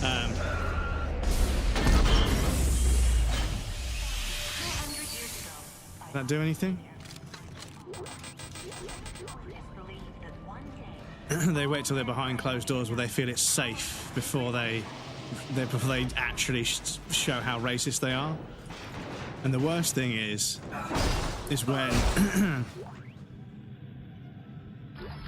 when somebody who you know through somebody else. I can read this one now. You're sort of waiting for them to show up, waiting for the common friend to show up, and you don't really know this person, but they throw out that kind of semi-racist statement as like a fishing, like a lure. They cast out a sort of semi-racist comment to see how you respond, and it's just like, damn, dude. Like, not only are you a racist piece of shit, you're insecure and fucking like secretive about it as well. Like, you don't even fucking lean into that stuff. You're fucking spineless. You know, not that it will be a good thing if they lean into it and were worse, but it's just sort of like, yeah, you're not even confident about doing it. It's like, so you know it's wrong. You know it's wrong. You just need someone to blame. Yes, Farage is very good at fucking, you know, being a leader and being charismatic to idiots. And yeah, that's why they've got so many fucking followers, because there's so many people in the UK are idiots. Like, some of them are genuinely believe he cares. Yeah, some people are so fucking, just whipped. They're so fucking swept up in it. They're like, oh yeah, they're fucking the immigrants are taking all of our jobs and they're claiming all the benefits. It's like, well, how can they claim all the benefits and take all the jobs? It's either or, you know? It's Schrodinger's immigrant, right? They're fucking taking a job away from a hard-working English person, but they're also claiming benefits from an English person who does it. It's just like, what? No. Either they're going to come here and work all the jobs that you guys won't, or, you know, because the fact is the UK has a certain amount of labour to offer, and if the English people won't do it, somebody else will. So, you know, get a fucking job and, you know, get on with it, you know, because if you don't, somebody else will. That's the reality of the situation. How to say it, what tone and stuff, yeah. This is the part of why I love Dead Space. The death animations are so well. Yeah, that was brutal. The door cut. It did actually end. I thought, oh, they're not going to show us getting cut in half then. No, we are going to get cut in half. Actually, so like Crumbs, okay, give a hint. It's actually a hint of the environment gave you that you overlooked. If it's very subtle, then yes. I mean, the thing is, actually, don't worry. I've got the. I can push B to tell me where to go. So I'll dig around a bit more, but yeah. Indoctrination test phase 1, result Casey Millam. Results 4, Casey Millam. Desire to socially belong, high. Unassertiveness, low. Gullibility, low. Tolerance for ambiguity, high. Cultural disillusionment, low. Idealism, high. Susceptibility to trance-like states, low. Self-confidence, high. A desire for spiritual meaning, low. Awareness of group influence on individuals, high. This subject is highly unlikely to stay affiliated with the church after a short period of time. We would expect him to exit the system after the tithing requirements section of the initiation. We should invite him to go as far as he'd like, but not book future earnings against him. So they can tell people that are sort of, you know, self-aware that aren't gonna fall for it. They're analysing them and figuring out actually these people aren't aware. So we've got the parish hall and the indoctrination room, and there's a gap. There's a door there. Oh, this is just a map. Oh, hang on. Can I? Ah.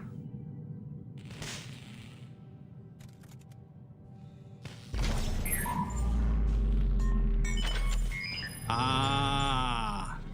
Okay. So I can move these things to power stuff up.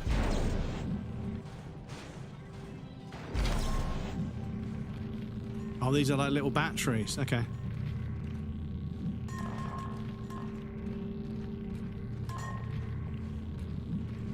See.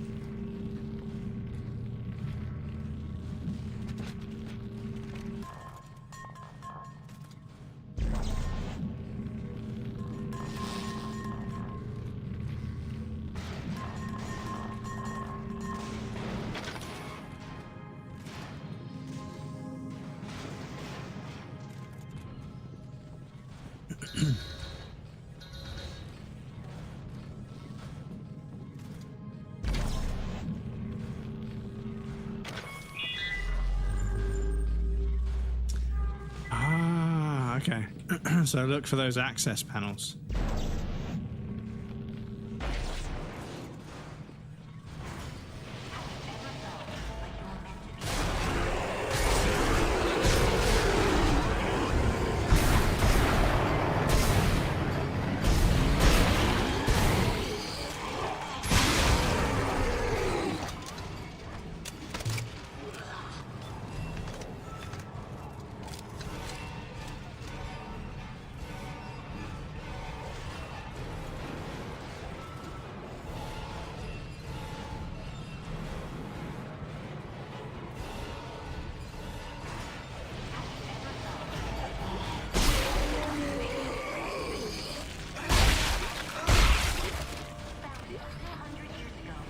Cool, right.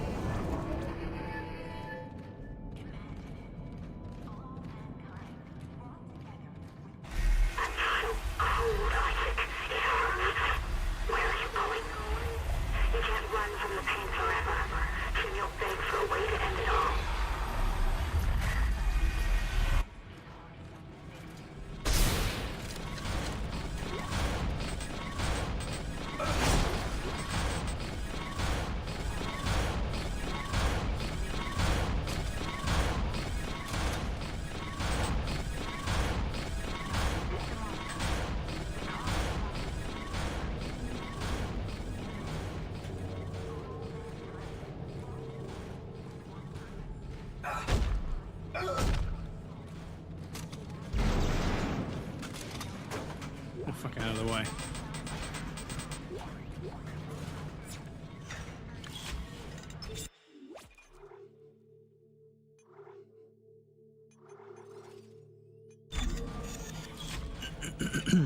It was going to be look at the floor and the wall of the thing on the map. Yeah. No, I got there in the end. I appreciate that. Next time I'll ask. If I get lost, I'll ask, because I can just do this. It'll tell me where the objective is.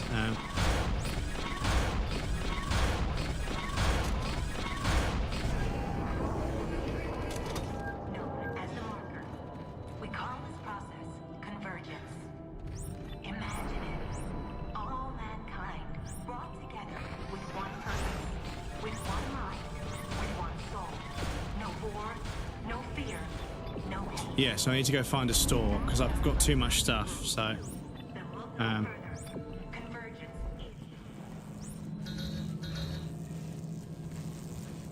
I see. I haven't done this yet.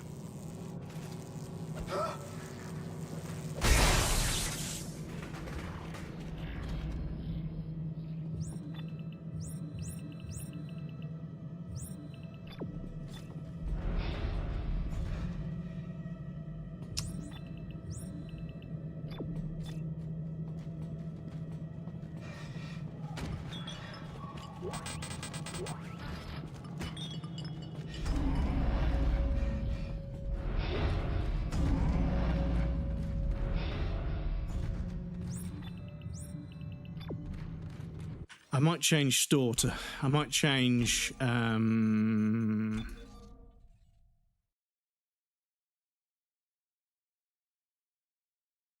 It's B at the moment, isn't it? So I might change. Might change that to P, which I know sounds crazy, but the keyboard I have puts P down there next to the spacebar, so it's way easier for my thumb rather than reaching up to B.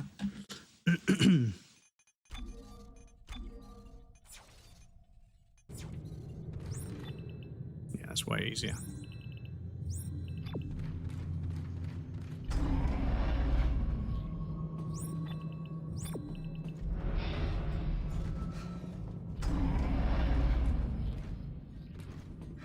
Ah, okay, cool.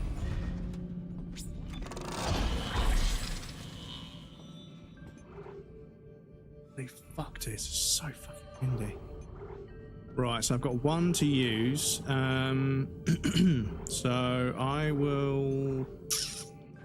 am still kind of using the plasma cutter a lot.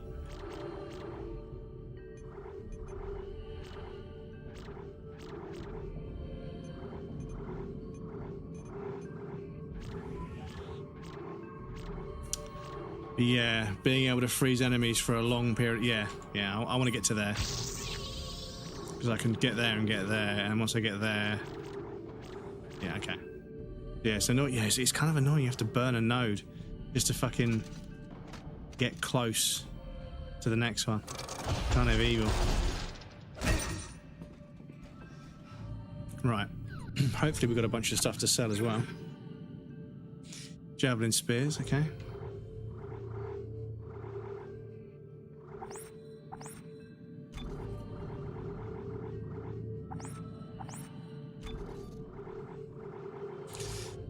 So we don't have that gun yet, so I don't think there's any point in having those just yet.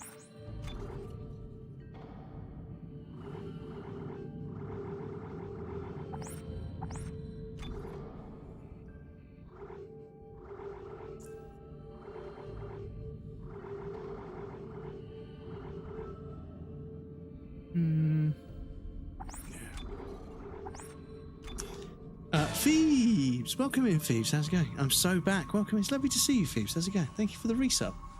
Is this 6 months? 6 months? But it's 37 months. 37 months. It's been 3 years, Phoebes. Has it really been 3 years?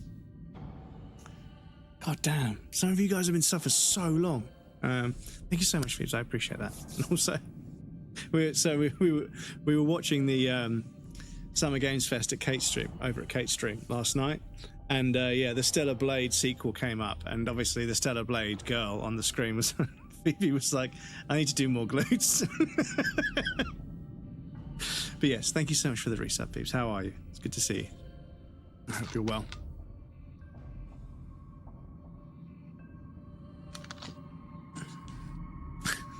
Need to do more glutes.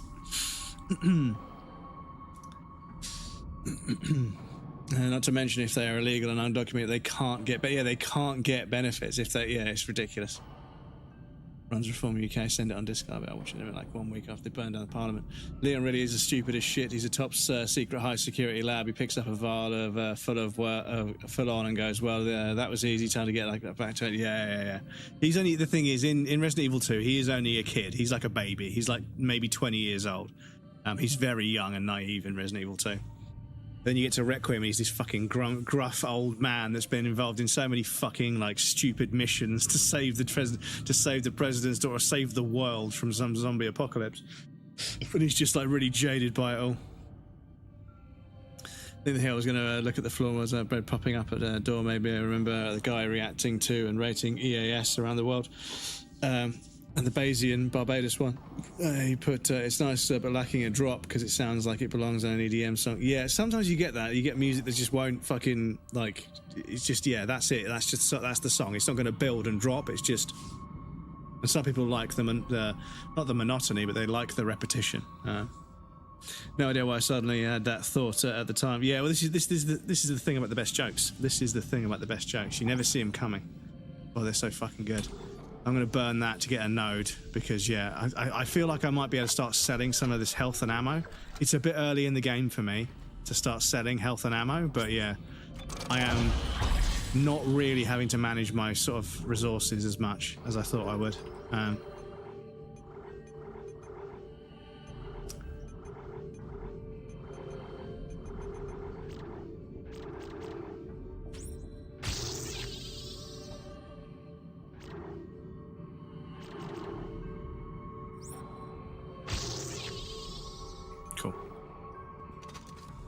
That'll do. I think my PC build is done. Yes, you just built an absolutely monstrous PC. 64 gig of RAM. 64 gig of RAM in this economy, but yeah. As you say, it was cheaper to get 64 than it was to get 32, strangely enough. But yeah, it's because everybody's going for the 16 gigabyte sticks. The 32 gigabyte sticks are probably starting to build up stock. Ended up installing a whole host of new fans. Oh my, does it look good? I look forward to seeing pictures of it. I imagine there'll be pictures at some point. I look forward to seeing. 64 gigabytes is superior. Yeah, I mean, to be honest, at the moment, running the game, I mean, I'm running an old game, so it's probably only using 2 or 3 gigabytes, but OBS, even with all of the shit that I have a lot of shit on OBS. It's only using, where does it tell me? Disk use, approximately, memory usage, 2,466 megabytes. So it's using 2 gigabytes. So the GPU is using, so the system RAM, OBS, is using 2 gigabytes to keep all the videos and sounds and all this stuff.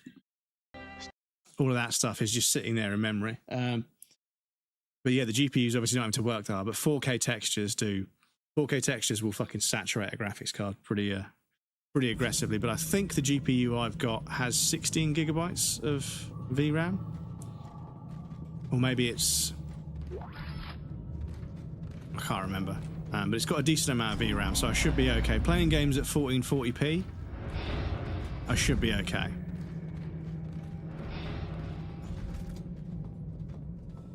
And yes, obviously the VODs get compressed quite aggressively, so when I make clips and stuff, they're pretty crusty.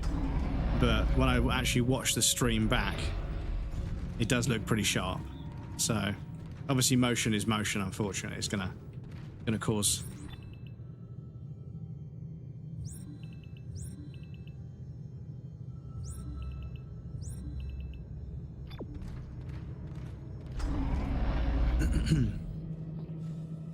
Gon was going to say Gon what? Pretty good. I'm pleasantly surprised by my performance uplift of a 9950 X3D.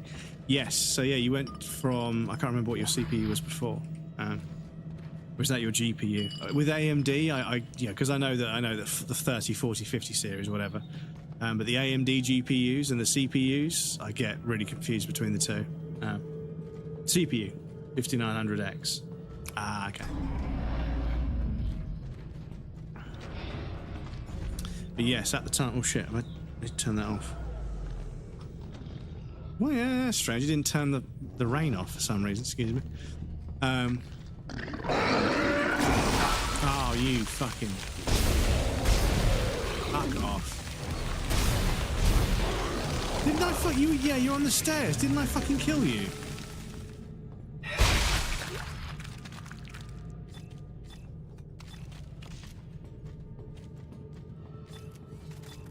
I suppose I should give the javelin gun a try at some point.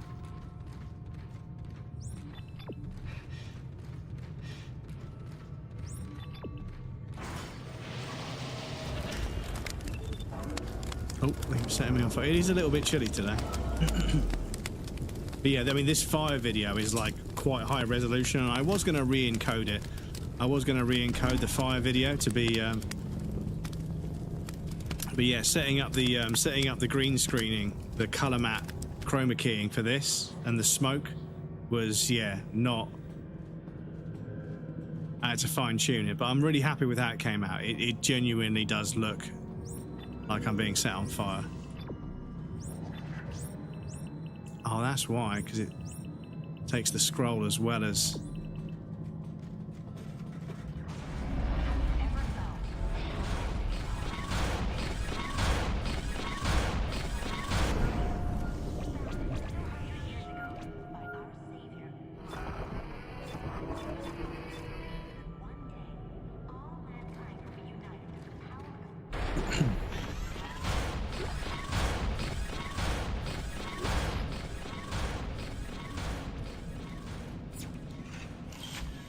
Honestly, the 5900X, my change from a 3070 to a 5070 Ti gained me nothing in raw performance. Really? So if you went from a 3070 to a 5070? But I imagine, I mean, yeah, the 50 series is it more power hungry? I'm not sure. But yeah, I mean, hopefully you're still going to be okay. I mean, whenever I've watched your stream, the games always seem to be running reasonably well. But obviously as time goes on, it does, you know. And I felt a little bit silly about buying a 40 series when they released the 50 series. I was like, okay, yeah, there is like a significant uplift. But then loads of benchmarks show that a 5080 and a 4080 are not super far apart. And it's only really 4K where my card will really start to struggle. Grixis, welcome in. Best in the series as fuck. Lots of people have told me that this is the one. Lots of people have told me this is their favourite one. This is the best one. So I'm really looking forward to playing through it. Not the subject of the chat. Yeah. I mean, 40 series GPUs, pretty good. I'm going to lie. Oh,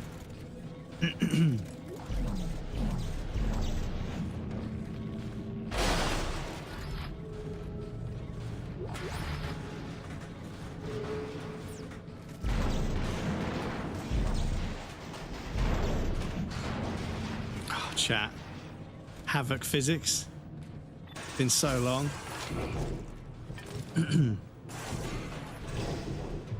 Also love Bridget Glowy Eyes on his shoulder and hip. You know, there was a very obvious weak point to hit. Yes.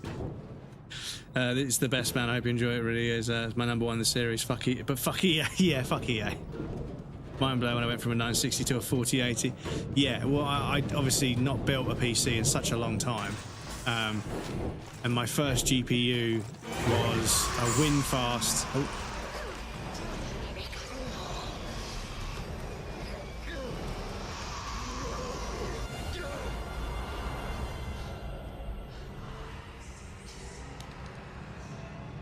Oh.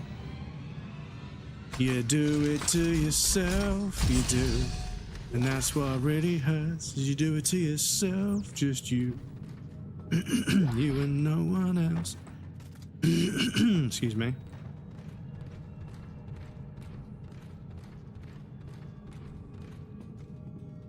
That was Radiohead, wasn't it? Fucking hell, it's been a while.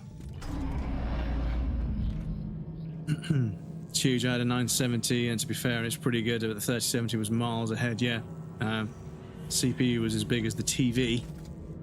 Great section too. Yeah, this is the whole like going into the belly of the beast. Yeah, we're going into the church where it's going to get crazy as fuck. Yeah.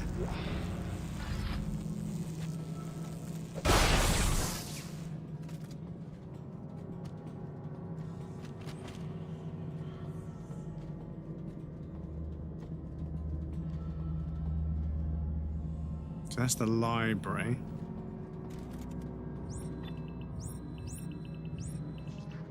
So that's our objective. So I do want to check this out first.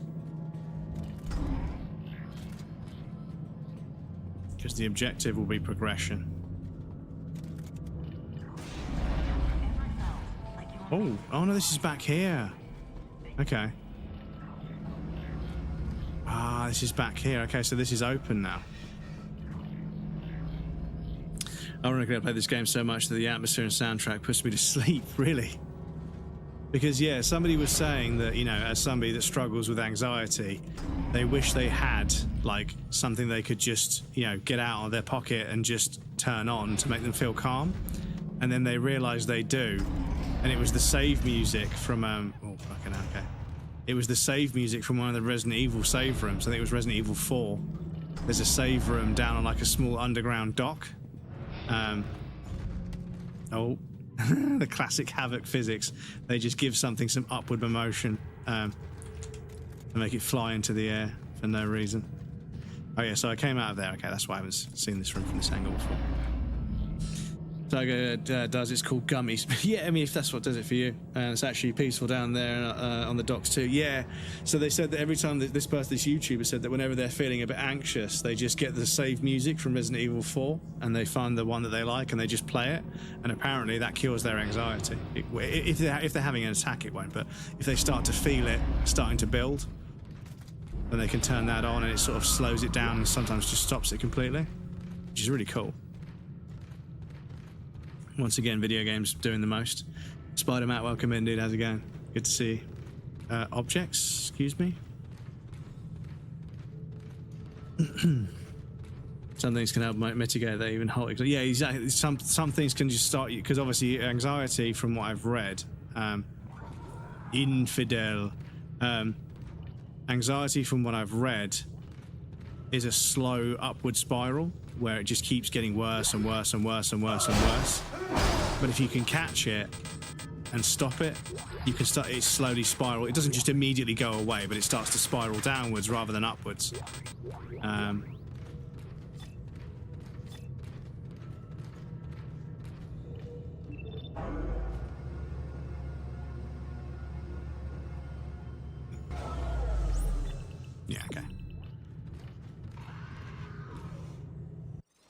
You guys calm my anxiety. You're so chill. I appreciate that, dude. Glad to hear that you enjoy being here. Dead Space 2, is this the remake? No, this is the original. But obviously it's quite a bit more modern than the first one. But we played the remake of the first one a while back.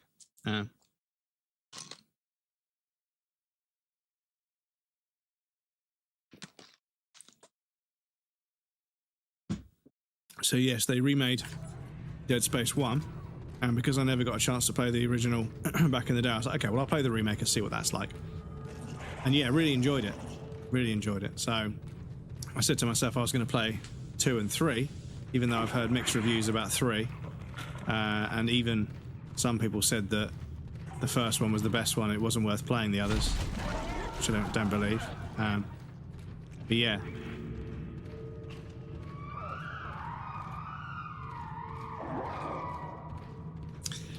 But yeah, I like to play a series when I can.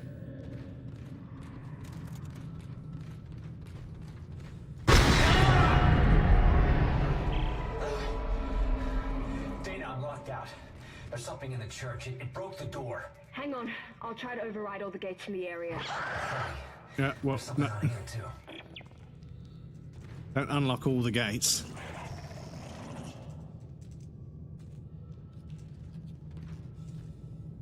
Yeah,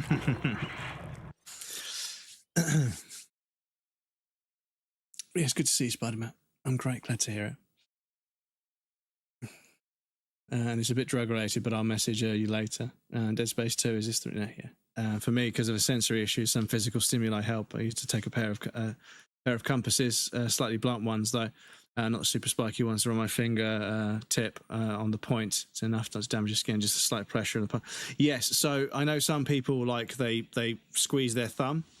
They squeeze both thumbs, and the sensation of squeezing their thumb makes them focus on their hands, and their hands are nowhere near that. Well, not, they're quite far from the heart in terms of like the central nervous system, because they're about as far as you get. I mean, your feet, obviously, but yeah, they squeeze their thumbs, or they would squeeze like their thumb like that. But somebody said that you can slow your pulse down by just applying pressure. Like they would squeeze there, but they would find the blood vessels, and that would slow your heart rate, which would stop the chemical reaction building in intensity. So apparently breathing and then squeezing their wrist, like holding their wrist like that, and like applying pressure, would then slow their blood flow and therefore slow their heart rate down, because it was they're all sort of interlinked, of course. And the breathing would help control their heart as well. And that would sometimes mitigate the anxiety and the sort of anxiety attack that was on set. So yeah, like that worked as well, quite interestingly. Although the palm is dependent on who applies the pressure. I see. Love this. Safe for people who are going to need pain stimulation. A little ouchie, yeah. For people who struggle with the sewer slide, compass was one that just the way the pressure was, hence I never broke the skin. I see. Fidget thing I was talking about has minor spikes on the grip, so when you squeeze it, it digs into the skin of your palm. Oh, I see. So yeah, it's got like a sort of small spikes that aren't going to do that much damage, but they're just going to generate a sort of a sensation on the surface of the skin. And that makes sense.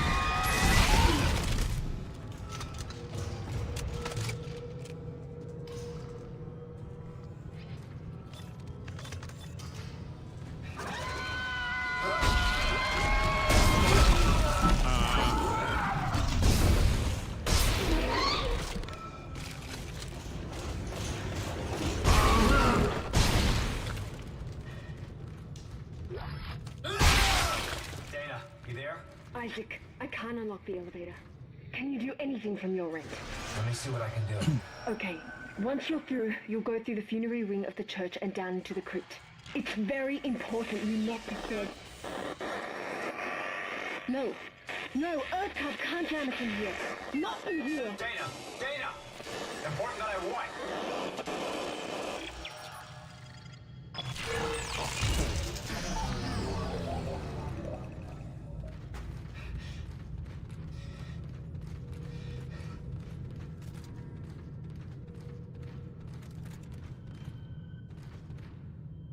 Excuse me. Not at all, but it's comfortably uncomfortable, especially in uncomfortable situations. Yeah, it gives you something else to fixate on, which helps, yeah. But I used to wear like fingerless weightlifting gloves thing because it applied the same pressure. Otherwise, having my partner like squeeze my hand helps. It's like a grounding technique. Yeah, grounding goes beyond like just anxiety. It's like grounding is a really good practice for reminding yourself to be present in a moment. And like it even gets to a point where you're sitting there like meditating without really saying anything or doing anything, even out in public or whatever. And like I can feel my feet like connected to the ground, and I'm like almost pushing my feet into the ground slightly. And then focusing on my breathing to sort of like really sort of bring the focus into my own body rather than being external. And then like once I'm inside my own body, thinking about my own body, I can control it a bit better. But I must admit, I have not meditated regularly for a while, and I probably should start again because my mental health is not great since my health took a massive hit. Physical health took a massive hit.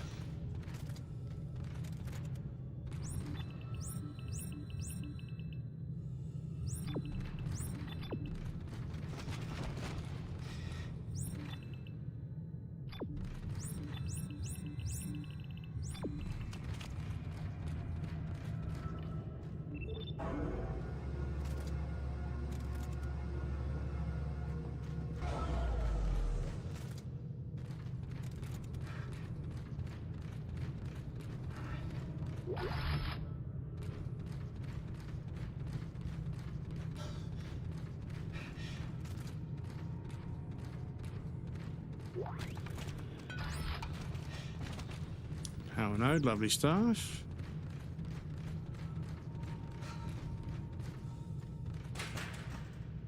You can just kick them around. Do that for my partner in a non-weird way. Squeeze the pads of her feet to eliminate pressure when she's stressed. Yeah, foot massage, yeah. Like I knew Ada was an FBI, yeah. 12 months, it'll be 2 years I follow. Wow, congratulations on 2 years. I appreciate the follow. Thank you. Veldar, welcome in, dude. How's it going? Mom, there's a Briton on my monitor. He's got weird teeth and he keeps saying fuck, he keeps saying in it and bruv. But welcome in, Veldar. It's good to see you, dude. How are you? Get what you mean. I have sensory processing disorders and sensory stimuli is nice to me. Others are just horrible. Yes, I think it's obviously it's quite subjective and quite person to person, of course. The hauntingly beautiful hall serves as the starting point for many of our formal ceremonies. Its architecture is rich in symbolism, and the stained glass ceilings are forged from no less than the sands of Jupiter's long-lost moon Io, making them nearly priceless. Enjoy the light and the love this room offers, as many have done. You keep talking about these lovely stained glass windows, and I keep shooting them. Ah.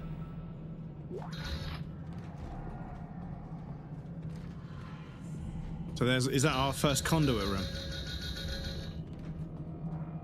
Because I thought I'd patch the game to allow them.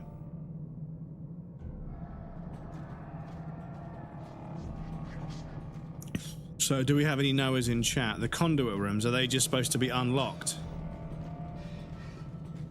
Or do you need to unlock them somehow? Because yeah, I understand that there was an Ignition, I think it was called Ignition DLC, for the console that unlock them, but you don't get that on PC. Even though the version you get on PC includes all the DLC, but not the Ignition DLC or something. I don't know, it's fucking complicated, but yeah. But yeah, I patched the game. So I changed the file names of a handful of files and then added a file. It was a 0, 1, 2, 3, 4, 5, 6, 7. You change them all one number up and then you put a new 0 in there. a new DAT.0 or whatever. So I'll need to check that.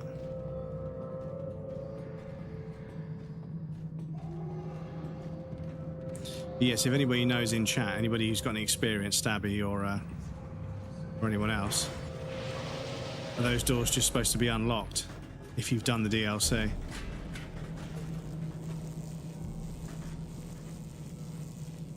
Attention, please be quiet. Funerary rituals of the church, flash photography, and holographic imaging are not permitted inside the church. That's a holographic image. Thank you for your compliance.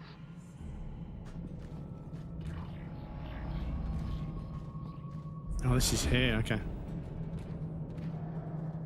Don't remember seeing the conduit rooms, to be fair, but it was like 10-ish years ago. Yeah. I don't know if Grixis, do you know the conduit rooms? Are they just supposed to be open if you've done the if you've completed the DLC? Because I think that's what triggers them.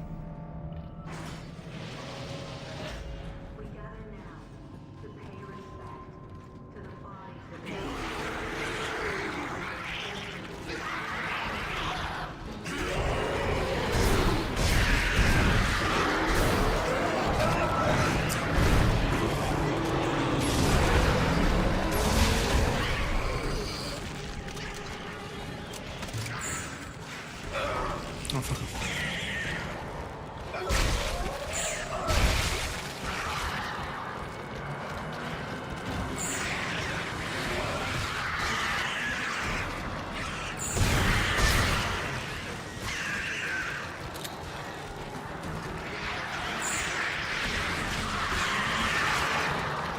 Get off.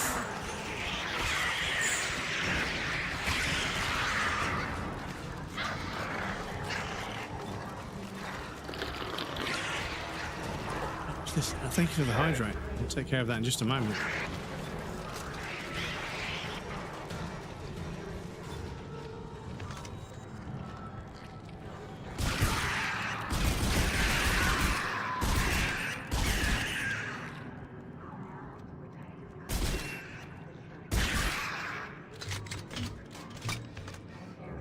Excuse me.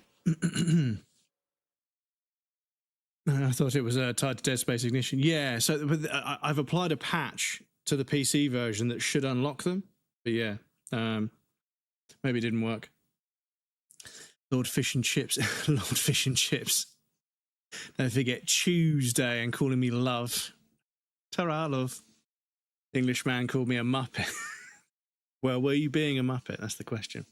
I think one needs to be unlocked. I'm not sure, though. I don't remember seeing it was conduit rooms 10 years ago. Thought it was just tied to Dead Space Ignition. Looked it up. For players without aforementioned save games on PC, these rooms must remain locked. Yes, that's what I read, but there's a patch. There is a patch.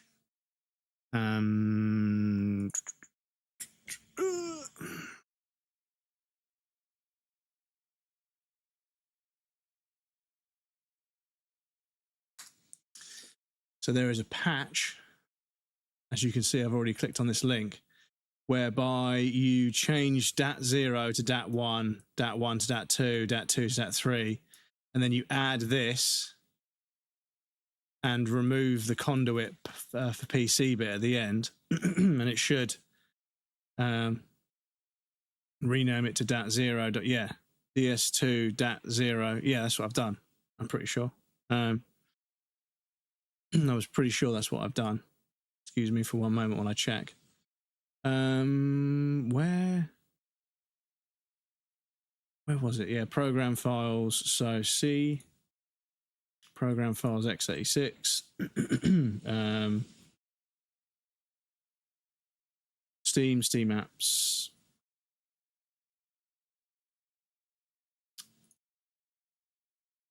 Common Dead Space 2.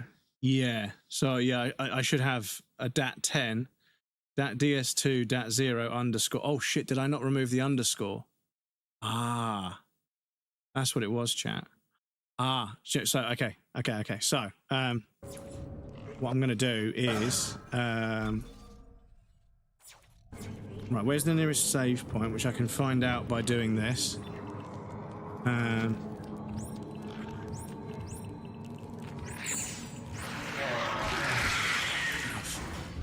Right, let me go save the game real quick.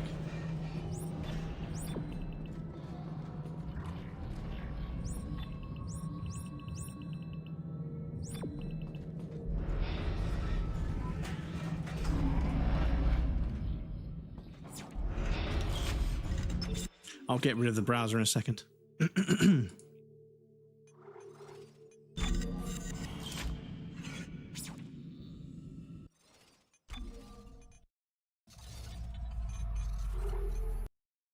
Give me 2 secs, chat. Give me 2 secs. Just need to make sure the game is completely stopped.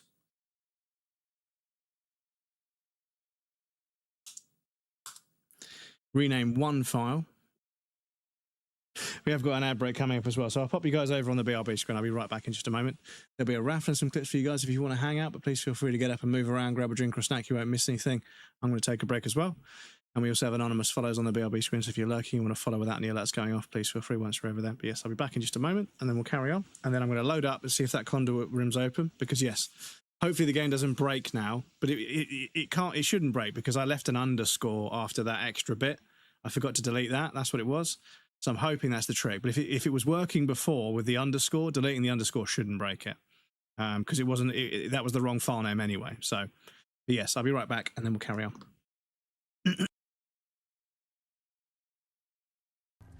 Oh, I use a knife. Excuse me.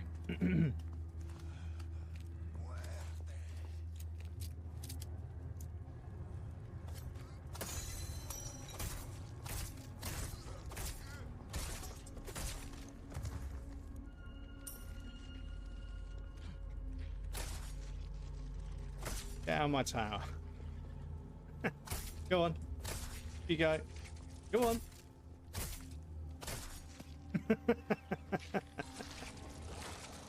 What?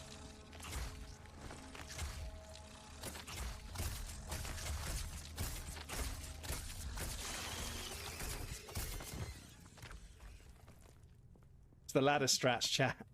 The ladder strats. Right, okay. Glad that's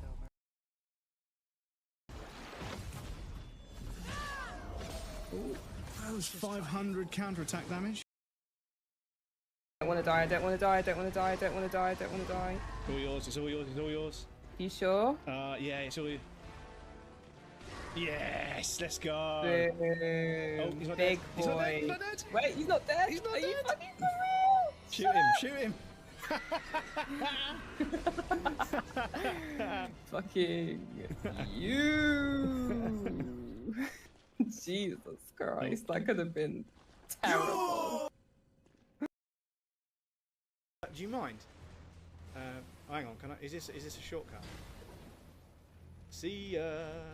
Bye. Oh shit. Shit. He teleported. He teleported. Ow, ow, ow, ow, ow. Okay, I won't chat shit anymore. I won't chat shit anymore. I'm sorry. I'm sorry. I'm going. I'm going. I'm going.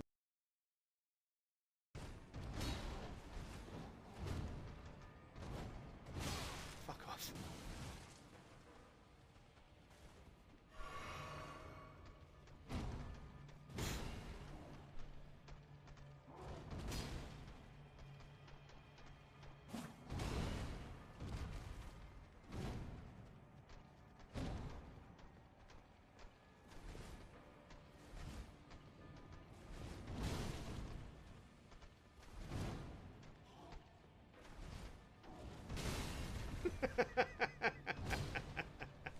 Okay.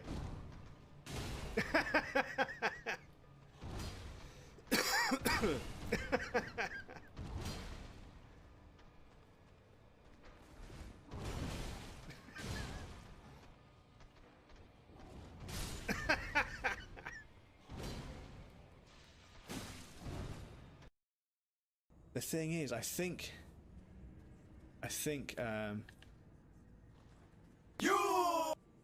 That's the best one we've done.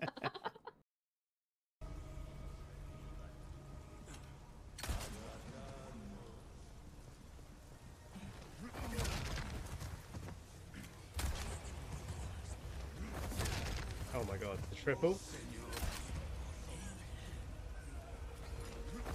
The triple. The chest, I know. I'm going to go with the chest. What do we get in the chest? Is it a Lionel themed reward? What do we get? It's Majora's! Oh shit! Let's go! Wearing makes it harder for certain enemies to spot you. It's rather rare to find. Oh, dudes, this is where Majora's is hidden. Look at this. Look at this. It's Majora's. Let's go.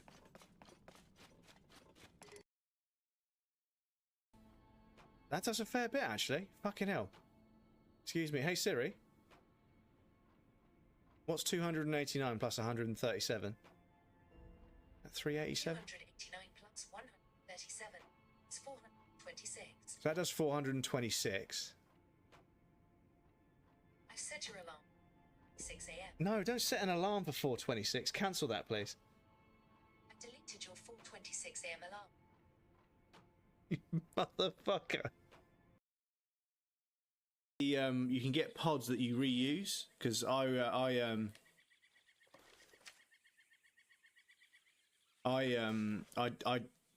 excuse me.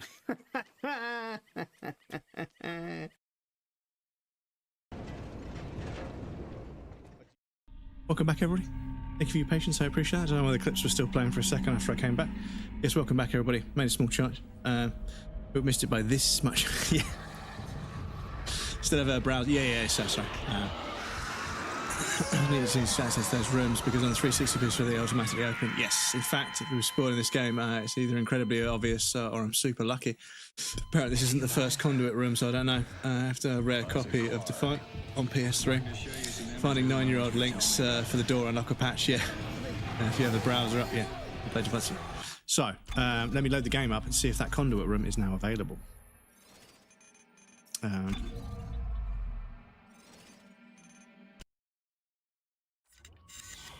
Plus, the patch removes the fake wait times for the loading. So the game just loads when it loads. It's so much quicker that way. Oh, security suit. How much is that? 20 racks. Oof, that's a lot. Security suit grants unique functionality to the wearer. Weapon bonus. Pulse rifle receives 5% bonus to damage. Purchase guarantees a minimum of 15 inventory slots and 10% armor. Highest upgrade armor in the inventory. Okay. Ooh, okay. I haven't got an awful lot of stuff to sell. Yes, I haven't got a drink. Give me 2 seconds. I need to go grab a drink. 1 sec.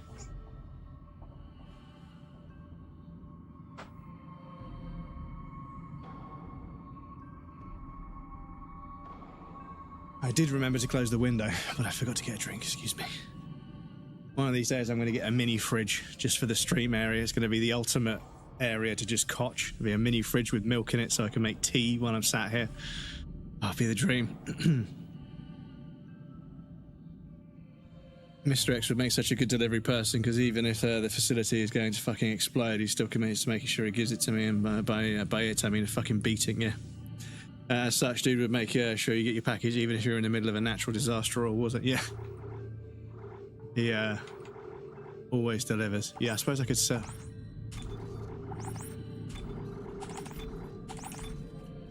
Because they're just sitting there not doing anything, to be honest.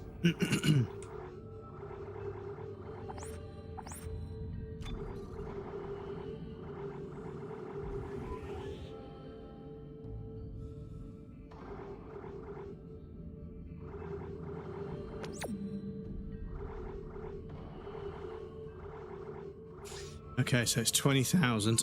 Excuse me, 20,000.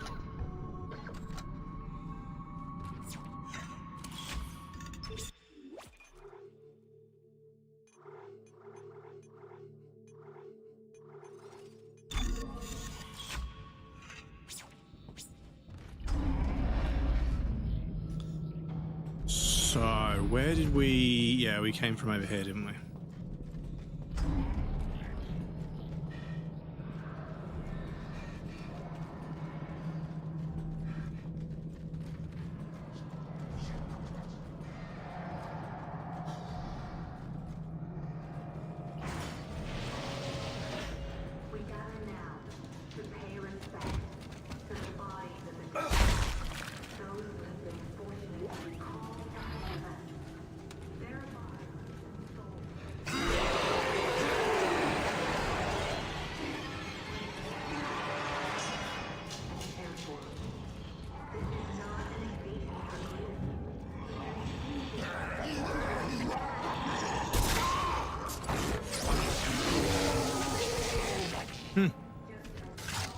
Matt, welcome in. Enjoy your daily bread.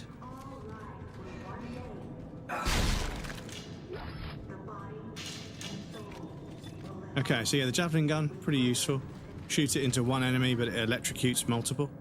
Right, so that's how we progress forwards, I believe. Let me just check. Yeah, objective. So I want to just double back and loop around this area because there was a conduit room that I think I may have unlocked. Now.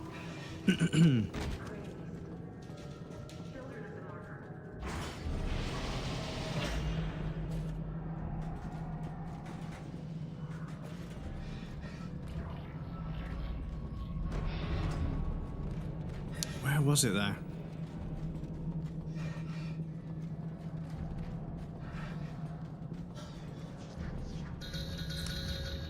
Oh. Still locked. Strange.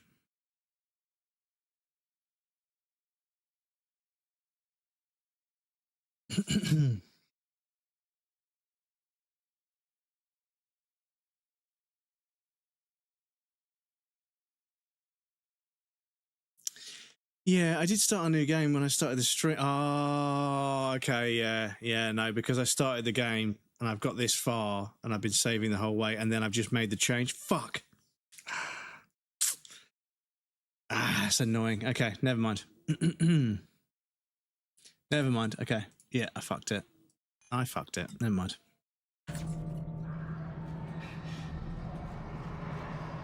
New game plus it is.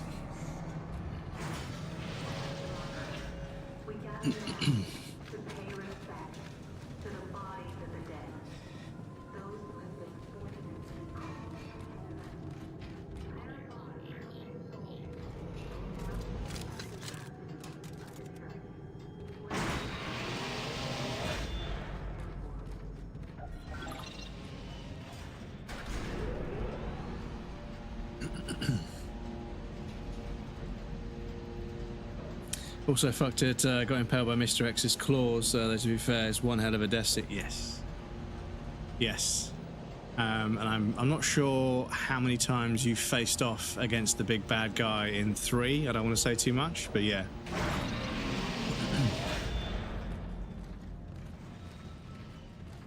Lens flare. Very 2005.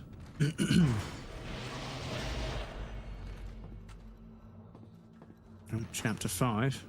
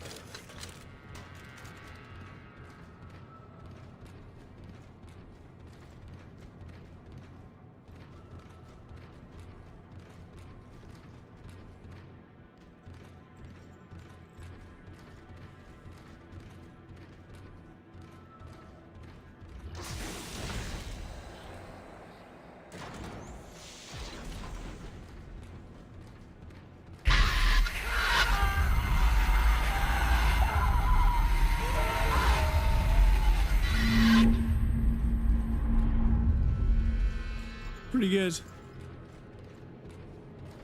Pretty good.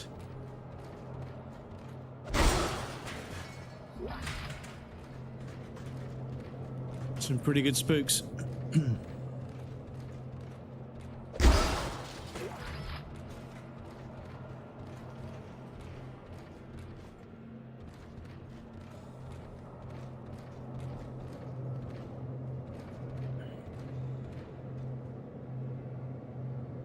Did the part where he runs around the clock tower square like a dog who's having zoomies, yeah, so you've seen Nemesis. I don't know which version of Nemesis that is, but there's like Nemesis 1, 2, and so on. I won't tell you how many, of course. I don't want to spoil anything, but... Hang on, am I going in circles here? As he runs around the entire square but rather fast up the walls, literally. Yeah. And obviously you shoot grenades into the grenades that stick to walls that have like a proximity sensor. Suddenly it makes sense. Like, oh, okay, that's what these are for. Crypt Ops Temperature. Crypt Officer Sizzle J. Imagine having the name J Sizzle. This is like the coolest. Hi, my name's J Sizzle. No, it isn't. No, it is. ID. Could you imagine? The software glitch that caused the thaw and loss of 2 bodies last week has returned. We were able to switch the majority of the section over to manual control before any significant rise in temperature. I still suspect the EarthGov officers that were denied access to the crypt last week are somehow responsible. It may prove to be otherwise. But the timing of their visit and the error is too coincidental. We will reformat the operating system tonight, eliminating any chance of possible infections.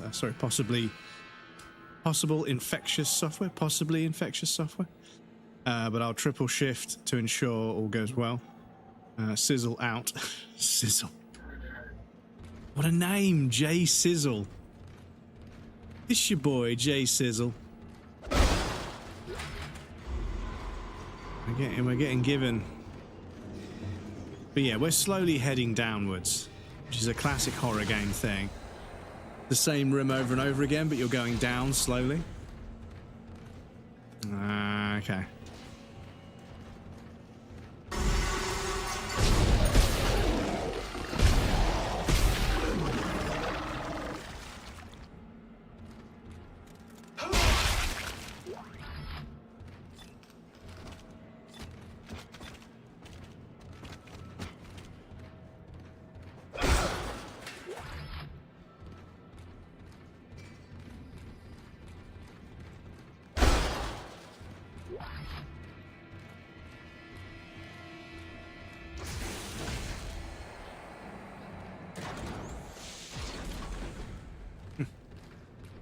Oh, this is slightly different, okay.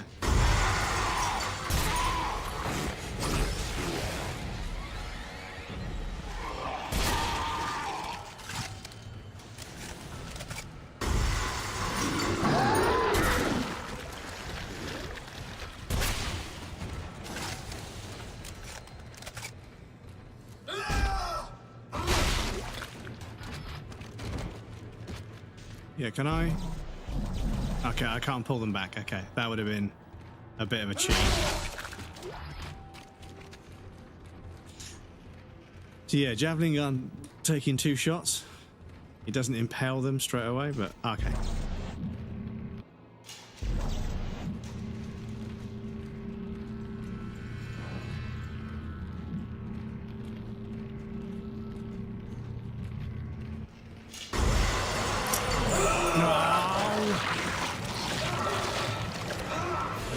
Just let go of the damn thing. I literally just let go of the fucking thing.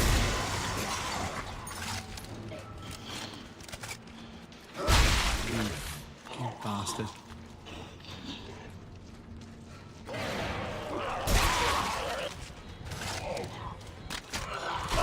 Oh shit.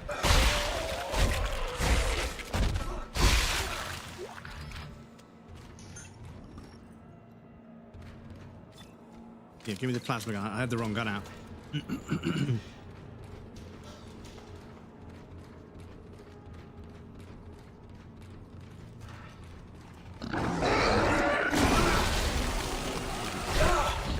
Yeah, okay. Clever.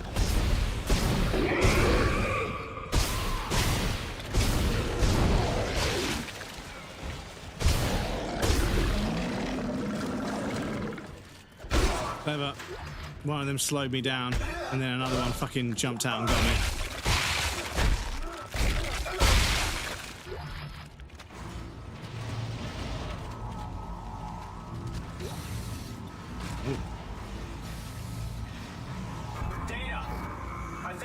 the exit, but it's way above me. Gravity controls are locked out. Data? Fuck! Facilities work order 118745. Okay, those things in the background aren't enemies.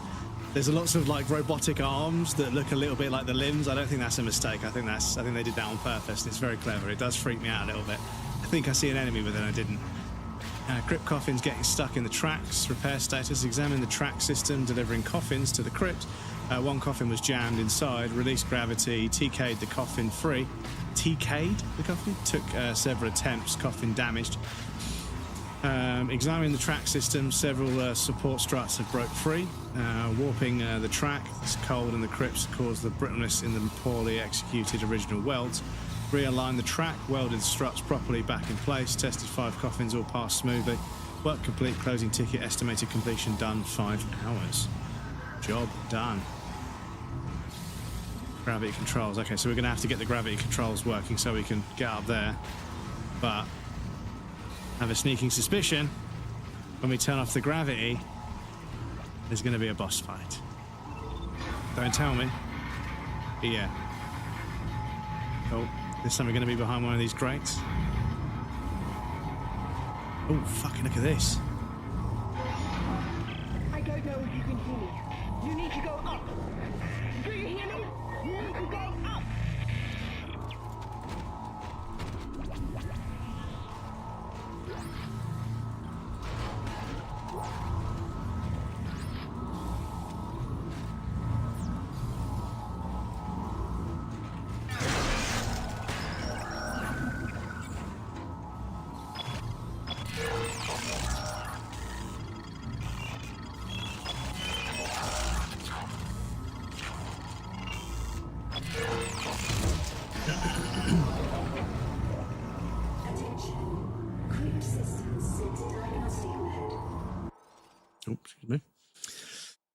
Do make a PC, just you can just download it to speak it though. It's immediate family. I don't know about her grandparents. I was looking for a totally legitimate way to play Bloodborne on PC. It's actually what I found was you needed emulators. Yeah, I mean I can talk you through it.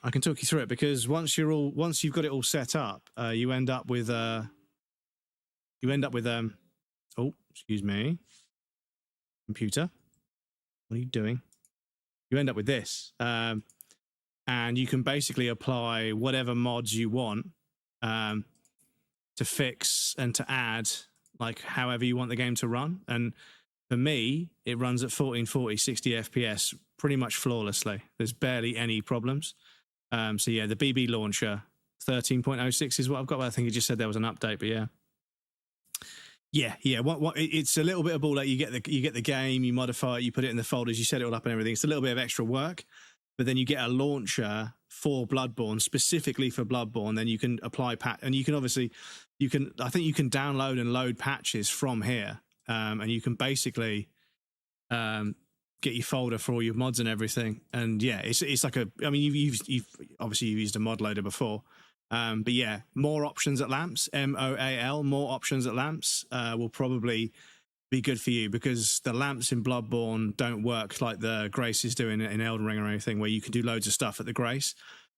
More options at lamps allows you to level up and fix weapons and do and change blood gems. Otherwise, you have to do a loading screen to go to the dream, do it, and then you have to loading screen back to where you were. It just wastes time. So more options at lamps is something that I think the base game should have anyway. So I don't consider that cheating. But yeah, it's the 60 FPS patch, the Vertex Explosion patch, and a few other bits and pieces as well. And you can add a few extra graphical things as well. But yeah, highly recommend. Probably one of the easiest ways to just jump into a game of Bloodborne and test things out. But yeah, such a pain every fucking time to go back to the church. Yeah, you have to go back to the dream every fucking time. And you have to hit 2 loading screens, which back in the day on a PlayStation 4 was like, oh, brutal. Luckily, I played it on PlayStation 5 where it loaded a little bit quicker and it was locked 30. So, but yeah, on a PlayStation 4, I've played it and it's like, fuck, man, the loading screens, you have to hit 2 of them just to fucking change a blood gem or something. It's like, yeah, it's kind of silly. Kind of silly.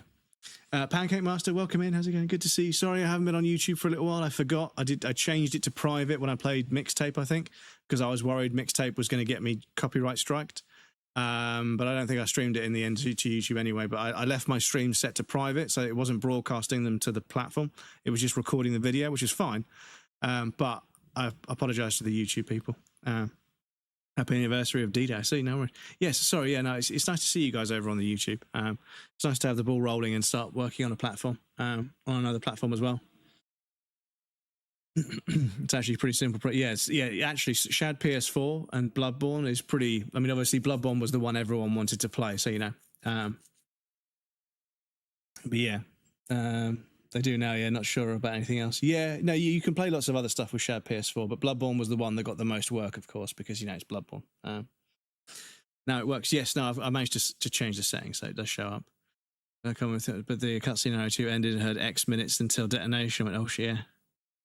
X minutes until detonation.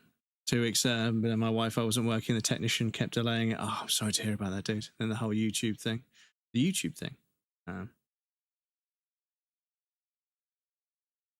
Still very choppy sometimes. Really? Yeah. I mean, for me, I did a randomizer playthrough of Bloodborne on PC, and it was at 60 FPS, and it was mostly okay. I don't think it's soft locked. I don't think it sort of, you know. So yeah, I'm not too sure which ones I've got installed. But yeah, I managed to get it working. The randomizer works. Save states work as well. Yeah, as a result, I'm able to sort of record 1440p 60 FPS directly off of the GPU, so the compression's really, really clean.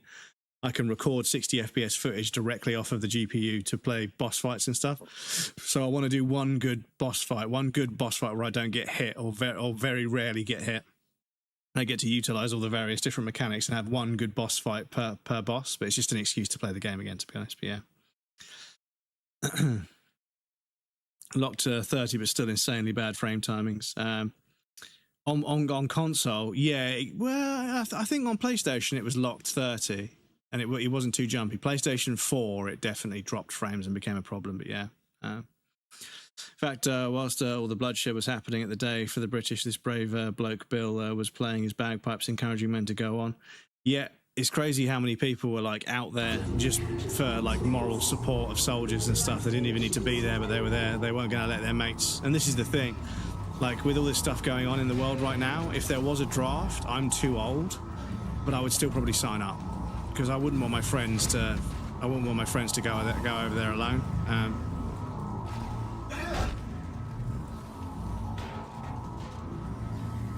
Can I not call the elevator back down? To lock down each gravity ring. You must lock down the rings in sequence from outer to inner.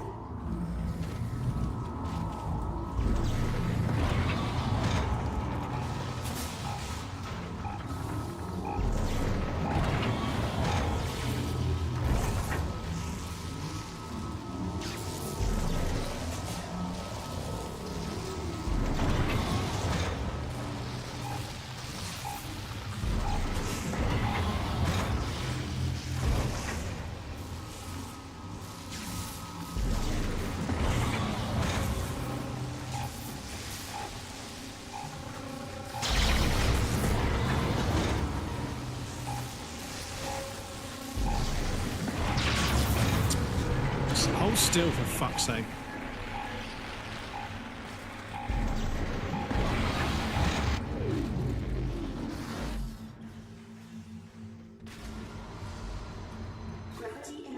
Bubbles everywhere.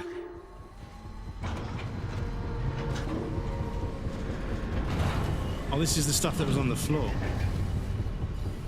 Oh, okay.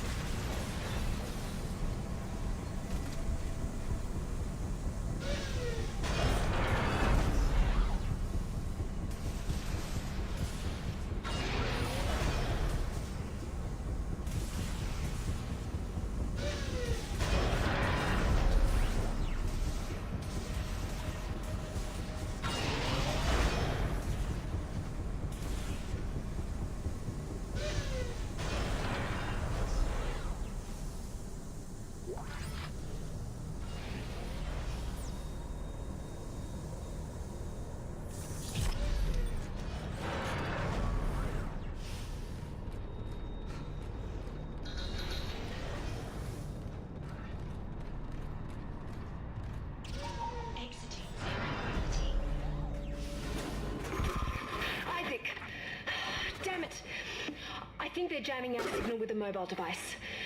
Someone get me the frequency on that jammer. They must have a gunship position near the compound. Now what? Change your plans? No. If they knew where we were, they would have killed us by now. Oh, shit! Signal fading. Just follow your locator and hurry.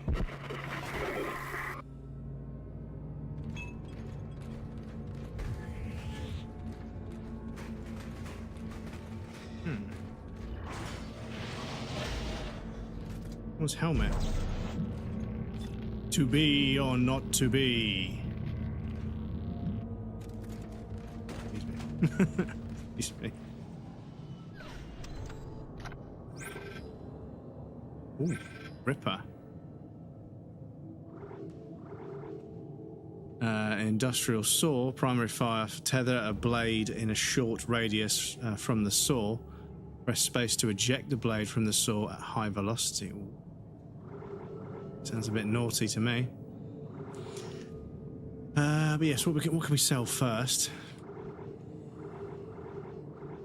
Quite a lot of these, so I might sell one of them.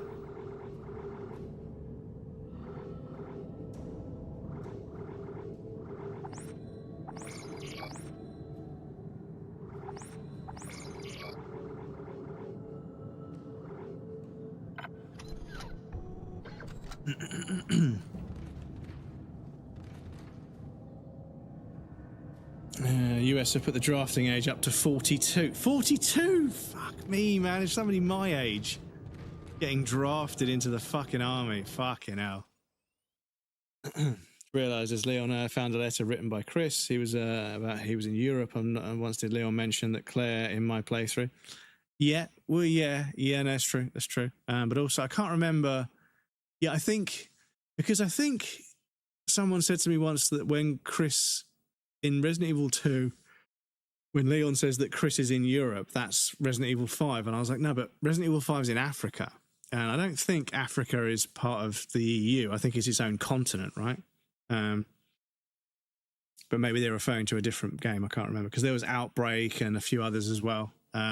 Revelations. And I'm a little bit hazy on the side games that I missed.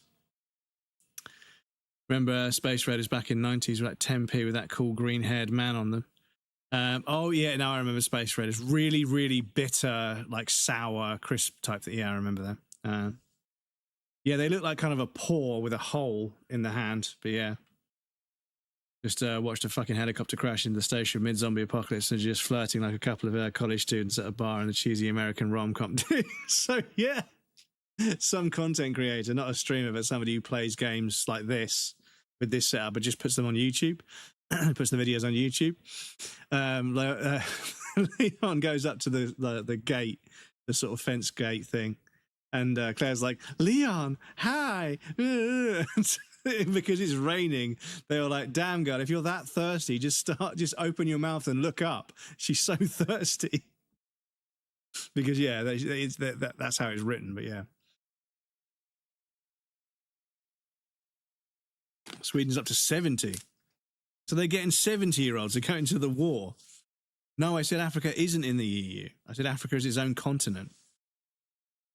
Technically, Asia, Europe, and Africa are one supercontinent, Afro-Eurasia. But technically, Africa, sure not. No, it's not. No, it's its own continent. No,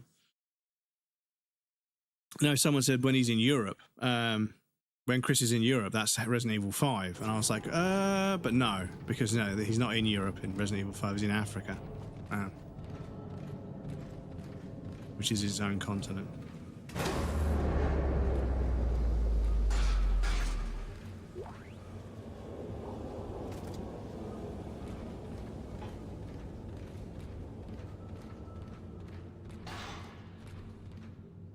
Batteries here. Oh, I see. Hang on.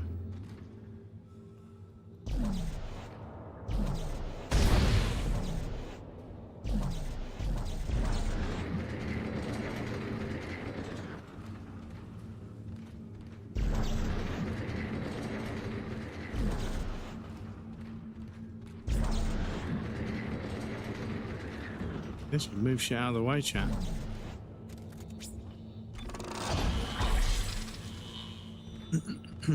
Should we go into war? Yeah, 70-year-olds out. 40 is quite low, though. Well, yeah, I don't know. Like, I feel like the thing is, regardless of like the consignment age or draft age, whatever you want to call it, so many young people just don't see a reason to fight for the UK, and a lot of the boomers are like really fucking shocked by that. It's like, I'm sorry, this country hasn't served their generation like at all, barely at all. There are some creature comforts of living in the UK, of course. It's a nice quality of life compared to some other parts of the world, but yeah, things have been getting steadily worse for most of my life. Like almost every part of this country has steadily got worse for most of my life. So giving me a gun and asking me to fight for it, I'm not going to lay down my life for this country. I'm sorry. Everyone's like, oh, you ungrateful generation, blah, blah, blah. I'm sorry. You guys got the best of it. The boomer generation got the best of this country. They've had the best of it. We're going to fucking just have what's left, and there isn't an awful lot left. So I'm sorry, but not many people are going to get confident and fucking, you know, excited about dying for their country when their country hasn't really done anything for them other than just not be a third world country. That's all it is. It's just not a third world country. But I wouldn't call it a first world country anymore. The quality of life and everything, it's not up there. Other parts of the world that have far less money in their economy have much better qualities of life, and that's the biggest red flag for a country. But yeah. I would never fight for Sweden either. Well, the thing is, I don't want to fight anybody, you know, because the amount of war films that have made a point of like saying, like, look, you know, look at these kids that, you know, they see each other and they realize, shit, you know what? Why are we fighting? Why are we shooting each other? You know? And somebody who was being interviewed summed it up perfectly. I can't remember which conflict it was. Somebody was being interviewed. They said, don't send your grandsons to finish a fight that your grandfather started. Because, yeah, that's what it is. You know, you're sending your children to fight your grandfather's war. That's what it is. It's just all these old-fashioned, outdated reasons for conflicts and stuff. And it's almost always resource. It's almost always oil. It's almost always oil. It's some kind of precious resource or oil, or both. And there's all this fucking posturing and bollocks they talk about in the fucking media about how, oh, they're doing it because of this, and oh, if we don't stop them, they're going to do this. And I'm sorry, it's bullshit. You know, they're like, yeah, it could do with a bit more damage, couldn't it? It's bullshit. It's almost always oil, or something adjacent to oil. You know, it'll be access to oil, or, you know, the ability to transport oil, or just fucking money. There'll just be fucking a lot of money, and one country will refuse to give it up, but the other country then decides to fucking start a war with them, because if they're not going to give it up, they're going to make them spend it. Because, yeah, that was the other thing that somebody pointed out, is that the super wealthy elite class, they don't need any more money, but they want to make sure that nobody else gets any money. So they'll lose money to stop other people becoming wealthy. And that's how bad they are. Because a lot of people still buy into this, they still buy into this idea that if you just work really hard, you can make your family rich over generations. But there are so many families of people that have been working hard that are still in the working class. And you just can't work yourself out of the class you're in anymore. You can't work yourself up. You know?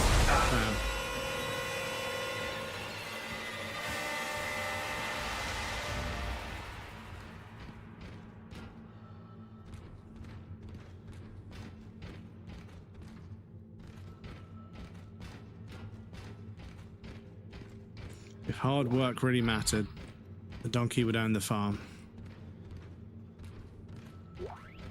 That's what they say. If hard work always led to wealth, every woman in Africa would be a millionaire. Let's put it that way.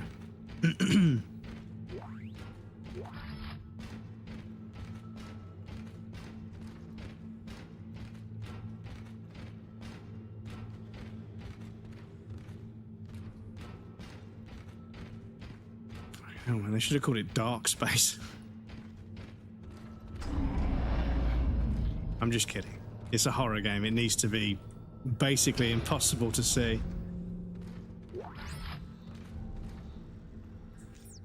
Line racks schematic, okay.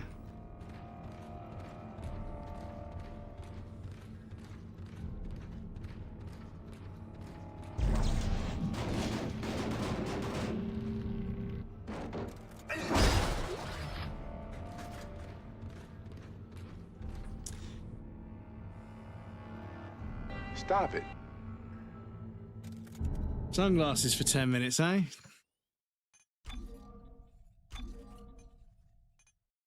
Oh, I can't change the fucking brightness. Stop it.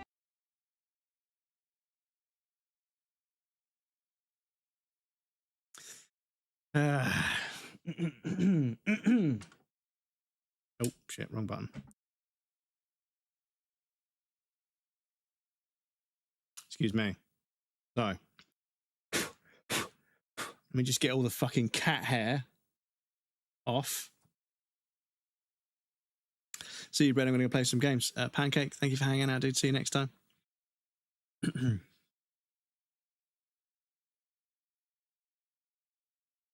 Glad they fight the Danes like Ukraine, the Donbas region, the oil gas fields is out, and to control the new pipeline. Yeah, exactly. It's pipelines and transport lines and factories and stuff. It's just fucked. Yeah, it's always fucking oil. It's always fucking oil.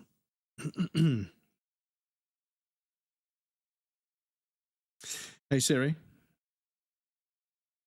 start a timer for 10 minutes, please. Starting now.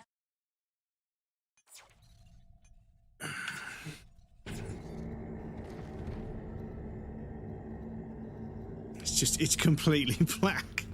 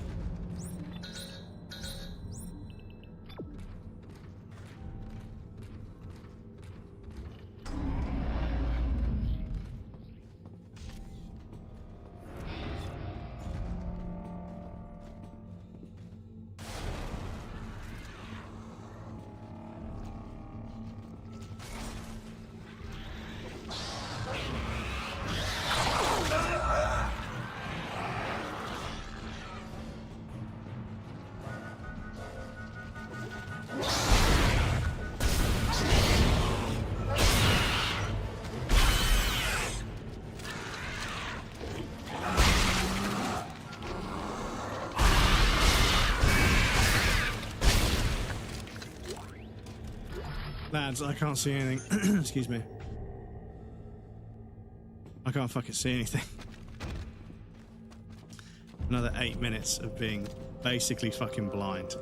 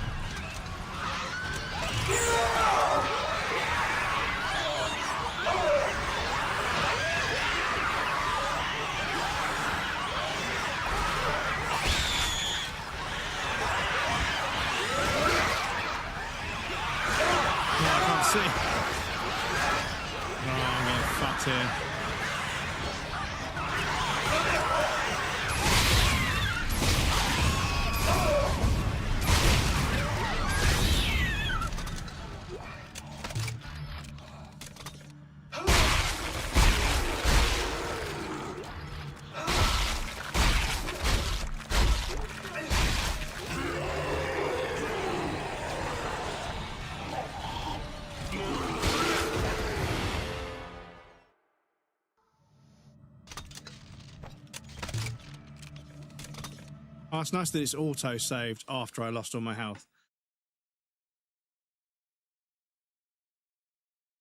Really nice that it's auto-saved after losing a bunch of health, yeah. All the fucking health packs I've left behind because I didn't have the fucking space. Am I muted? No, I should be right.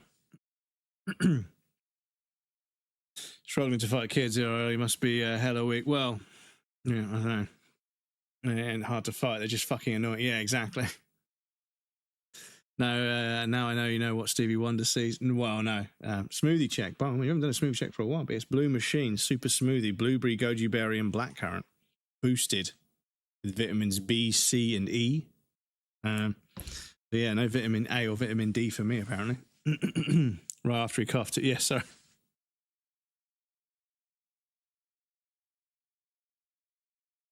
Excuse me.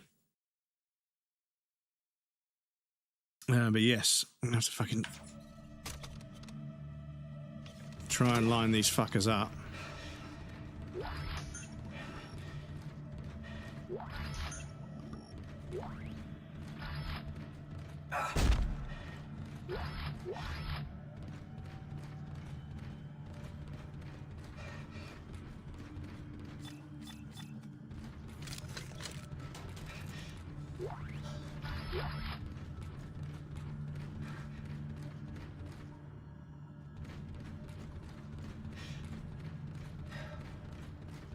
You know what? I could set up a fucking thing, so when I start a 10-minute timer for sunglasses, it also darkens the screen so you guys see what I see for immersion. But it would probably it would lessen the experience, I think. But yeah, I could just add a color correction and darken the screen so you guys see what I see. So you guys are just as blind as me.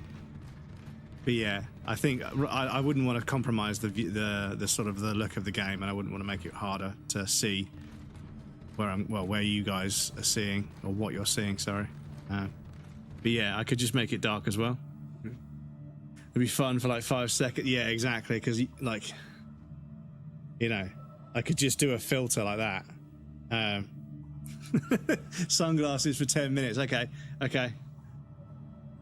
How am I going to fucking make this stick?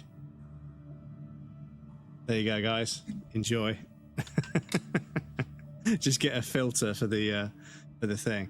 But yeah, there are a bunch of filters on the camera that I don't use, that I'd like to use more. But yeah.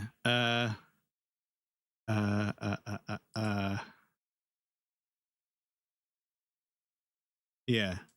There's a few. Oh yeah, there's a few on the actual camera itself, I think.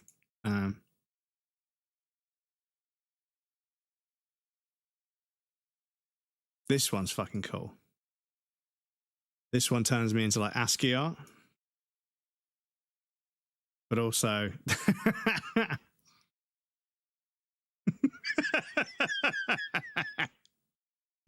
oh, I'm such a fucking child. Excuse me.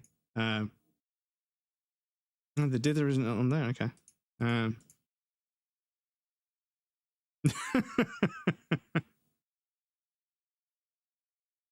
Even filter out the yes. Well, yeah. Because this is the only thing that's showing. If I was to turn off the green screen and then do that, it would be the matrix, right? But obviously, with the chroma key acting first, it removes the background and then it takes what's left, the cutout of me, and then obviously it makes it transparent in between the letters, which is really cool. Oh,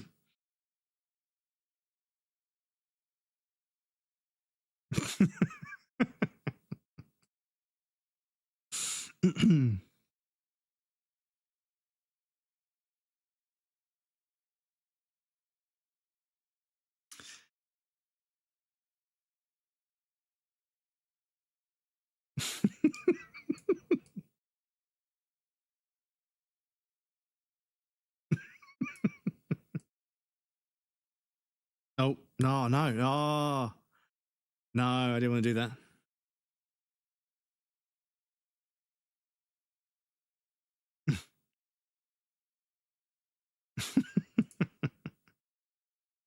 But yes, there's a bunch of stuff on there that I'm currently not using, which is silly, really. because you guys could have fun with that sort of stuff. So yeah, I'll make a clip there. Future breadcrumbs. Create some redeems to do the webcam effects. Commander, welcome in. We got a Commander raid. How's it going, dude? Thank you so much for the stream. Thank you so much for the raid. I appreciate that. We've got Sembar Flay, welcome in. Finley Short Stuff and Fishes. I think I saw Fishes a second ago. Maybe I'm seeing things. Welcome in. How's it going? How was stream? What were you playing today? What was on the old agenda? Welcome in, Raiders. For those of you that haven't met me, my name is Breadcrumbs. I'm a variety game streamer from the south coast of the UK. I don't usually wear sunglasses. My community redeems it when I'm in a dark place in a game so I can't see, because they're hilarious. But yes, welcome in, Raiders. How's it going? Don't panic, sip and enjoy the raid. I'll try to. Is it okay if we do a shout out for you with a clip, or would you prefer a non-clip shout out? I don't mind either way, whichever one you prefer. More testing of things. Forza Horizon 5, Forza Horizon 6, Tetris Effect, and finished with a round of Battlefield 2. Battlefield 2! I've been playing Battlefield 6, and it's a bit of a mess.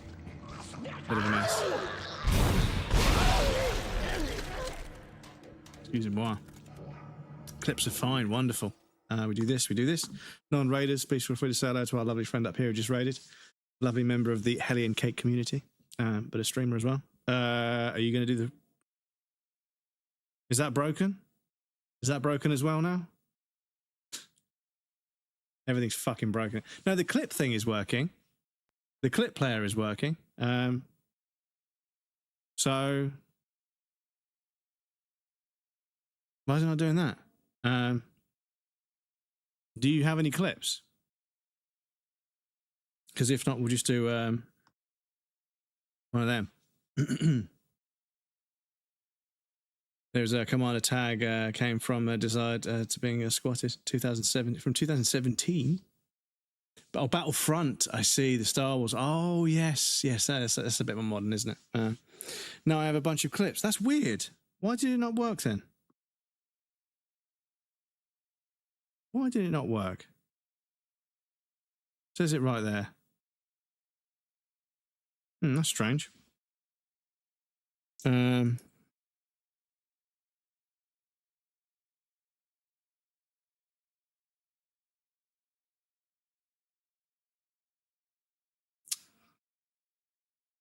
Shout-outs are broken. Future breadcrumbs, double check why shout-outs don't work. I'll make a clip there. Yeah, strange. No, it's not necessarily an inactive account, so I had to keep close in case it gets freed up. Yeah, see, I wanted to have just breadcrumbs 85, and I think the profile still exists. There is a breadcrumbs already. I wanted just breadcrumbs on Twitch. Excuse me. And I think the account still exists. I think somebody, so there's somebody that just has breadcrumbs. Not me absolutely dominating all of the clips because I make so many. Excuse me. But yeah, maybe, I don't see it here at the moment, but yeah. Hang on. Head crumbs. Show all channels. Oh, maybe it was this. But yeah, I think bread crumbles. I think somebody just has breadcrumbs with no number. But because of that, I can't. Fuck me. There's a lot of people called breadcrumbs. There were never this many before. Stinky breadcrumbs. Excuse me. Mr. Breadcrumbs, legal breadcrumb. Fuck me. There's a lot more people than I thought. There used to be about 7 people, but now there's like 700. But yeah, the account hasn't been active for a long, long time. So I was hoping at some point I could request it and get it. One way would be to get partner and then request it, but that ain't gonna fucking happen. So I've just got to wait for it to become available. But the annoying thing is, I think somebody created an account and then just doesn't come to Twitch anymore. But yeah, future breadcrumbs. Double check if you could have just breadcrumbs. See if you can claim it now, because they may have deleted the account. Anyway, excuse me. breadcrumbs 85. I found them. Look above. Oh, okay. Oh, yeah. If you just go that and just do that Twitch breadcrumbs, yeah. There's this account still here. Yeah. Oh, it's with a capital C. Okay. Yeah, this is the thing. This is the thing. I don't know if I don't know if I can check when they were last active. But yeah. Hi, can I have your username? Hi there, can I have your username, please? I mean, I can just fetch a clip of one. There is one. No, the thing is, I want to know why. I want to know why the player isn't working. Because if I was to grab a clip, excuse me, gang, we will play the game in a second. If I was to grab a clip and try and just do like play, I think if I just exclamation point play.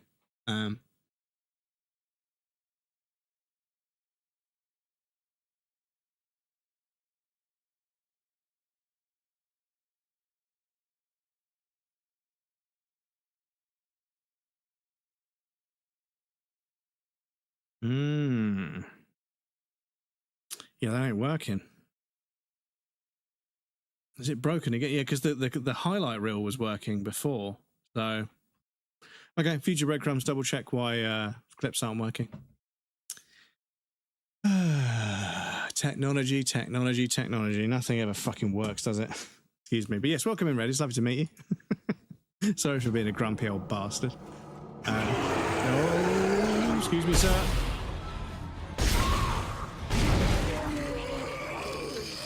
Excuse me. Stumpy stomp. Give me your money. Right, I'm just going to run around and kite them all. Oh, I keep forgetting there's no dodge in this game.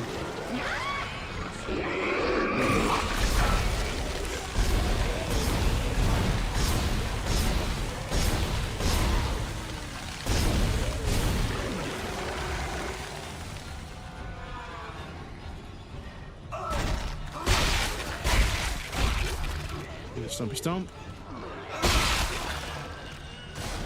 Stumpy stomp. Nope. I need to reload.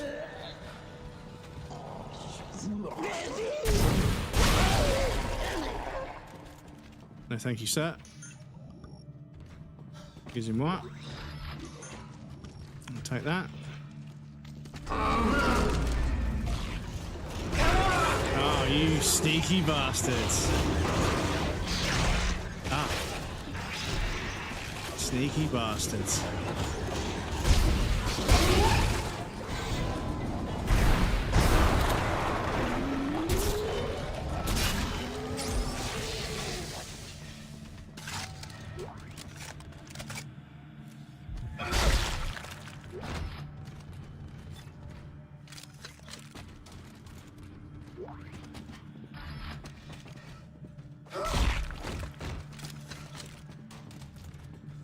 Spawned an enemy behind me as well as in front of me.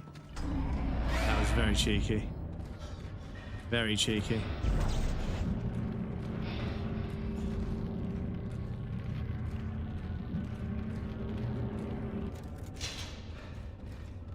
$560 more hours, and then you have streamed 5,000 hours. Really? 5,000 hours? You know what? They say it takes 1,000 hours to master something, so... What does that tell you? What does that tell you about the black hole of time and money that is streaming? Hello, Baba.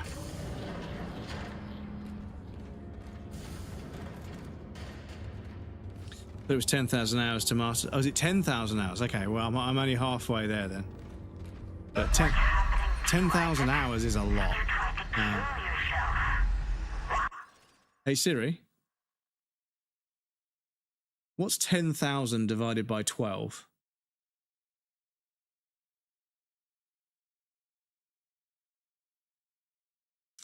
What's 834 divided by 365?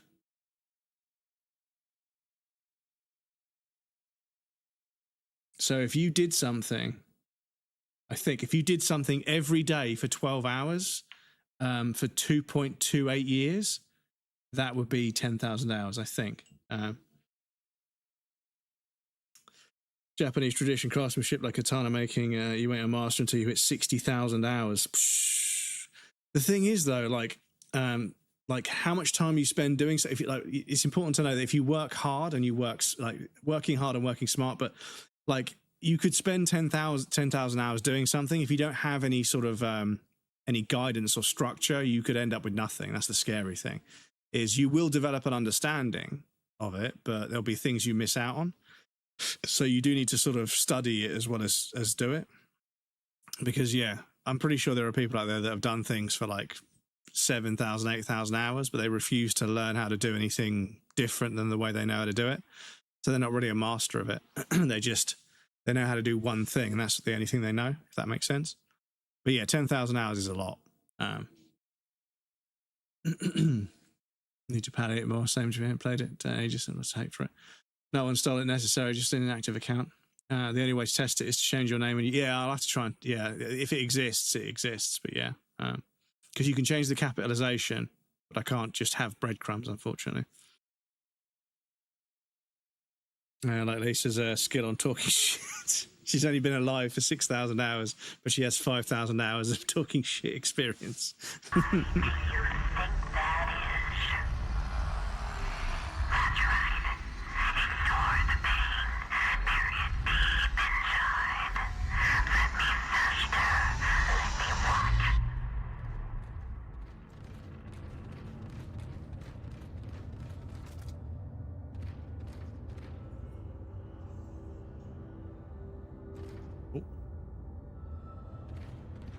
He's got his eye on the ball. He's got his hand on the ball. Did an old man noise when I went up from the chair before I took out a sexy idea. She get the stroller grandpa. But that's the thing, right? Everybody has a certain age where once you get to that age, when you stand up, you can't help but make a noise. Like, you have to make a noise. You're like, ugh. You realize you haven't stood up with making a noise without making a noise since, like, 2016. Somehow I beat Leon's campaign in 5 hours and 52 minutes, but Resident Evil 1 took me 55.3 hours. Oh, fucking hell.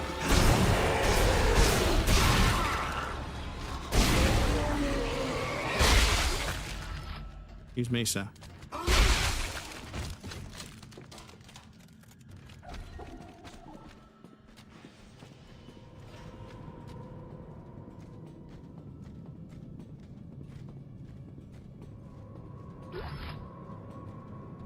Then again, Resident Evil 1 is a superior game in many, many ways. Damn. This game's level design, considering how old this game is, the level design has been very, very impressive. I would argue that this is holding up against modern games. This was, what, 2008 or something? This was fucking 20 years ago, at least 20 years ago, and this level design is holding up against some modern games. And I think that's pretty fucking impressive. What's not impressive is, unfortunately, we do have another ad break coming up, so I need to pop you guys over on the BRB screen. There'll be a raffle and some clips for you guys that want to hang out, but please feel free to get up, move around, grab a drink or snack. You won't miss anything. I'm going to take a break as well. It's good to move around. I'm going to do a quick stretch because I've been live for 5 hours. Yeah, 5 hours. Because we had fucking problems at the beginning of stream. But yes, I'll be right back and then we'll carry on. But yeah, I've been very impressed with the level design. The lighting, maybe it's because HDR has sort of, spoiled me for the last few years, but going back to this, the lighting feels a little bit plain. But I suppose there isn't as much dynamic lighting and there isn't as much HDR to make it really, so I think maybe that's holding it back a little bit. The audio design has been a little bit weak, I must admit. Like, it gets loud and quiet, but I think the overall kind of quality and the bass and the atmosphere, the audio could be a little bit better. But I think other than that, this game holds up incredibly well. It's remarkable how well this plays and looks, considering how old it is. So yeah, I think back in the day, this must have been just as good as people told me it was. It's really, really good. Just realised I can see the results thing. Turns out I actually did Leon's campaign in 4 hours and 51 minutes. Actually means probably ended up in the pause menu for around an hour. Yeah, I can't remember what my time was. I think we did 100%. I think we won 100% in Resident Evil 2. No, not 100%. We did all of the. No, actually, I remember doing all the scenarios on different modes. Maybe we did 100% Resident Evil 2. I can't remember if we platinumed it. Anyway, I'll be right back and then we'll carry on.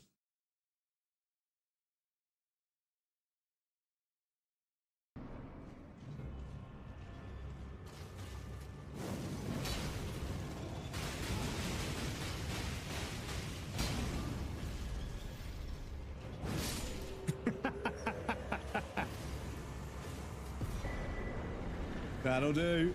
That'll do.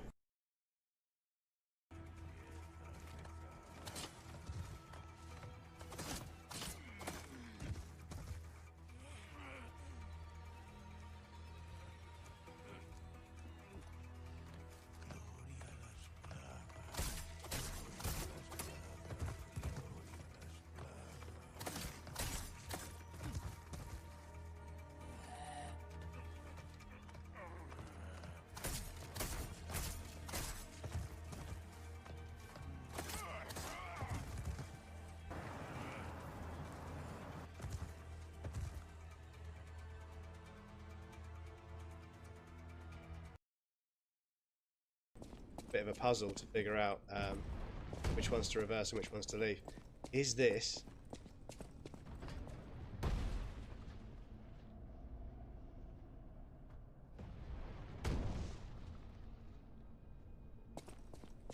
no.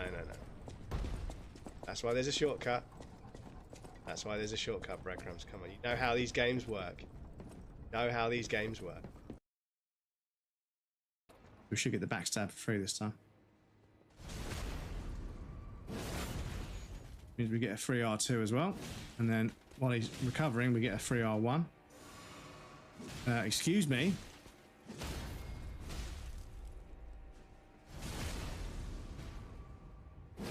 Excuse me.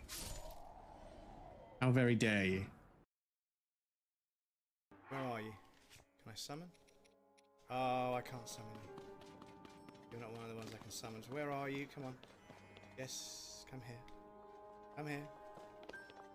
Oh, no, don't fucking...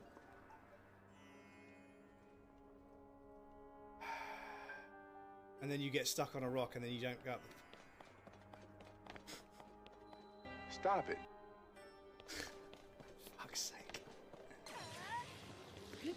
All I need to do is just push a button and... Fuck's sake. Though, where to? Remember? Neither Katya nor Crest have ever met them. Women are temporary. Radio is forever. Doing just fine even without them. It's like a middle Radios before hoes, am I right? Stop it. People like I can't believe they had it worse. Fucking hell. Without his lies, nonsense, and Oh, human fucking hell. sacrifices. Excuse me.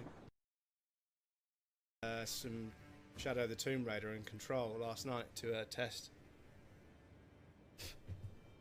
All right, mate. To test the chest. I know. I'm going to go with the chest. What do we get in the chest? Is it a Lionel-themed reward? What do we get? It's Majora's! Oh, shit! Let's go! Wearing it makes it harder for certain enemies to spot you. It's rather rare to find. Oh, dude, this is where Majora's is hidden. Look at this. Look at this. It's Majora's. Let's go.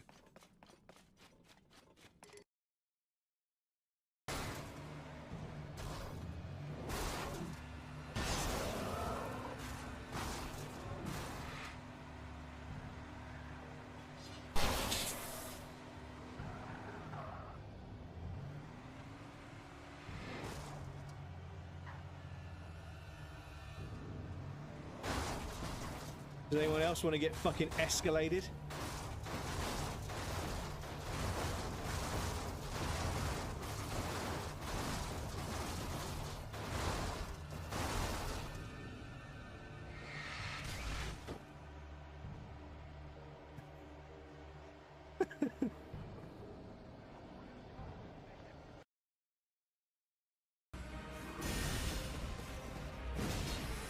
Ah, I forgot Ronar's resolve. Oh.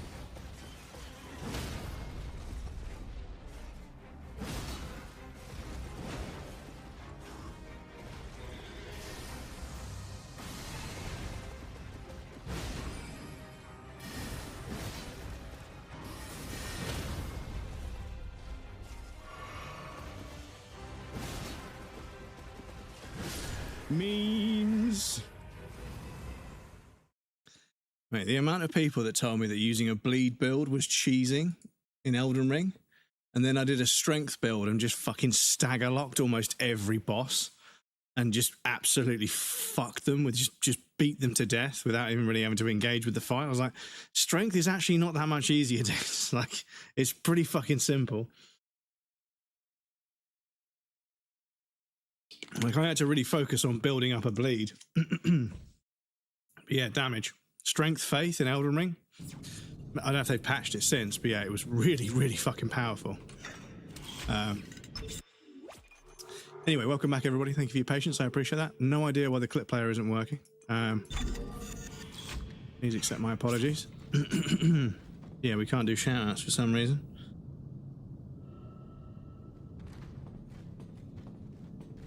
Yeah, apologies.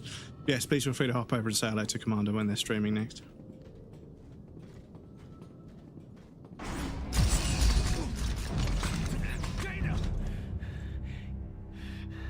You're a unitologist. Of course you are. Why did I trust you? Well, you didn't have a choice, Isaac. I told you there was a cure and you came running. Why are you doing this? Why can't everyone just leave me alone, huh? You're a dangerous secret, Isaac. EarthGov won't leave you alone because they're afraid you'll destroy their marker.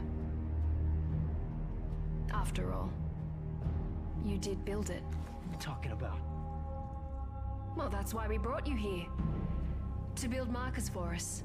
To spread glorious convergence to the entire galaxy. You people are unbelievable! Just give me the fucking cure and let me go. There is no cure. We don't want to cure you, Isaac. We need that precious little head of yours just the way it is.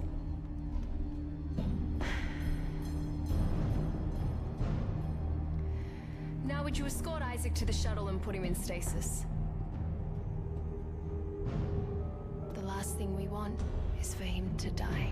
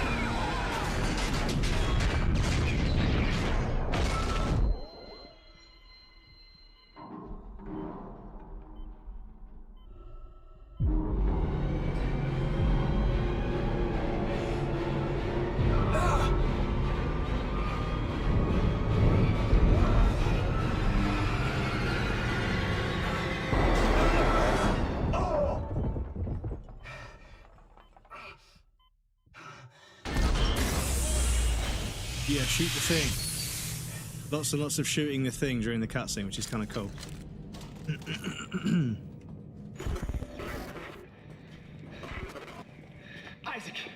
Isaac, are you there? Can you hear me? What do you want, Strauss? Look, it's over. All my plans just blew out the window. No, it's not over. At least not yet. Isaac, we build it. We can tear it down. What, you mean the marker? Do you know where the marker is, Strauss? It's in the government sector. But we have to move now. Now. Because time is running out for me and for us. Strauss, where you going? Shit. Literally out the window into the vacuum of space, yeah.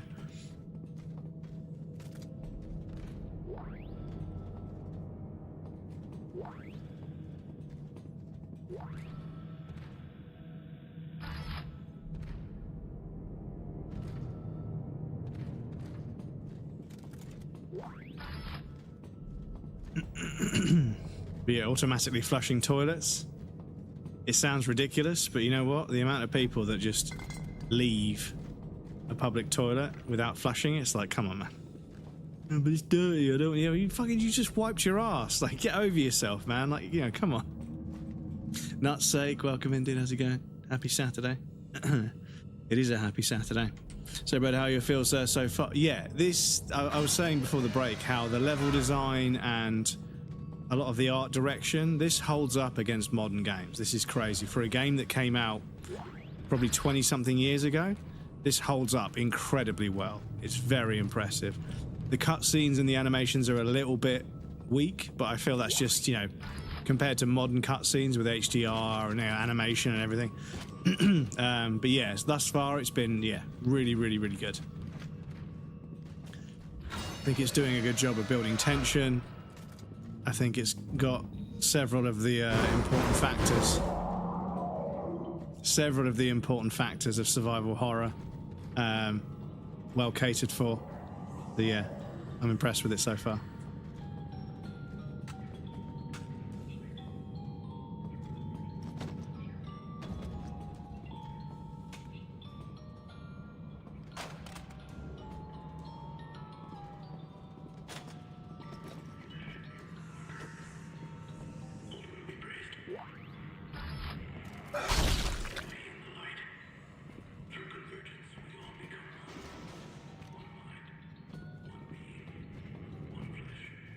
But yeah, the corpse sitting in front of the TV and the wife in bed, yeah. It's a little bit on the nose with it sometimes, but...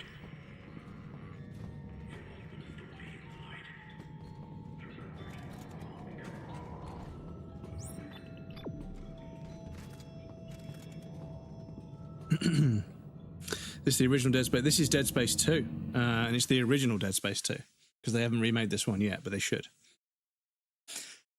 Diana, that traitorous piece of shit. How's Isaac holding his breath for so long before the helmet came up? And better yet, the dude outside's still alive. His rig was blue still, despite being exposed to the vacuum of space without a suit. Interesting detail. Interesting detail. Gotta love the interactive cutscenes and live action cutscenes, because when you can do stuff in a recurrent demonstration, you can throw dynamite in the building, walk in and get the cutscene, the shopkeeper taken to us, and the shopkeeper goes, but yeah, there was one in Cyberpunk where somebody shot there's somebody who's being held hostage, and somebody shot them with explosive rounds, and the cutscene plays out, but the guy's got a giant dip in his head, and his eyeballs are just sat there. There's this giant hole in the guy's head, not all the way through, but like the front's been scooped out. Revolting indeed. People who don't wash their hands after, yeah, exactly. There are people that don't wash. They won't touch the toilet, and then they won't wash their hands. It's fucking pathetic. Like I've started literally. I know this sounds a bit petty, but like when somebody walks out of a cubicle and they start walking for the door, I'm like, "You forgot to wash your hands, mate." And they're like, "I'm like, go on, wash your fucking hands." And they're like, "You fucking adult, a grown." Like when I see a kid do it, I'm like, "Yeah, they're a kid. You know, their parents should have raised them better." But yeah, I see grown adults like fucking walking out of a cubicle and then just leaving. I'm like, you're fucking disgusting. And the annoying thing is I'm washing my hands and I watch them go and touch the door handle when they leave and they haven't washed their hands. I'm like, buddy, fuck you. Fuck you, buddy. Come on now. We all need to grow up and wash our hands. Come on. Just hate the doors because I know some men will just use the urinal and then sprinkle their hands a little bit of water. And yeah, hate that you can't play multiplayer. Really had something special in the multi back in the day. And the campaign is always solid worth replay too. Yeah. The original release, of course, it's a bit battered. I've been doing cock and ball torture all day. Let's take in not the cock and ball yet. I can't remember. I think it was Reliever who found that on the fucking on 7 TV. Some CBT. I've cognitive behavior therapy. I hope it's going well for you because I always carry hand sanitizer. Yeah, I have a sanitizer in my rucksack. Compulsory basic training for riding motorbikes. I see. Damn acronyms. Yeah. The good old cock and ball torture.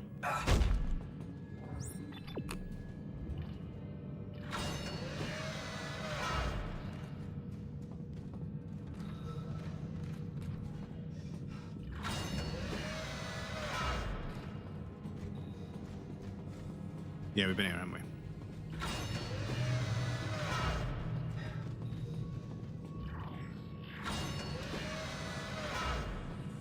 A map would be really nice, because I do sometimes feel that I'm missing sections.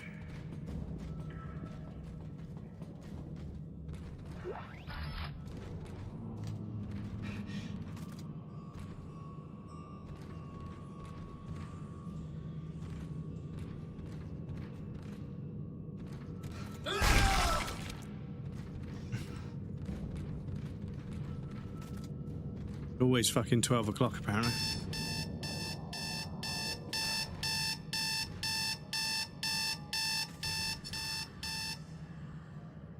Oh, I thought he was going to wake up. Oh, okay. Okay.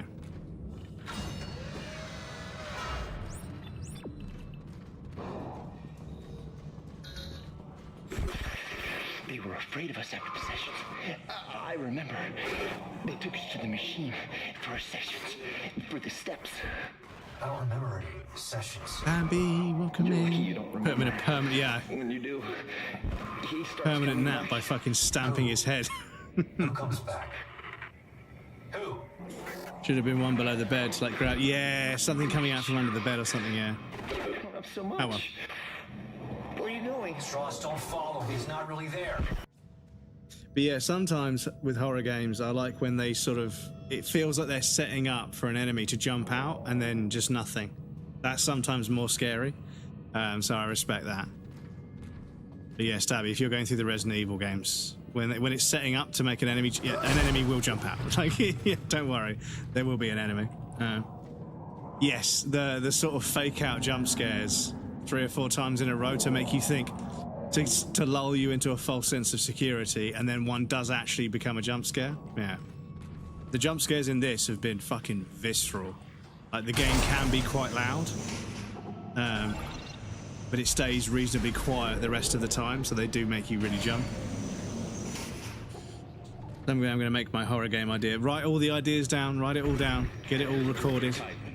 All surviving squads are ordered to fall back. Repeat, fall back in the sector. Operation Endgame. How you doing, Bambi? It's good to see you. Have you played Soma? Yes, I've played Soma. And I think I might have also played Observer.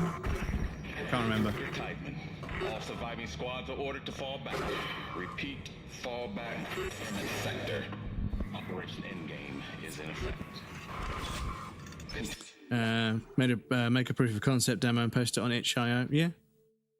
Even some of the RNG sneaks of the Necros can get you just to turn around and hello, brawls. Yeah. Like, you know, this one has been pretty good at deploying an enemy behind me at very apposite moments, and making me suddenly be like, oh shit, I need to be in combat. Oh shit, I need to be in combat. You know, and that's classic survival horror. Is you're sort of looking around, looting and trying to find stuff and resources, and then suddenly it's time to fight an enemy, but you just didn't even know they were there. However, I feel as if it has reused this a few areas a couple of times. It might actually be that we're just backtracking a lot, which is good because it allows us to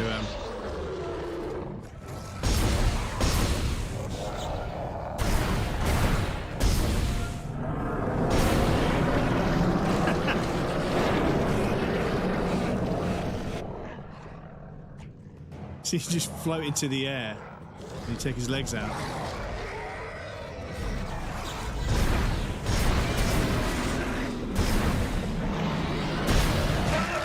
fuck. See, exactly that.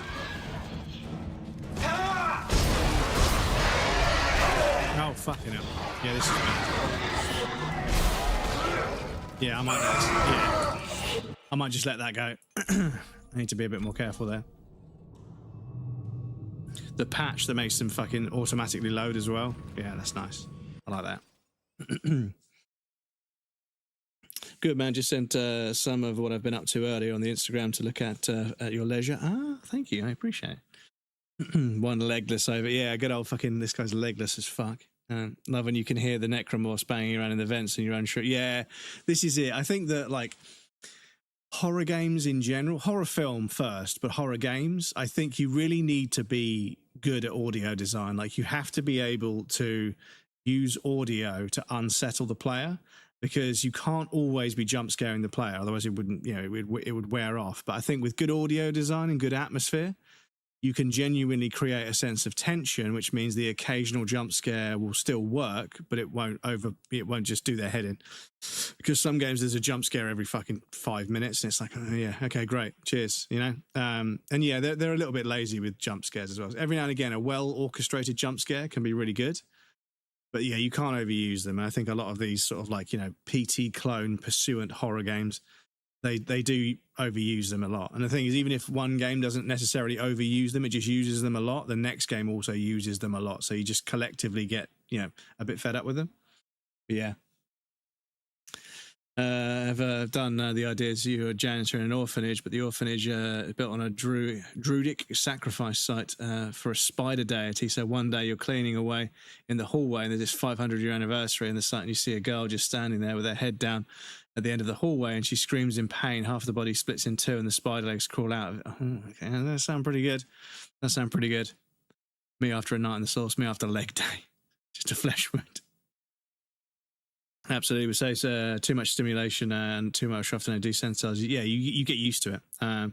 Would say walk it off, but you know, yeah, no longer builds. But yeah, this is it. You need to, like, in the same with like action games, you need to build the action, and then you need to, yeah, it needs to sort of build and then, yeah, build and subside. It needs to come in waves, and because if you just have all action all the time, it's too much. And like your baseline gets altered, and it feels normal even when it's, you know. And you know what, The Witcher 3, like this, the quests are so compelling, and the writing and the way the quests unravel is really compelling. But there's just so much of it that is just of such a high level of quality. You begin to treat all of these really interesting quests like just normal quests, and it all becomes quite normalized. Like, I feel like they could have thrown in a couple of, like, you know, they could have sort of like maybe done less quests and do a few that were slightly less strong. But it's just, yeah, it's crazy. CDPR just gives you a giant chunk of really good game to work through. And obviously Cyberpunk had a bad start, but since then it's been fixed. And almost everyone that plays Cyberpunk is like, holy shit, man, that's such a good game. Like, yeah, the fucking story, the writing, the characters, it's all so fucking good. CDPR absolutely nail that stuff. But yeah, The Witcher 3, there's so much of it that's of such good quality that you just get used to it, and it's just, it starts to feel the same. Then you play another game, you're like, damn, this quest is thin as fuck.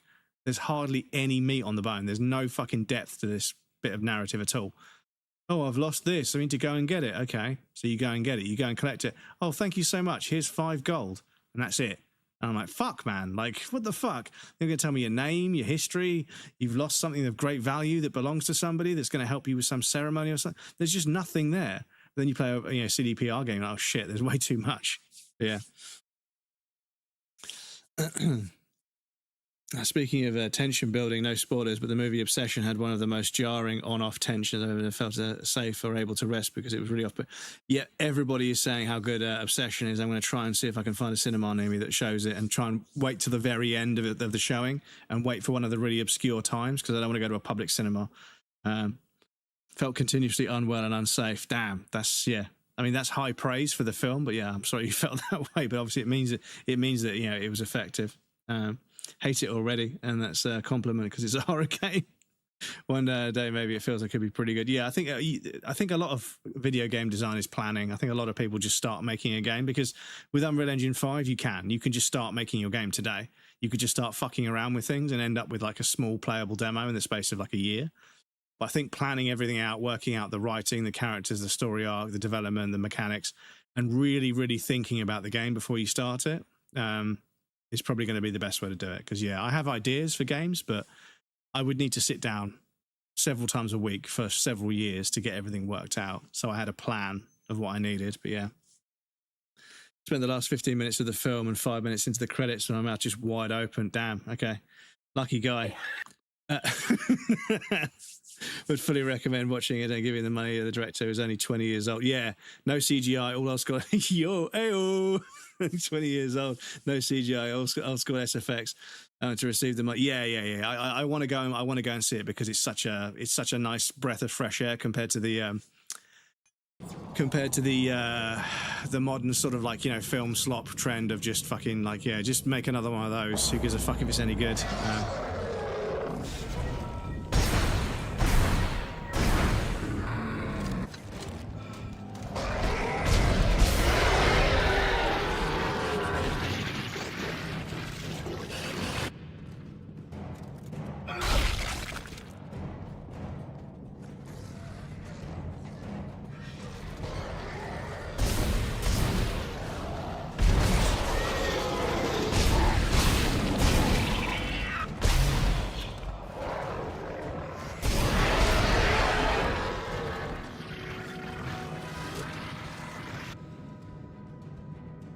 Anyone else? I should call him.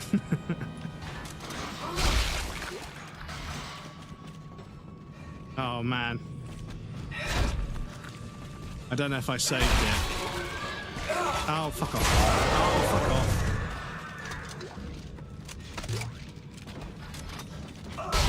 Fuck off. I don't know if I saved it. But I'll send it. Oh, let me see if did I save it?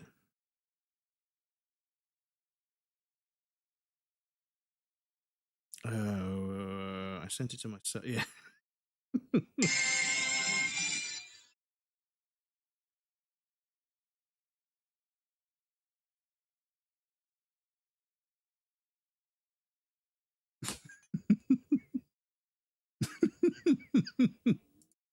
I almost sent it to a friend, but I don't know if I know them well enough. I don't know if I know them well enough, but hang on. Come on, internet.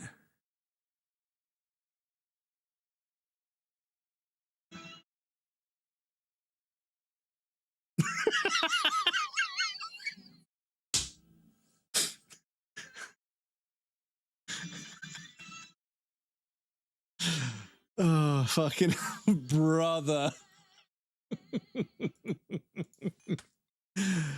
So you can see why I didn't send it. You can see why I didn't send it to the person. I'm not sure I know them that well. I should call. Yeah, this is it. I should call him. Yeah, I should call her. I remember that fucking meme. This horror movie. It's called My Life. Honestly, I wouldn't be upset with a Dead Space movie yet. Yeah, I think you could adapt a lot of this atmosphere to oh, excuse me.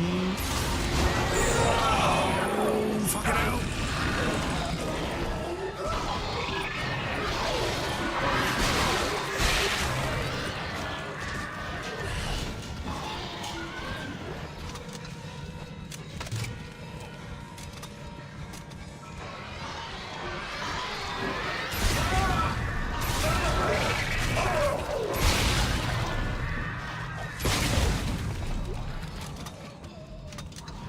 Okay, I made another fucking massive pig's ear of that.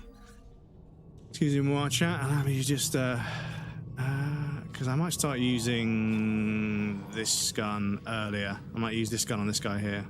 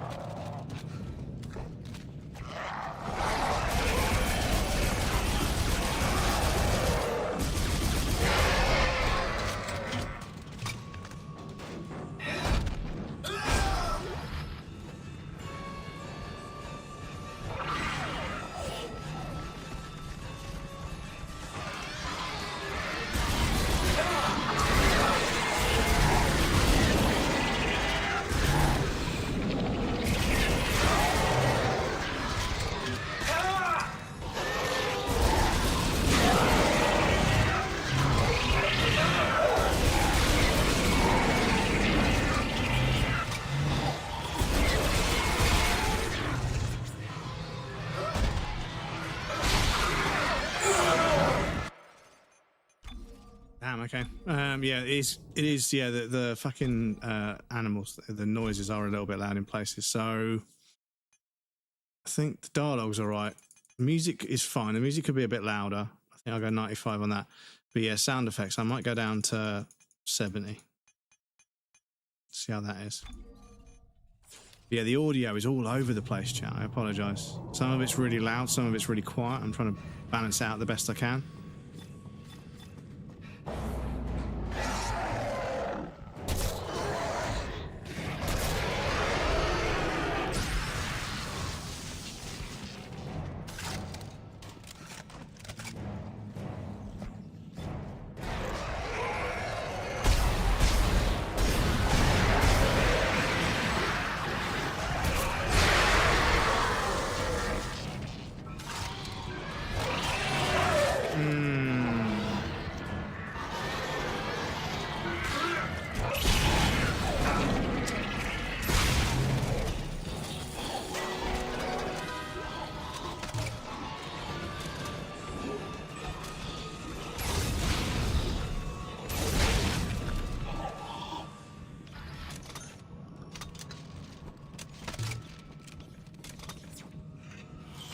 Right, there might be some more. I just want to get a save down. Because that wasn't too bad, and I did get a health kit so I could heal back up to green again.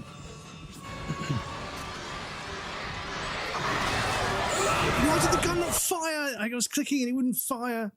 Fuck's sake. I'm fucking not the big bird cloaca.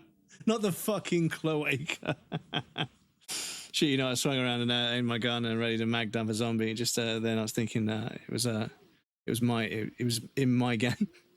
Lisa was watching old DuckTales in Swedish and forgot how weird the dubbing was, and randomly Scrooge yells when scared, thieves, politicians, and later you're gonna get rotten cock. What? That's in the dub. Fucking hell. To be fair, I have 7TV's compressor on, so the sounds are kind of the same either way. Yeah, I keep thinking about setting up a compressor for game audio, so it's always...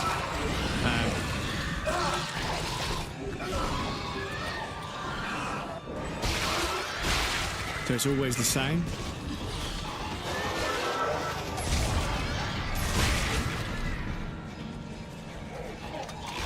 Oh my god, enough game.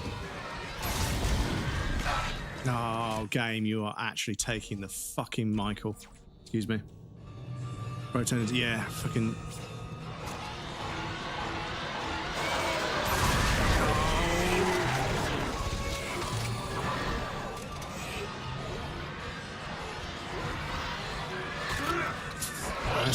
It's because they keep jumping.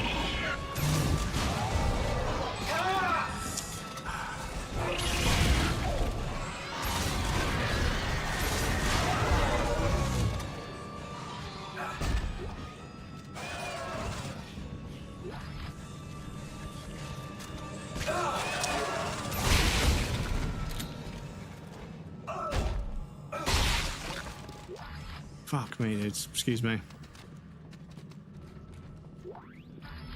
It was a little bit over the top. No health packs, yeah? Of course not. Of course not.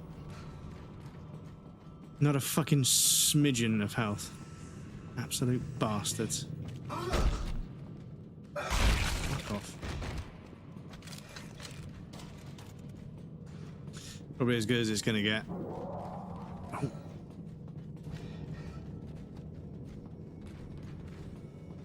Anyway, excuse me, memes.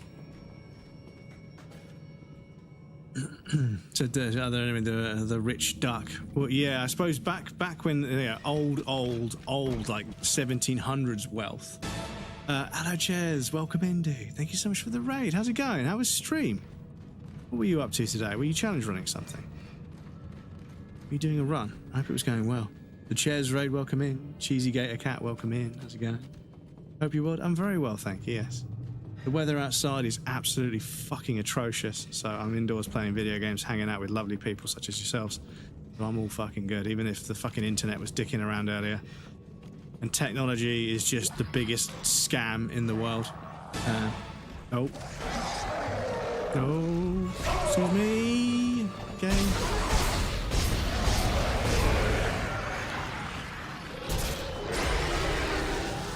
Excuse me. Cheesy Get a Cat, thank you for the follow. I appreciate that, dude.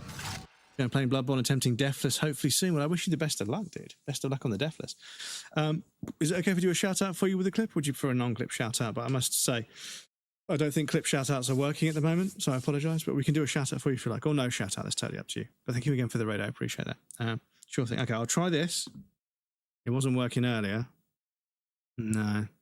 See, the thing is, I do my shout outs and my clip reel, highlight reel, randomized clip player through the same website, and that's working.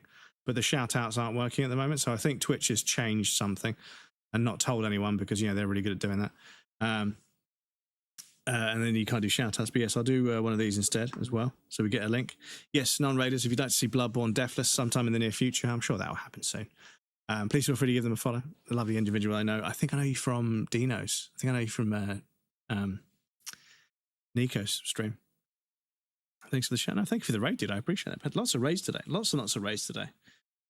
We had a raid from Commander, from Alachers. We had a raid earlier in the day from someone else also. Clipped Alachers at least 10 times tonight, it seems. I see. Was it a good stream?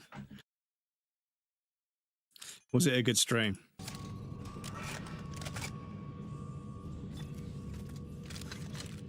Because every now and again, the game isn't the best. But you get dozens of clips, so you're still getting content. So it's like, okay, cool. You know? Had fun, mostly, I see. We had fun, and by we, I mean chat had fun while I suffered. Most challenge runners. So, like, yeah, chat had a great time. I'm gonna fucking I'm never playing that video game again. Chat was absolutely loving it, but I was having the worst time. I think that's why they were loving it. Oh.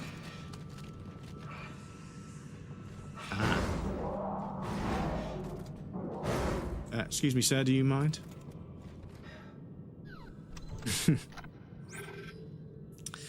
Line racks we can now manufacture. Detonator we can manufacture, I suppose.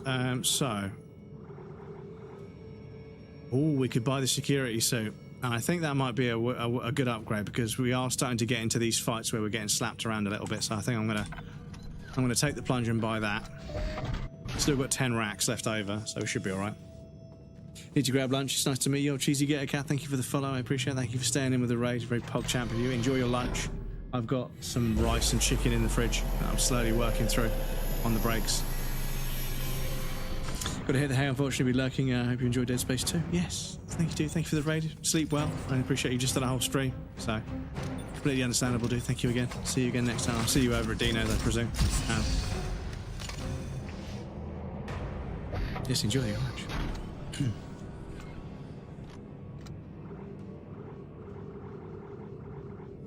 Oh, detonator.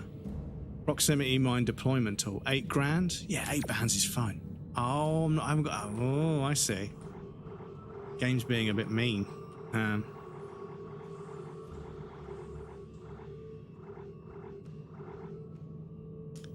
I've put that in storage now. Okay, cool. Fair enough. Oh, I can go back to it later. Ah, okay, fair enough. Fair enough.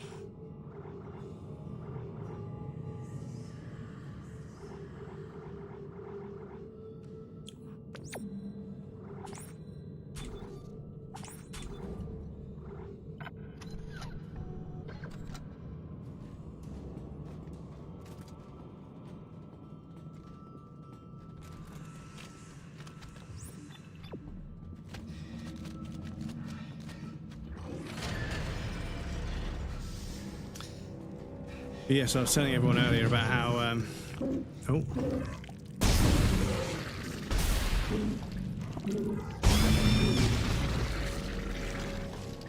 about how I have Bloodborne working on the emulator at 1440p and 60 FPS, so I want to do a decent play, a decent fight with every single boss, so I can just keep retrying the fight with the save states until I get a good run, where I've got something that's actually worth showing people to chuck on my YouTube. But ultimately, it is just an excuse to play Bloodborne for like the 10th time.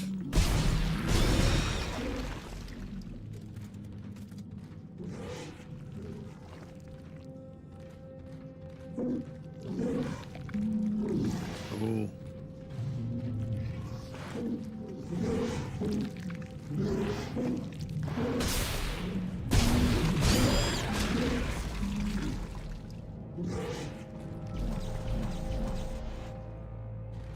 Yeah, physics object. Oh, excuse me, sir. That set them off.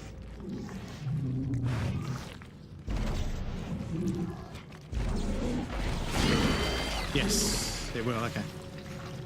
That's what I thought. Shit, am I gonna have to waste a bunch of ammo? Oh, what you get, bozo?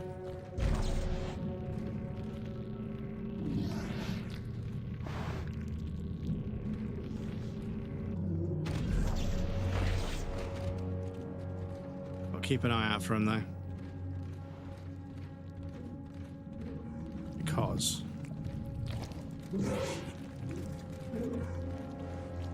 they do be a little bit sneaky. You're still alive.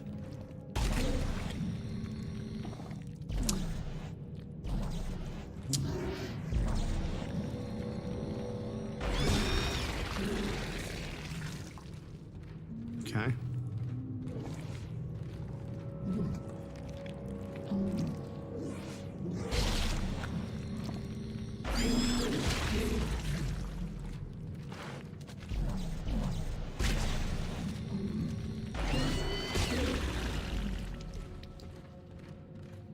Okay.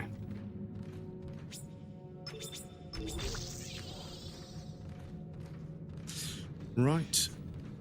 Let me, I'll go and grab the stuff here.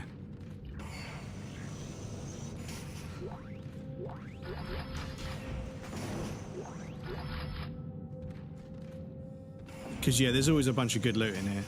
The loot you get is usually worth more than the 10,000 you spend on the tap. Well, maybe it is, maybe it isn't. I need to double check, actually. I'll do a save there.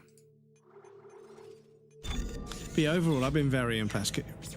Considering the age of the game, it plays incredibly well.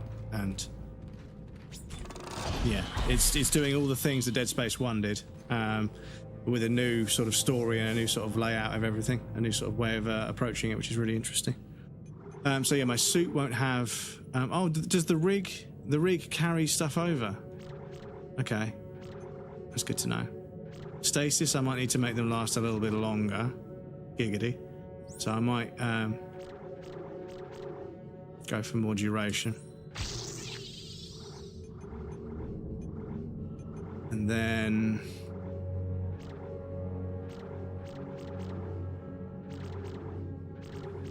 let's go for more HP. Go for a little bit more HP.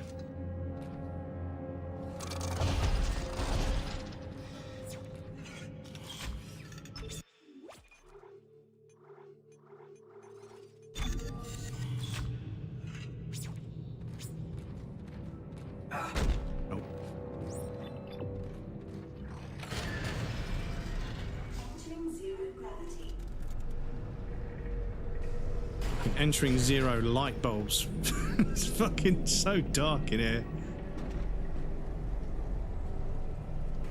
Oh. Say levations. Leviations?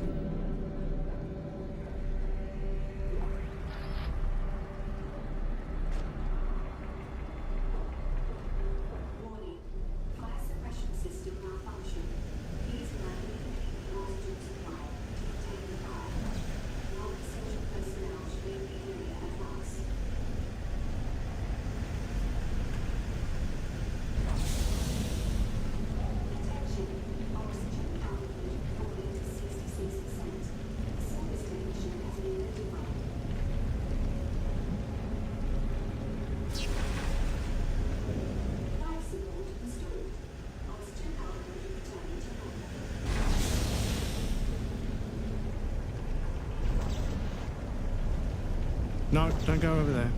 No! Just take it out and put it... Brother, what are you... what are you doing? Just put it down.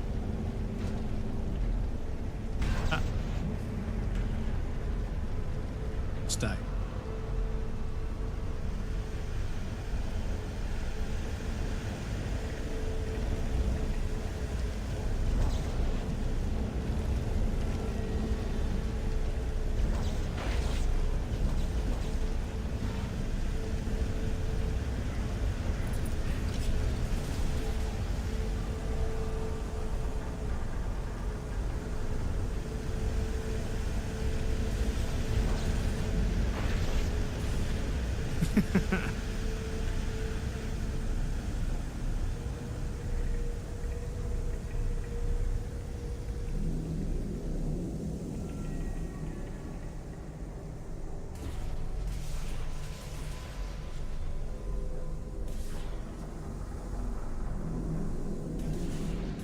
Rondini. Because every now and again I like to make like some merch that's like referring to like the brand in a game, because you get those kind of like really sort of, you get those sort of like, you know, businesses from a universe kind of t-shirt type thing.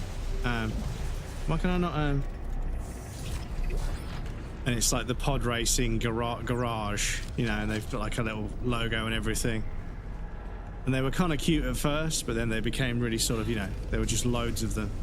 Every now and again when I'm playing a game, if there's like a brand of like cigarettes or something, I'll chuck it on a t-shirt.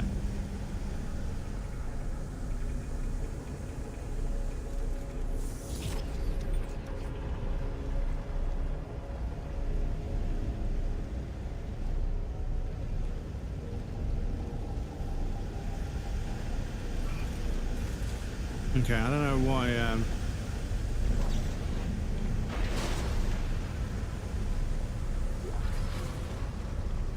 supposed to do something with this battery, or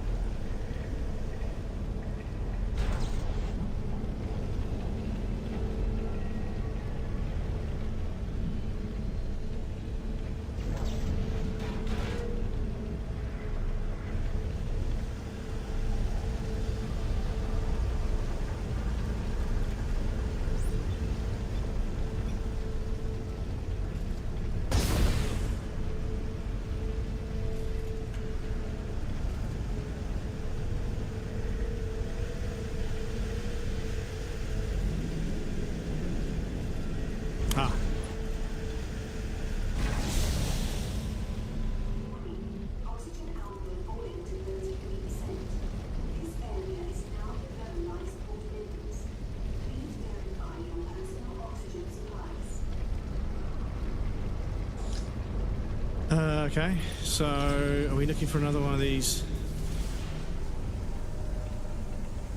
oxygen things?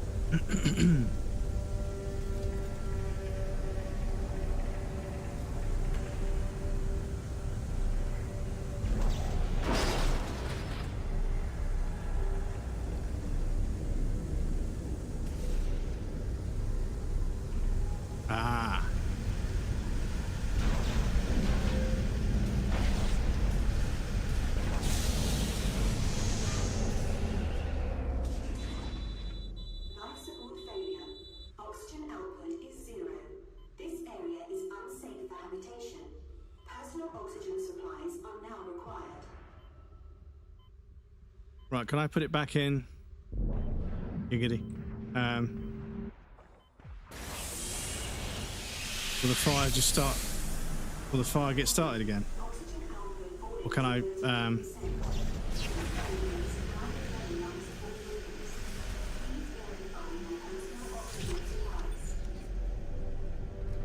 Okay, cool. So yeah, I don't need to waste my oxygen. I have to worry about oxygen running out because I can do this. Fine. Oh.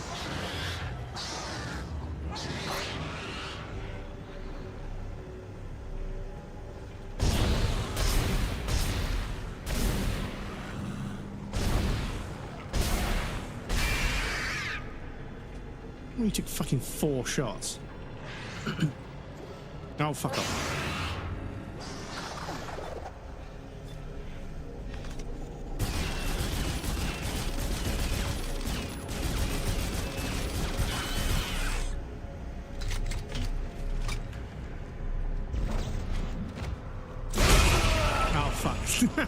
Excuse me. I was gonna say, can I not stomp the fucker? Get some stuff.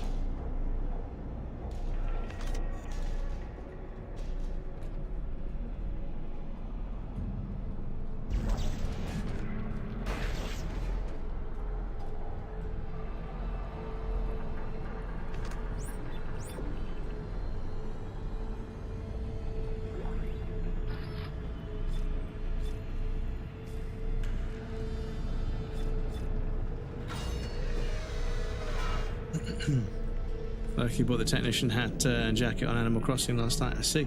I found the branding to be quite comically cute. Yeah, like I say, like every now and again you'll get like some branding in a game that's like, you know, actually pretty good branding.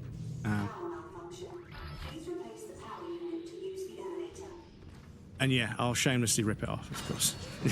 If I can rip something out of a game and put it on a t-shirt, then I will.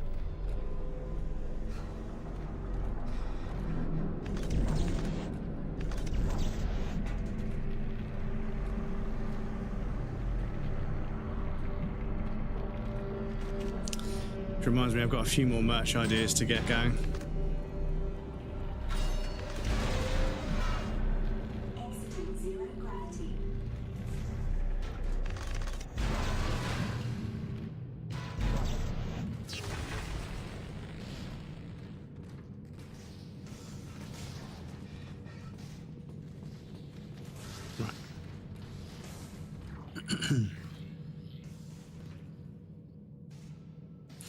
All of these lifts and vents. Oh fuck. Oh, I was not ready for that, was I? I let go of the keyboard. Which you shouldn't do.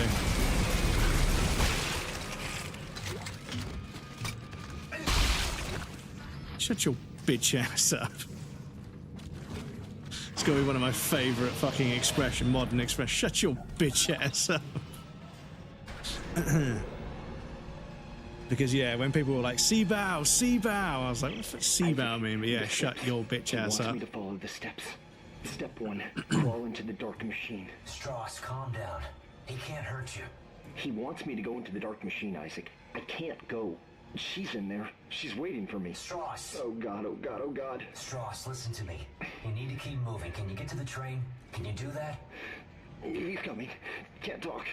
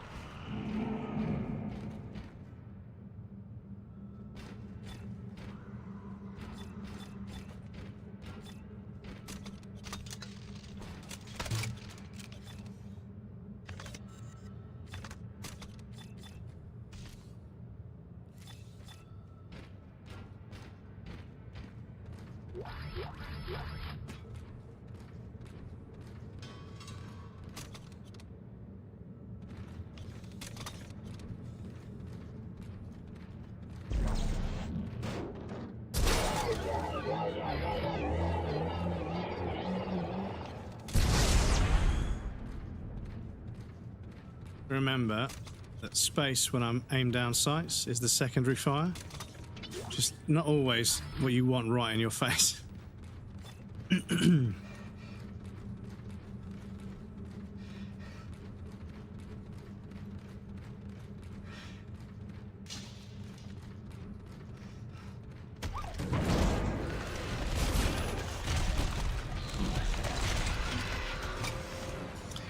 And make them come to me.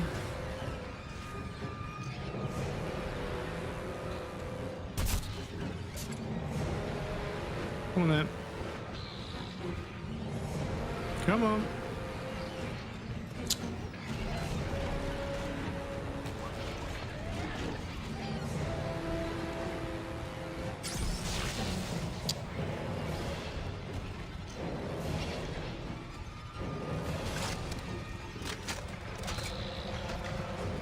The fuck have you guys run away to?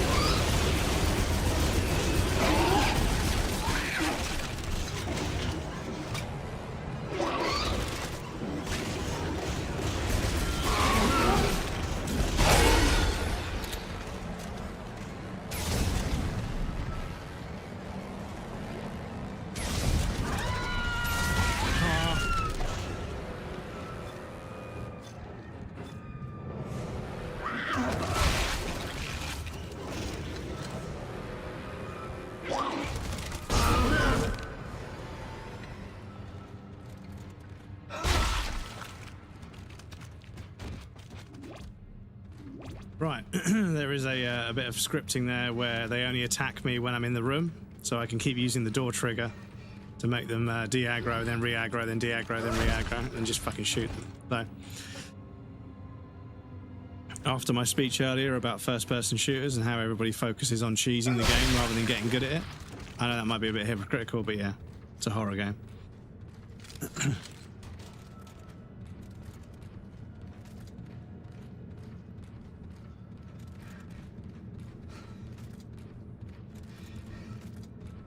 The enemies will 100% use every trick in the book to get me, so I use every trick in the book to get them. I think that's fair.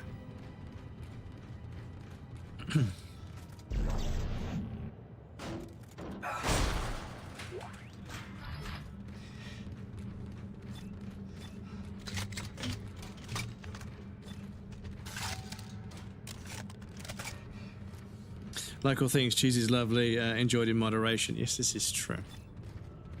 This is true. That. Oh, yeah, like that. Thank you very much.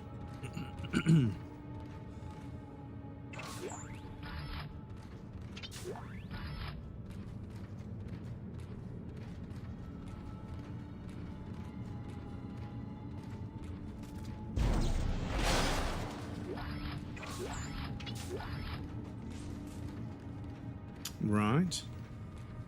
Do you know what? I'm trying to work out if this was before or after Doom 3. Because yeah, like this looks remarkably similar in a handful of ways. I think Doom was before, and Doom was id Tech, whereas this is Unreal Engine.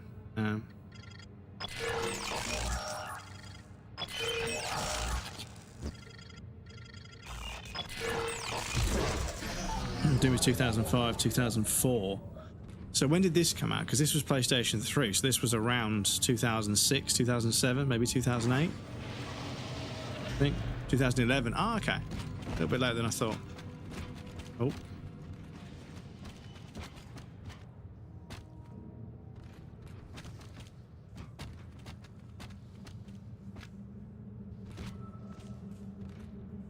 Speaking of 2011, Havoc physics dudes.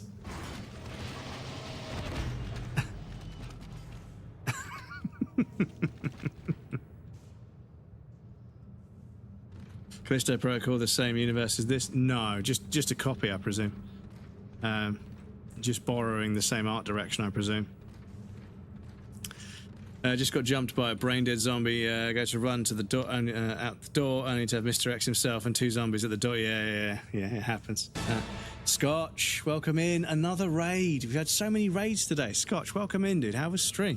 Thank you so much for the raid. You were playing Requiem. The bot tells me what you were playing now. I keep forgetting to check. But thank you so much for the raid. How's it going? I hope you enjoyed Requiem. Whereabouts are you up to in Requiem, so I don't spoil anything? Because we did 100% that game, so I don't want to mention anything that you haven't seen yet. But I hope you're enjoying it, dude. I think one of the best Resident Evil games they've done for a while. Isaac, he's gone. Listen, the steps can destroy the marker. Step 1, crawl into the dark machine. Step 2, the screws go tight all around. I don't understand. Oh, God, he's back. No.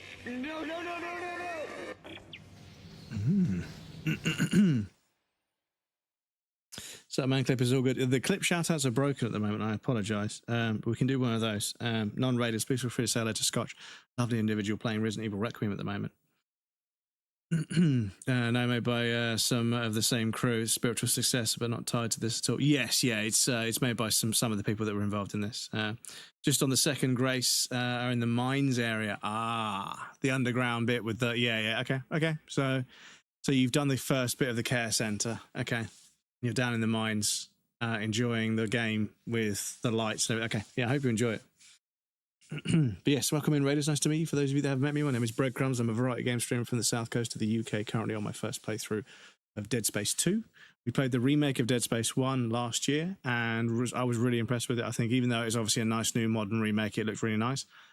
I was very impressed with the structure, the timing, the pacing, the dialogue, the atmosphere and everything. And I think most of that was probably sort of amplified in the remake.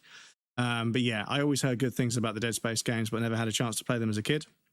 So I wanted to rectify that by playing, at least replaying the remake of the first one. And yeah, it was really fucking good. I really enjoyed it. So I thought I'll get the second one and the third one when they're cheap, and they came up for like £3.50 each at one point. So I bagged them. Bit difficult to get them running on PC. There's a few quirks, a few patches, a few bits and pieces you need to add. But for 2, I haven't played 3 yet, but for 2, 100% worth it. This game's been really, really fucking good. Considering how old the game is, 2011, which is, 25 years ago now, is a quarter of a century old. Bump the res and the frame rate, and this game looks really fucking good because the art direction and the lighting are pretty good. I feel like the lighting's a little bit flat, but I think it's because I've been playing HDR games for the last 10-15 years. So any old game is going to feel a little bit flat, and they often do. So it's not really a criticism. This was the best they could do at the time, and this is what we expected. So not a criticism.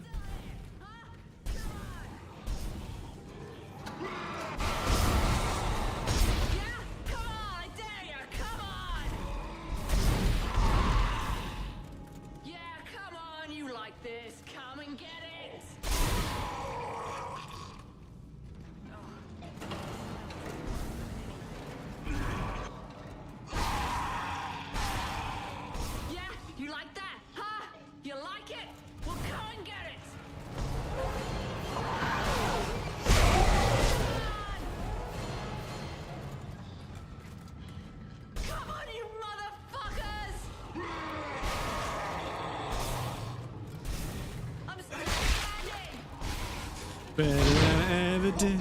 Hey! No. You stay back. You want to talk? You talk from there. Okay. Don't say you're here to help. The last person who said that tried to kill me. Hey, take it easy. I'm not gonna hurt you. Yeah, you got that right. You try it, and you're dead. Ooh, sassy. I love it.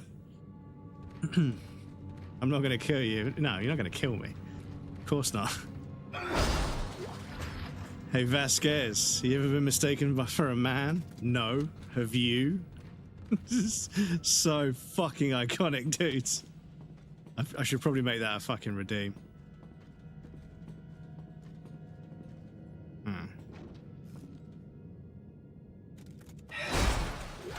Have a good time, dude. Take the dog out for a walk. Yes, thank you for the load, dude. I appreciate that. Thank you for the raid. I appreciate that. Thank you for everyone for staying in with the raid. Very pog champ of you, as I say. Please make yourselves comfortable. Don't feel obliged like you have to chat or you have to engage to be counted as a viewer. Don't worry about it. I don't give a fuck if Twitch counts you as a viewer or not. All I give a fuck about is if you have a good time and you enjoy yourself. Because that's actually the most important thing.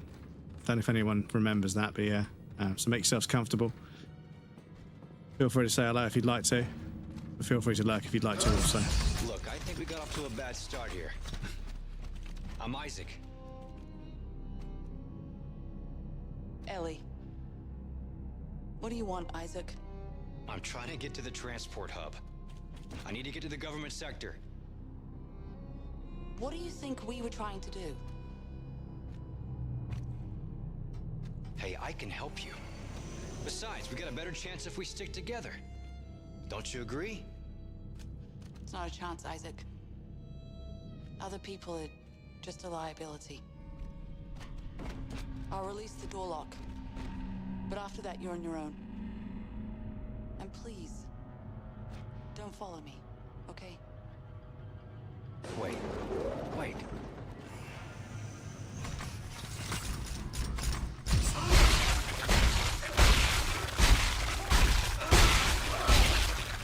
But yeah, can we just stop for a second to talk about the absolute fucking mountain of corpses that woman just left in her wake? Absolute fucking queen. Look at this, man. Got to be at least 20 of them.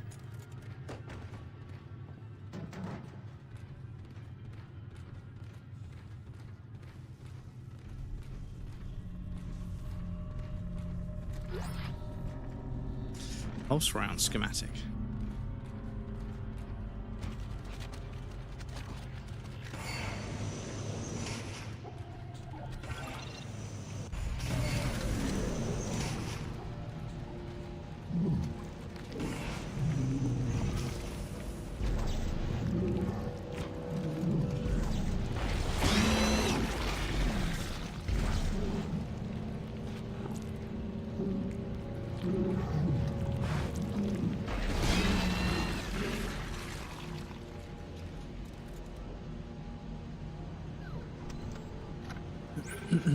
Last post, he said that tried to kill me. Relax, I ain't gonna kill you. Funny, he said the same fucking thing. Yeah, is what I thought.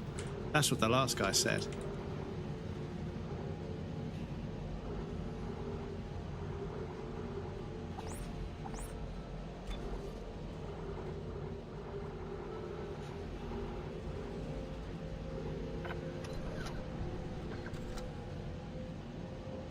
Cool, right, so we've got a save point here. Save. So we've got an ad break coming up. Chatting to pop you guys over on the BRB screen. There'll be a raffle and some clips for you guys that want to hang out. Please feel free to get up, move around, grab a drink or snack. You won't miss anything. I'm going to take a break as well. And we also have anonymous follows on the BRB screen. Once we're over there on the BRB screen, the bot will tell you there's no alerts for follows over there. So if you like to follow in secret without being called out or anything, that's perfectly valid. Once we're on the BRB screen, don't worry. But yes, I'll be back in just a moment and then we'll carry on. Nice AI. Daddy underscore Katsi says bread. Would you rather have a calzone or a matter baby? Would you rather have a calzone or a matter baby? What's a matter baby? What's the matter? Oh no! Stop it.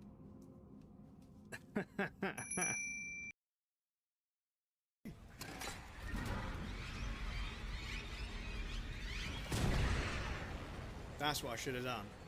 That's what I should have done. Look at the head just rolling down the fucking ramp.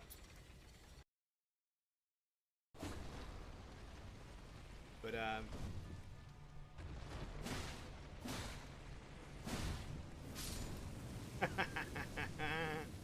rolled out the way at the last second.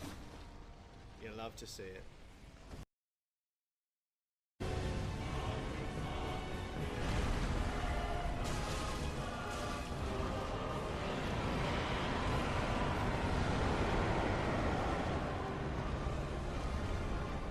Fuck, okay. Okay. Medea, done. Dragon Slayer crumbs. Thank you, I appreciate that. It's a good new top. 150,000 souls. Let's go. Let's go level. Thank you for the GGs. I appreciate that. Thank you.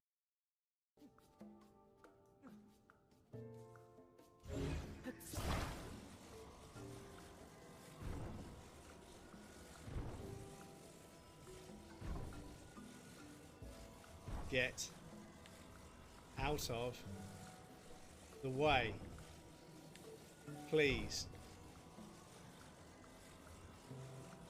Thank you. Fuck's sake.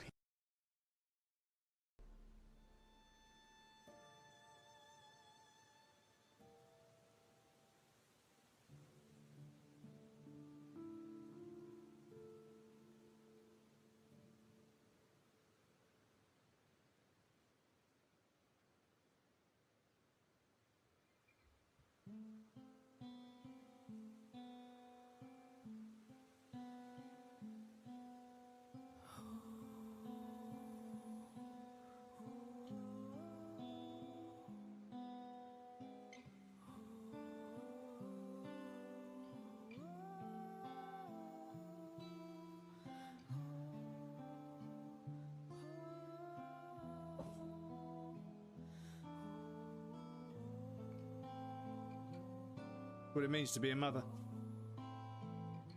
You give everything. Everything.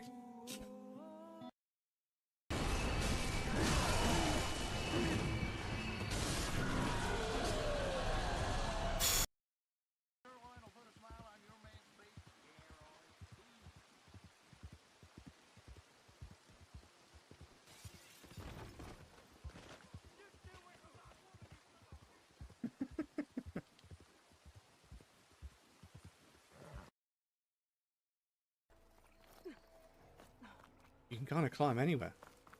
Or, well, either that or,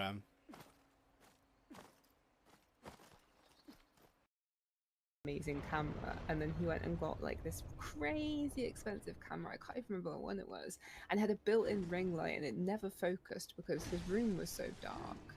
Yeah, exactly. And I just thought, like, what have you done? Like, you, and then he quit streaming probably about 3 months in and never streamed again. And I'm just like, you just bought this insanely expensive camera without doing your lighting setup, and it's just like, you've wasted your time and money. Fuck me, Sumerian Descendant is fucking so hard. They're so brutal. Right, so. Welcome back, everybody. Thank you for your patience. I appreciate that.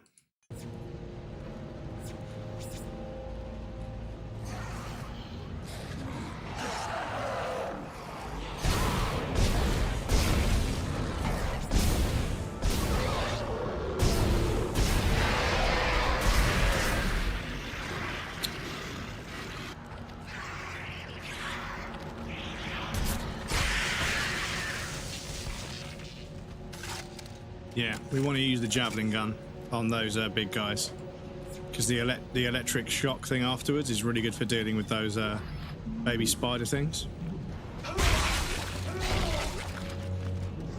Little stompy stomp. Oh. Oh, I see. Hiding behind there, right? Chicken wang, chicken wang.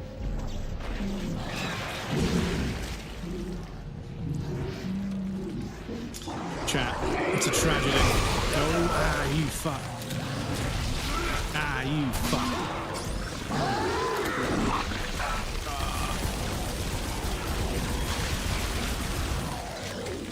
It's a tragedy, chat. The place I order burgers from, one of my favourites, they used to do chicken wings, like hot wings, like fried chicken wings. But they would include both bits of the wing connected, so they wouldn't count like the bottom half and the top half as two separate wings. They sell you the whole wing fried, so you could get like 6 wings, and it's the equivalent of 12. So I'm sure you can tell why it was one of my favorites. But yeah, they've stopped doing them. They've stopped doing the fried chicken wings. You can get like a Cajun rub, and the chicken's still nice and tender, and the flavor's pretty good, but it's not the same. I like a good hot wing that's like deep fried. But oh, excuse me, sir.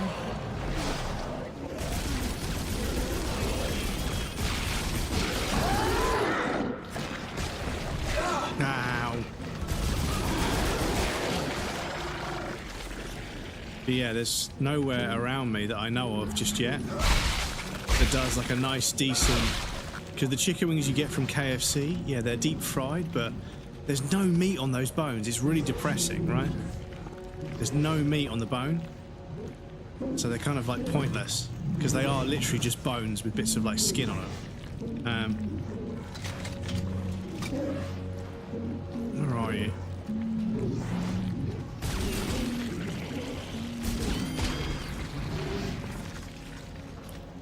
Yeah, the place that used to do really good chicken wings has stopped.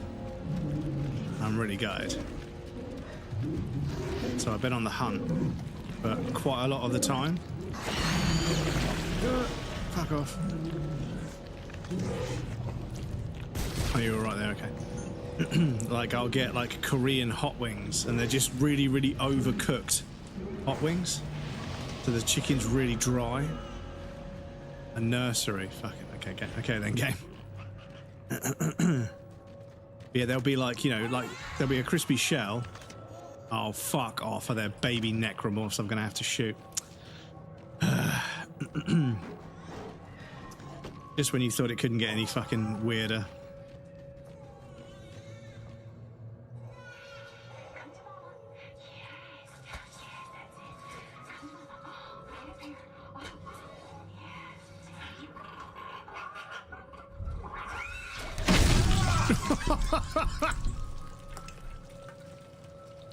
I guess you could call that a baby boomer.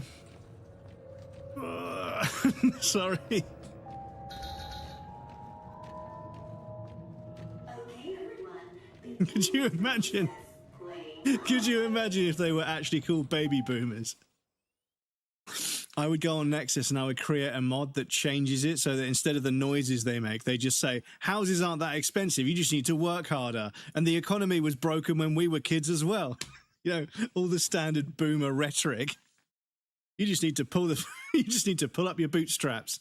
Just work a bit harder and you'll be fine. Stop buying avocado toast. A house costs 960 grand, Barbara, all right? It's not about avocado toast. It's about you fucking the economy. Excuse me. See, when I was young, I would make sandwiches to take to work with me. I wouldn't just buy a sandwich on the go because it was too expensive. Really? So how many fucking sandwiches did you make to buy a house? Yeah, exactly. How much did you pay? But how much did you buy a house for? 52 grand. Okay, and how much were you earning a year? 9. Okay, yeah, that's totally fair. So you had to. Your entire mortgage was 5 times your yearly earnings. Okay, how much do I earn? About 30 grand a year. How much is a house? About 600. To do the division, the number is too big and I don't want to know. Like, I'm going to have to work for 216 years to pay off a fucking mortgage. No, it's not going to work. Not going to work, Barbara. Forgot I did that. They are, don't worry. You won't feel bad for the rate. Yeah, they should. Need a Michael Jackson. So, yeah, the Michael Jackson lickers. When somebody was creeping around the corner and then... But yeah, it reminds me of Brazilian Michael Jackson daily. It's the same meme, but they post it every day.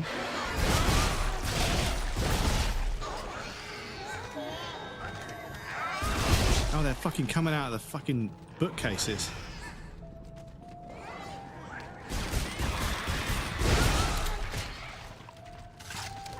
Oh, fucking... No, okay.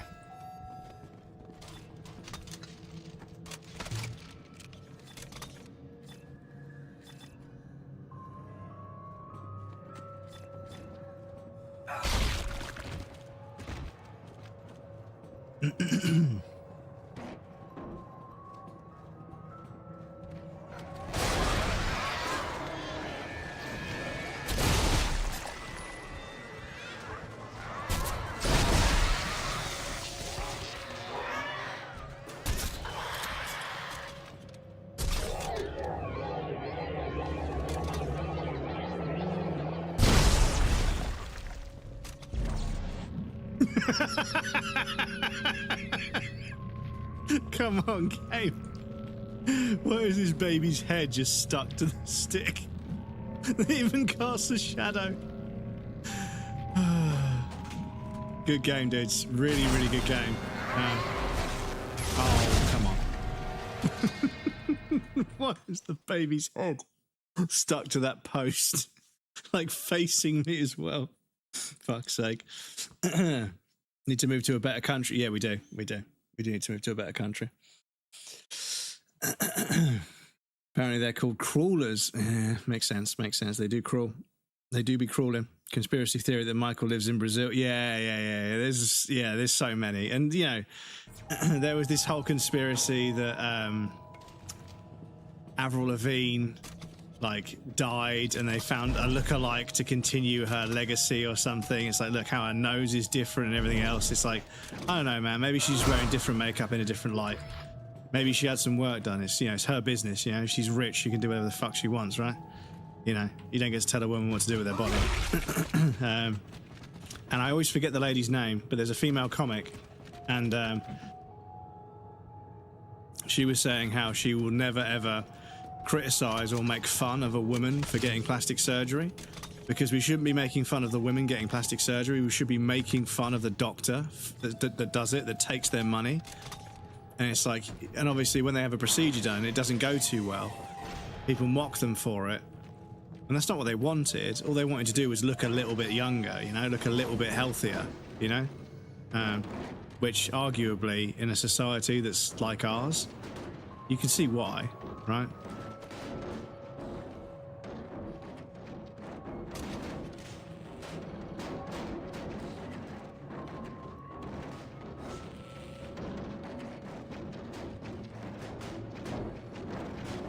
No, I thought I had a joke, but I don't.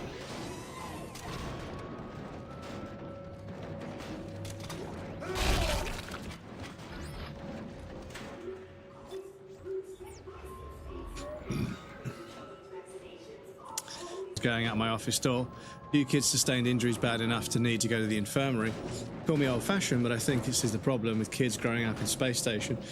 With kids growing up on a space station, the kids need a planet with fresh air and open ground to play on. Otherwise, they go stir crazy and start picking on each other. Was getting mooned, and he just stood and watched. Excuse me.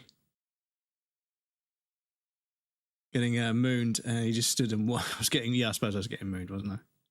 F? Yeah. Oh, did the stream? Oh, the fucking stream's disconnected, for fuck's sake. Has the YouTube disconnected? I don't know if we've got anybody on the YouTube right now. The YouTube seems to be okay. The YouTube seems to be okay, which is very strange. It's very strange that the Twitch disconnects, but the YouTube doesn't. YouTube is still here. Krill, thank you so much for that. I appreciate that. Excuse me. Let me just send a message to chat. Excuse me.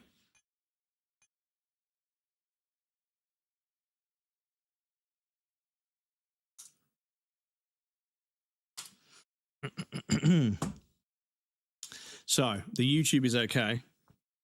So it's just the Twitch that's disconnecting me. Isn't that strange? Otherwise, they go stir crazy and start picking on each other.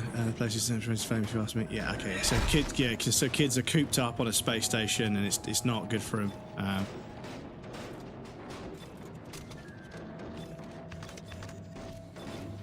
So yeah, after the whole game of having way too much, don't put the helmet on backwards. Yeah.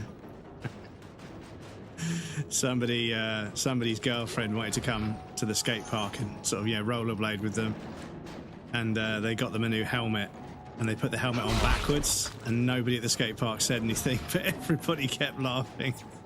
Everybody kept sort of like waiting for people to notice. Obviously, if it's on your head, you don't know it's backwards, but yeah, they put the hat on back. They put the helmet on backwards. Bless them.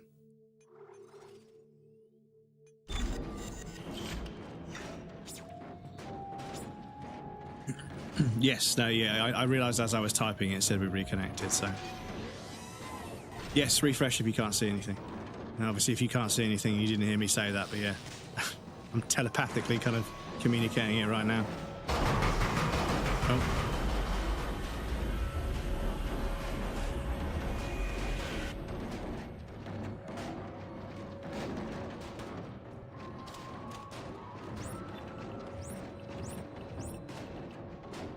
Okay.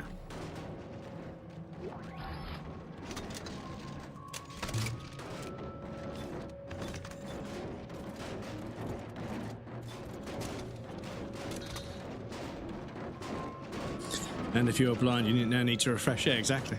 Okay.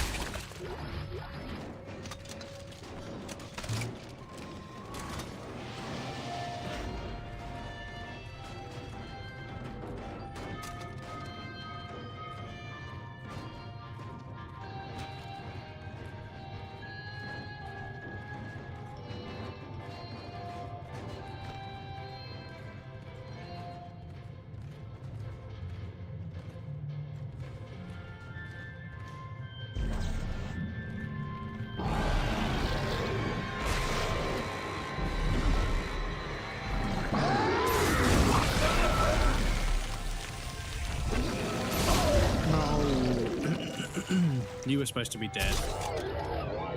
No.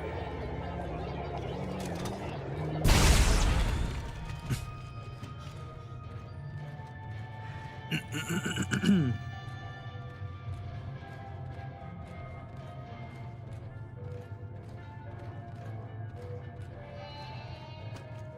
trying to remember the video. There was a video with somebody trying to run up or run down these, and they absolutely eat shit so hard. But they're like a high school student, so they bounce back, of course. Excuse me. I couldn't quite get the mute on there, I apologise. Yeah, they're fucking running. I think they're supposed to run up and touch the wall and run back down, but they fucking eat shit so hard.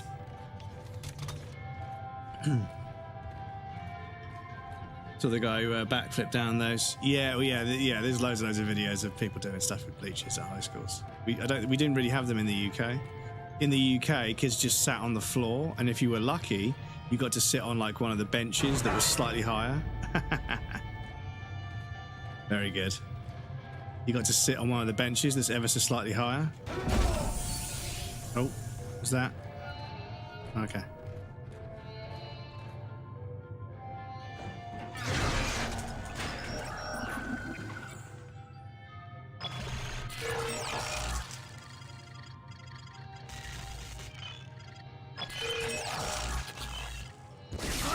Shit.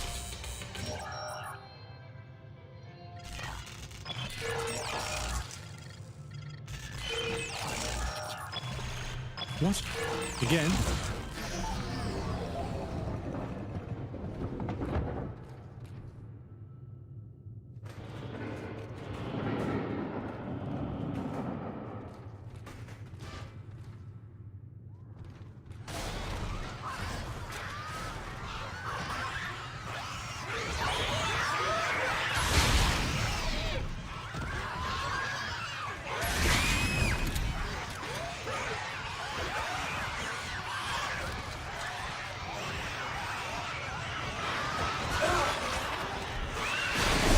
Invisible walls. No.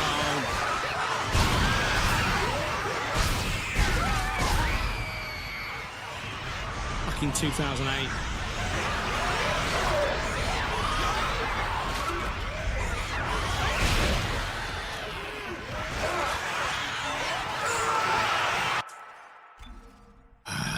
Fucking 2008. Because yeah, I've only got 2 of these left. Let me reload this. And this. Okay. Because if I can kite them all into a line, I can take out a bunch at once. That's what I'm looking for.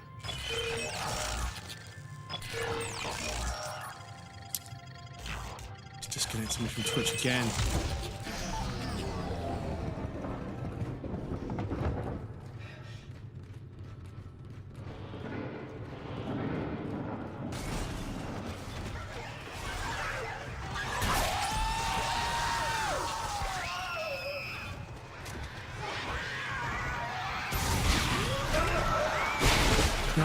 Fucking hell.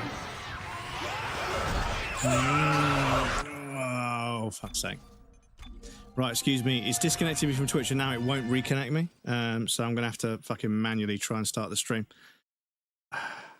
Give me 1 sec, chat. I'll be right with you.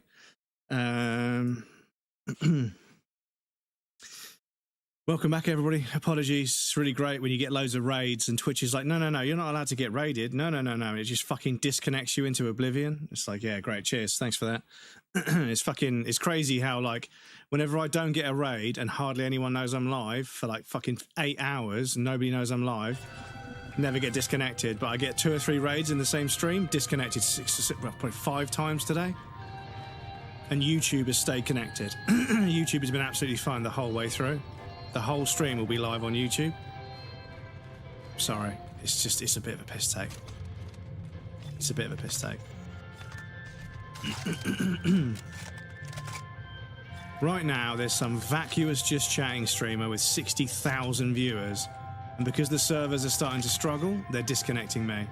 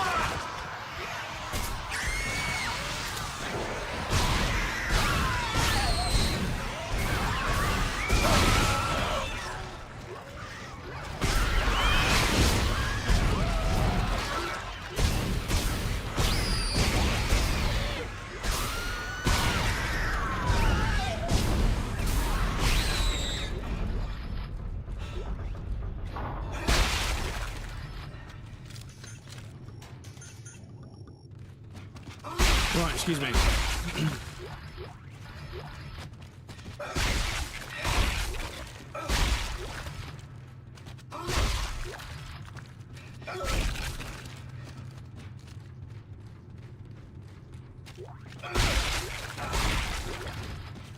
Actually, to hoover up all this stuff, because yeah, I am genuinely starting to run out of ammunition now. After the game's been super generous with ammunition.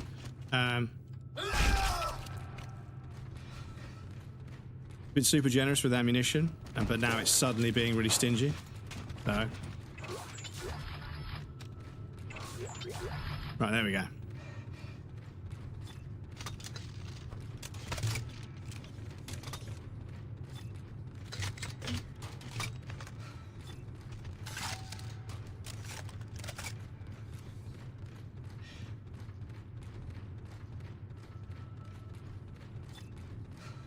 But yeah, I've noticed that sometimes it gives you a horde of enemies to deal with, but there isn't really like a loop to kite them around. And I suppose you could use this, but yeah, it just isn't. I'm not able to like kite a crowd of zombies and then sort of line them up to shoot them, which is kind of a shame because that's one of the fun things about dealing with a horde of zombies. Is sort of lining them up so you can shoot multiple ones at the same time, but. It is also supposed to be a survival horror game, so I suppose it can't be too nice. Can't be too kind, can it? But yes, apologies Twitch for all the disconnections. It's just, unfortunately, like I mentioned, I have a very strong suspicion that when one of the Giga streamers is having a bad internet day and they keep disconnecting or they keep having issues, they redirect a bunch of server resource to them and they start disconnecting all the smaller streamers. Which is terrible, and they shouldn't do it, but vested interest in whoever brings them the most money and everything. Anyway, teacher report, third semester 381-3. I know kids are supposed to have a vivid imagination, but this is getting ridiculous. Nearly half of my class has imaginary friends now, claiming that it's their deceased grandmother or something.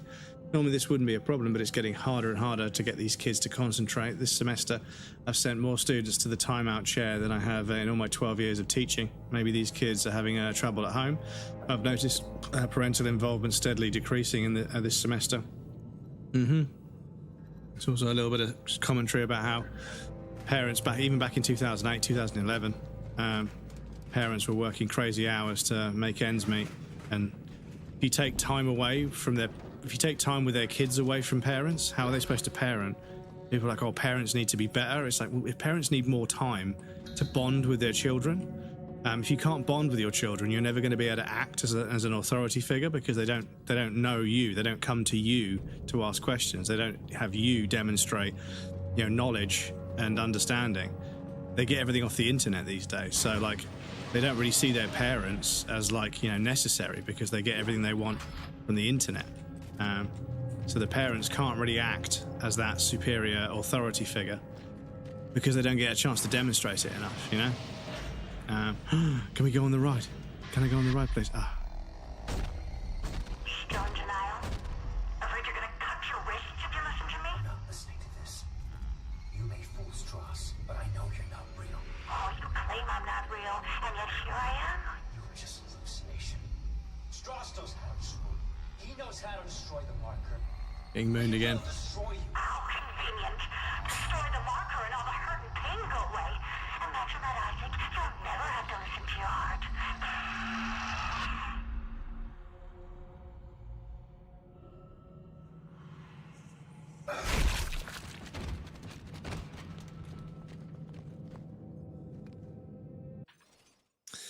Saw the guy who backflipped down those. So basically weren't allowed to sit either. They should rename just chatting category to just botting. Yeah, pretty much. Parents should put a screen in front. Parents shouldn't put a screen in front of their kids. Yeah, nowhere near as often as they do. Like a tablet, they start. Yeah, apparently teachers say that if you take the tablet away, they fucking start just terrorizing the entire class, and they start screaming and smashing things. It's like an addiction, but they're too young to understand it. But they get hopelessly addicted to tablets and stuff. So you've got to be super careful. You can't really let them use them. And smartphones and stuff when kids are under 18, it's like, I don't know. Have time with my child and everyone can. It's just dedication. It is a dedication. Twitch broke, yeah. So it's back. Yeah, it's back now. Yeah, I don't know what's going on. You know, this is the thing. I don't know what's going on. I could check and see what Twitch is. I could check and see what Twitch is. What's going on the front page. Amazon Music 11th. Yeah, this is it. This is it. This is the fucking. This is what I was just saying. There'll be some stream with like fucking 16,000 people watching it. And is that the only thing on the front page? No. Okay. Yeah, there's an Amazon Music Festival, so suddenly all the small streamers are getting disconnected. Yeah, isn't that fucking convenient? Isn't that fucking convenient? Please excuse me, chat. I get a little bit fed up with it. You know? Not asking much, just to be able to fucking stream. But it's getting to the point now where unless you bring in like a serious chunk of change every stream, they just don't fucking care. And, you know, they don't want you to stream. They start fucking disconnecting you. They bury your stream underneath everyone else's. And I don't want to sound copy or anything, but yeah, it's just... This is why I've disconnected myself from any idea of growing the stream into anything. I'm just going to appreciate it for what it is. There's no long-term goal or anything. I found someone. Another survivor. He says he knows you. But yeah, if they don't want you to succeed, you won't. Ellie, take it easy. His name is Strauss. I know him. He looks twitchy. I don't trust him. Don't move. Ellie, I need him to be not dead. I need him. Okay, Isaac. I'll march him to the hub, but if he does anything stupid, anything, I will shoot him. Happens again. I'm a watcher on YouTube and use Twitch chat. Yeah, I mean, I can't tell anybody where to watch the stream. I have to make the streams the same bit rate, the same resolution, so it's the same across the board. And I can't guide you to one way or the other. Watch where you would prefer. I'm not allowed to imply that anyone is better than the other, as per the regulations, which I'm happy to follow. I think they're perfectly fair. I'm not going to kick off about, you know, they're allowing us to multi-stream, but there's some, you know, there's some rules. Fair enough, you know. I'll follow the rules. But in return, it'd be nice if my stream didn't randomly disconnect every fucking 45 minutes, because yeah, it's not very good for. Yeah, the chat or the community or the viewing experience. The stream fucking disconnects. And the thing is, now that I'm co-streaming and YouTube is just fine every time, yeah, I realise that, you know what? It probably isn't even my internet, to be honest. Come on, move. Hello, Isaac. Well, this brings up bad memories. I barely managed to escape the CEC facility this morning. Wait, you're CEC? Heavy equipment pilot, class 4. You? Engineer. Nerd. Figures.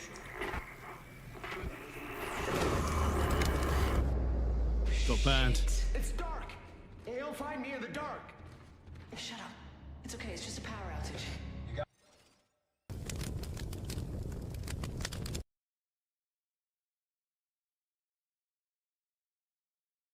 Why aren't you hiding the fire sound?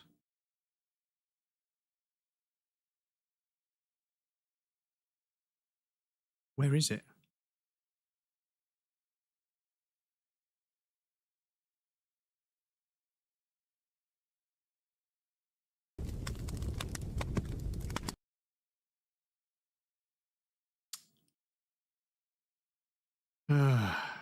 It's still, I've hidden it. Why are you still? Oh my god. Future breadcrumbs. Figure out why the fucking sound for the fire won't turn itself off. You can't hear it. I can hear it. I can see it on there. It's showing me that it's playing.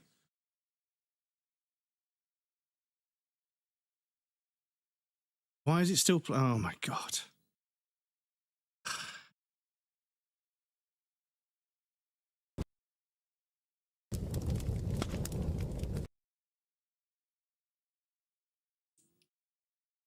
Oh, fucking hell. think I need to reinstall OBS, dudes. Future breadcrumbs, figure out what's going on with that fire sound playing, even though stream can't hear it. I'll bang a clip there and then I'll check. But yeah, Jesus Christ, dudes. I think life support's out too. Technology once again. Our two remaining runners, Clark and Strauss. I knew it was only a matter of time before you reached the transit hub. You would find the train inoperable. Are you insane? You cut off power to life support. There may be other survivors over here. Public sector is already beyond acceptable recovery conditions. I can't allow you to escape. Goodbye, Clark. Holy shit, Isaac! Look out! It's headed for you!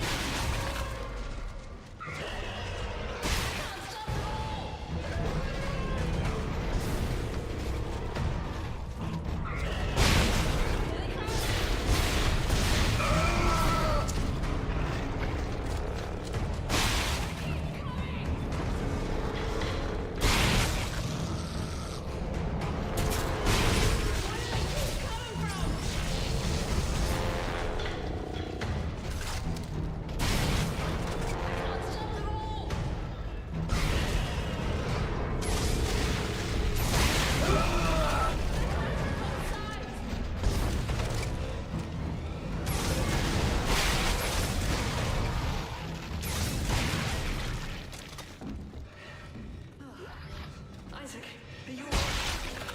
I think that's all of them, for now. Why did Tiedemann turn off the power? What did you do to piss him off so much? Ellie, you know what a marker is? Yeah. The unitologist on my crew wouldn't shut up about it. Why? Is it real? Yeah, it's real. Tiedemann made one using codes, patterns stored in our heads, mine and Strauss. Everything that's happening on this station is happening because of that marker. I have to get to it and destroy it, and I need Strauss to tell me how. You're a strange man, Isaac. Will you help me? We're about to suffocate, so I think I'm better. Okay, good. Listen, we need power. Without it, we have no air and no train. Sprawl's gotta have backup batteries somewhere. Yes. The solar array's up there. But they've been mothballed for years. Okay, alright, good. I'm heading there now. If I can start them up and get some power to the train. You'll need someone to open the collector panels. I can do that. Take Strauss and keep him safe. Oh, right. Sorry, it's like playing in the background the whole time, so I'm going to...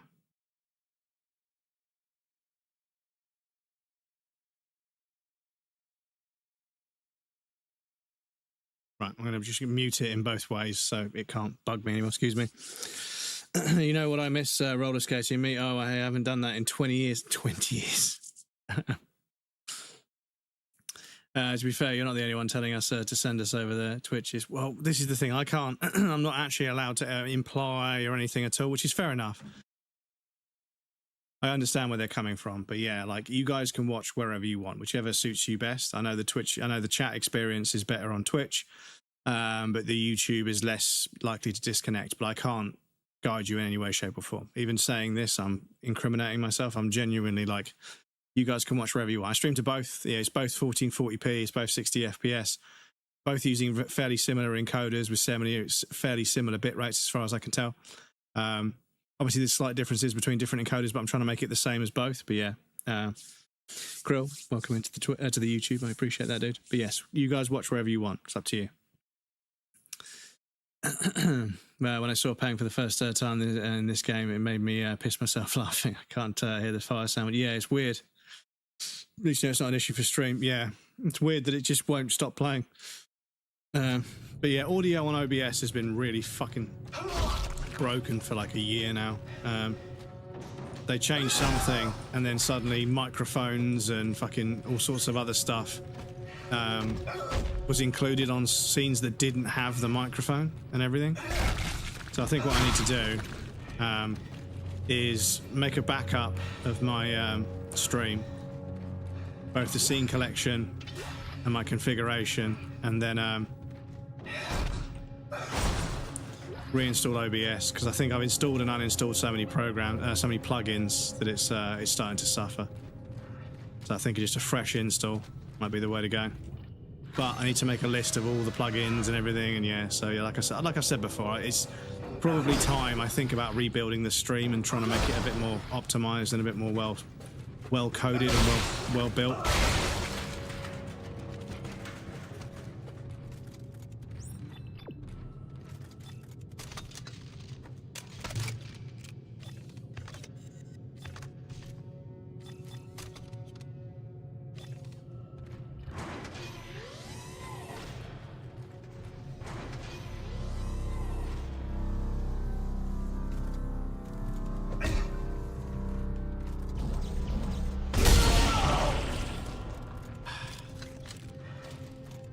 Oh, did that fucking damage my... Oh, fuck off.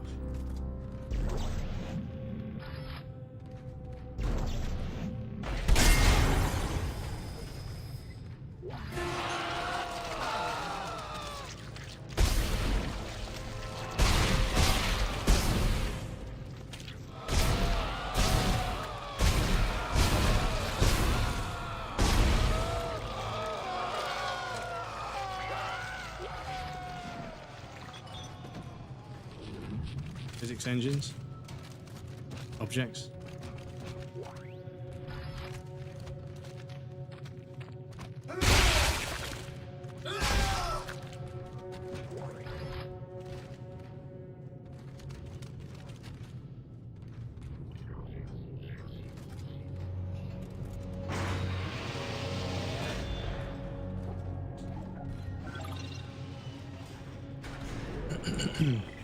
Yeah, I don't know how you get emotes on YouTube, but yeah. With power off, you can hear noises 3 blocks away. He's gonna give away my position. Ellie, try to keep him focused. I need to know what he's trying to tell me. Is there an email over? Okay, fair enough.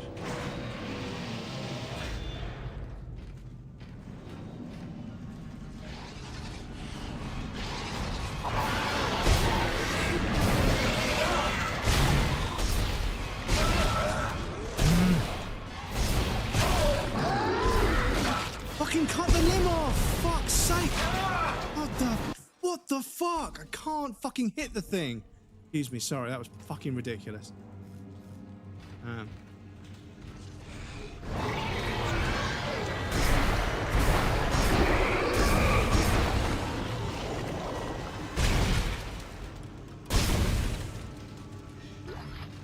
Shouldn't have been that difficult.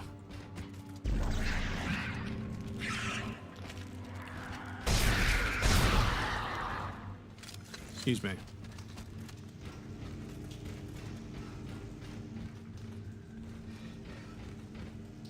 Oh. New suit. Some, but they're shite. Don't add it to your own. You need to be part. Yeah, you need to be YouTube partner to add your own. It would be cool to make YouTube partner, but that's even less likely because the content I make is streaming, and basically I would need to make YouTube content as well. And I don't want to step into a realm of making my streams into videos that are all edited and everything. I could just cut out all the ad breaks and everything and just make episodes of them, but I don't know. I don't want to get into all that. I just want to stream and have fun. I don't want to put too much pressure on it, to be honest, but yeah. Hitman is doing Hitman Classic Trilogy Remastered, 3 games into 1 game. That'll be good because, yeah, the new way of doing Hitman's really interesting. And I wonder if they'll do anything new.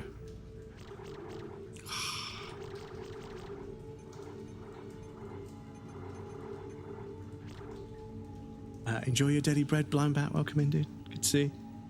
Saber Interactive is making it. The guys who made Roadcraft. Roadcraft? I don't think I played Roadcraft.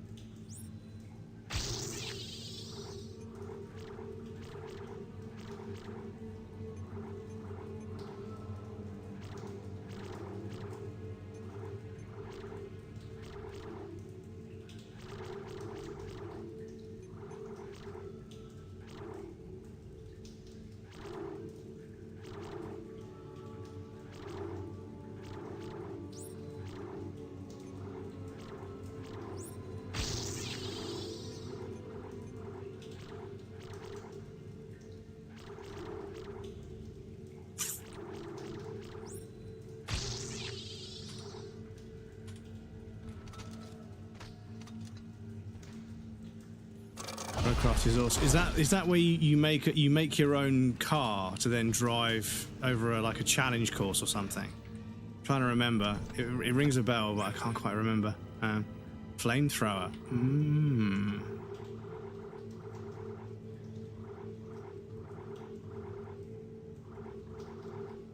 So I don't actually have the detonator, I don't think, but yeah.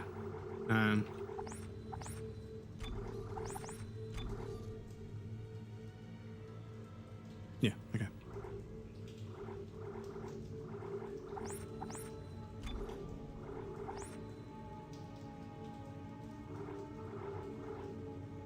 So we've got the flamethrower, we've got the detonator, which we don't own yet. We've got the Ripper, which we haven't got yet. I seem to remember the Ripper being pretty good, but we haven't got a slot for it, unfortunately.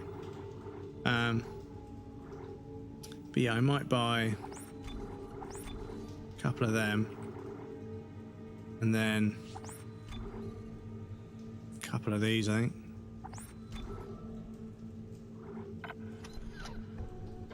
Go level some stuff up.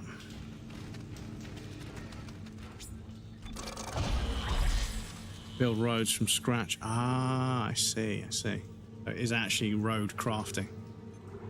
Makes sense. So you got to waste 2 to get more air and then more damage.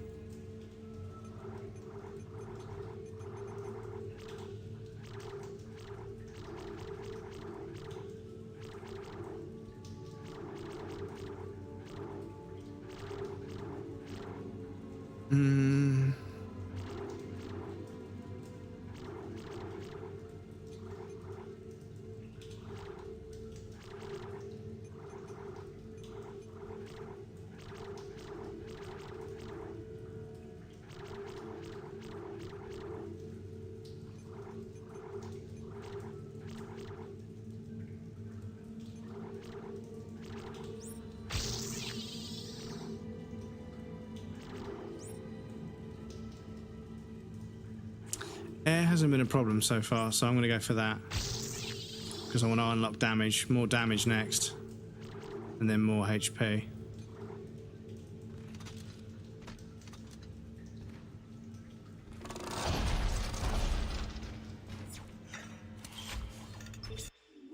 Fucking horrible outside. Hope Kate and Sol didn't get too wet in the rain going for a walk today, because it's fucking miserable out there.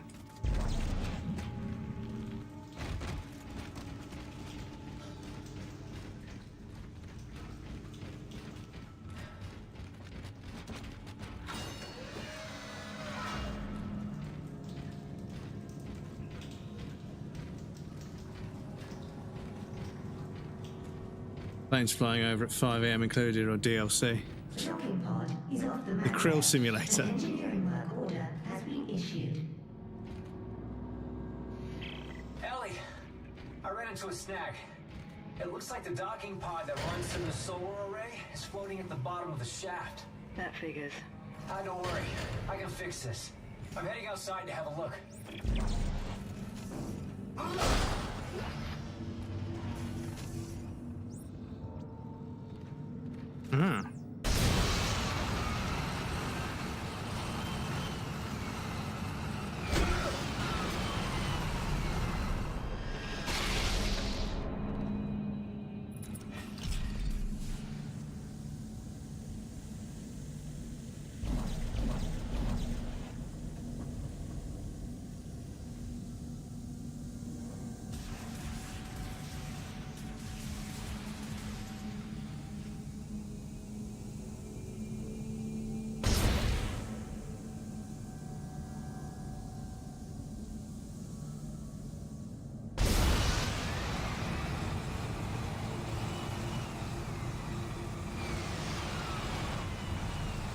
There's debris everywhere.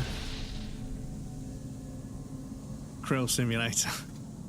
That's what you should make. You should make, like, you know, Krill Simulator and then just, like, shouting at people to do their jobs. And, like, driving long distances. And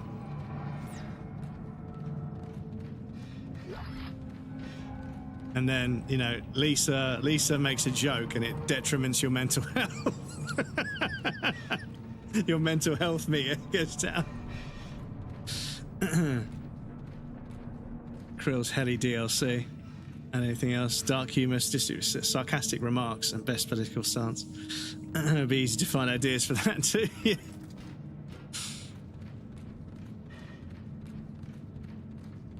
But yeah, maybe I should make a streaming simulator where, like, you have all these tasks that you have to complete,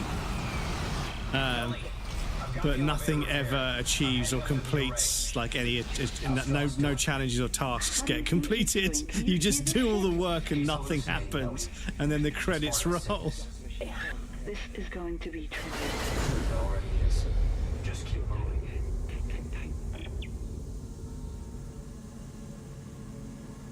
Right, so how did I get out here again? Oh, it's over there.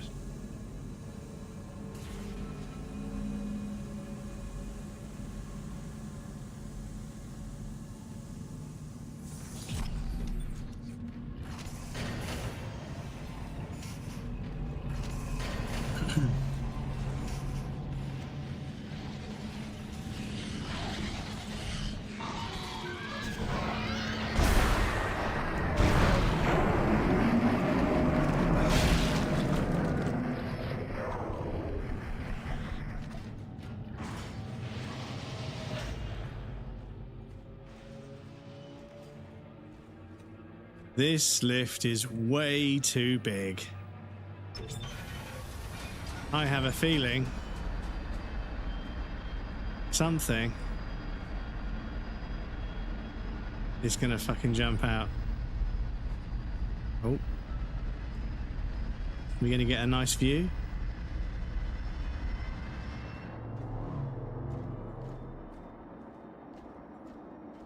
Yeah, we are.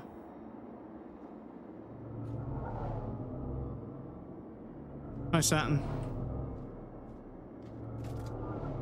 I think those swirly bits are on Saturn, yeah. I think that's Saturn.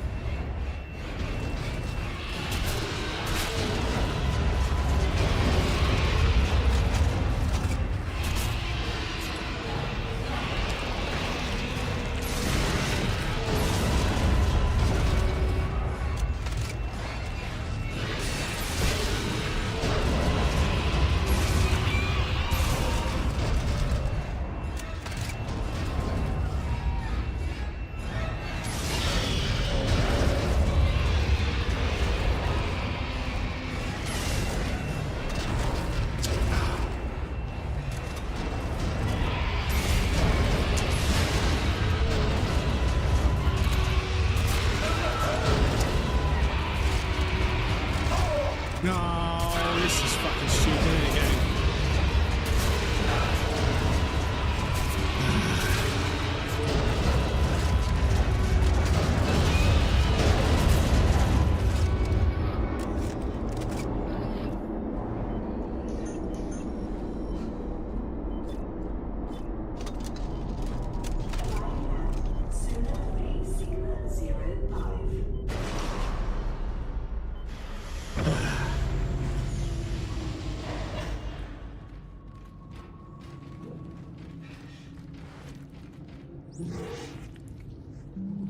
Use kinesis to launch canisters. Oh fuck! Okay, shit.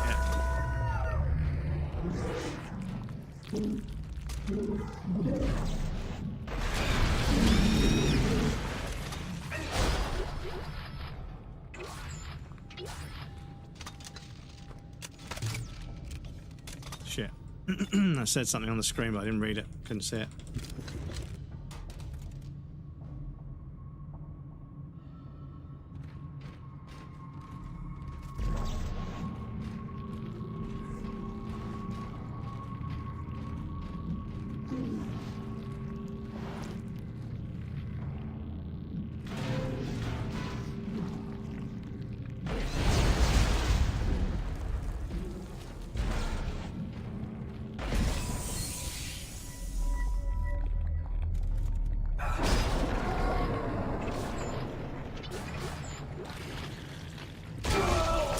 health. What? How did you not... What, you're glowing blue because I hit you with something? Yet you didn't explode. Okay, cool. Right, thanks. Oh, my fucking health. Fuck's sake. Well, there better be a safe room. Oh, fuck off, man.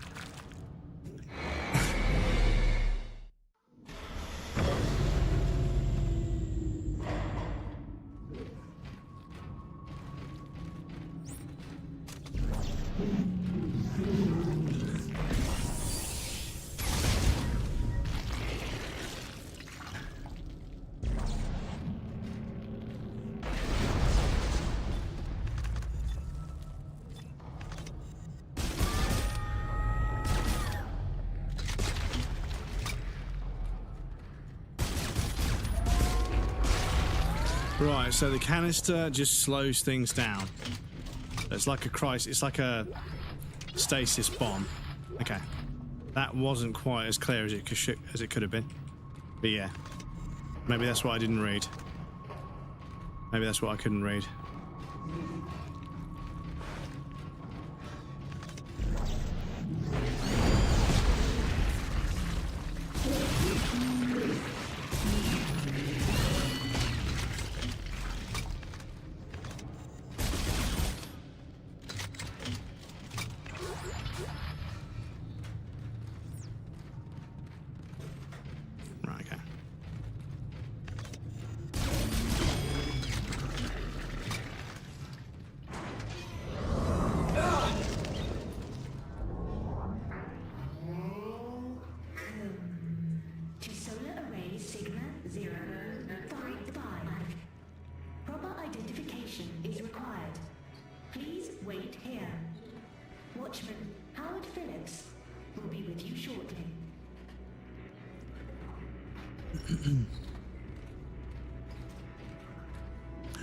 There's birds.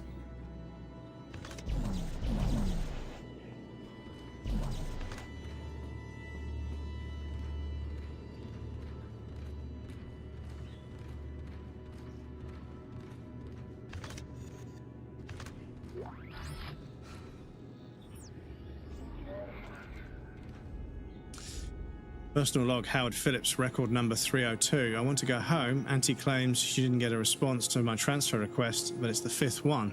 How could there be 5 requests and no response? Surely someone is getting them.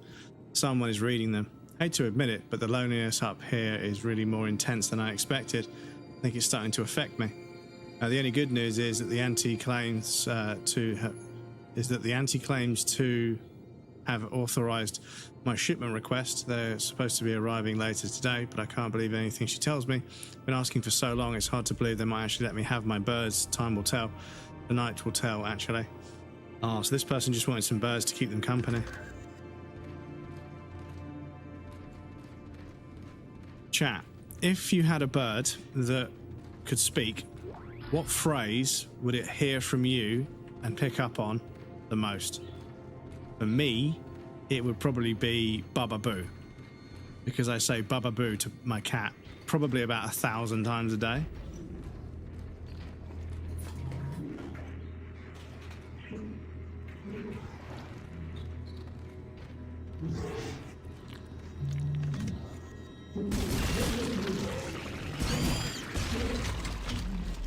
For me, it would be Fitta.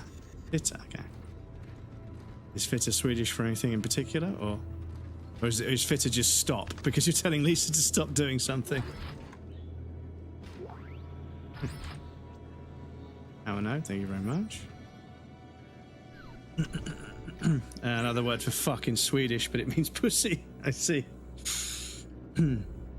Saturn, Uranus. They say 63 Earths can fit inside Uranus. 64 if you just relax. Fucking hell, man. Come on. I don't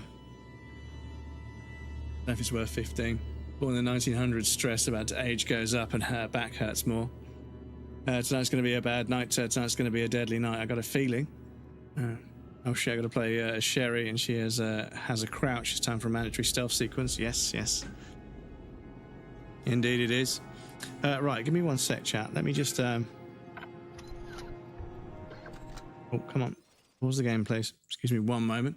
Just going to refresh my tracker and make sure everything's still connected. Yeah. Do you know what the best thing about disconnections is, chat? You want to know the best thing about disconnections? Yeah.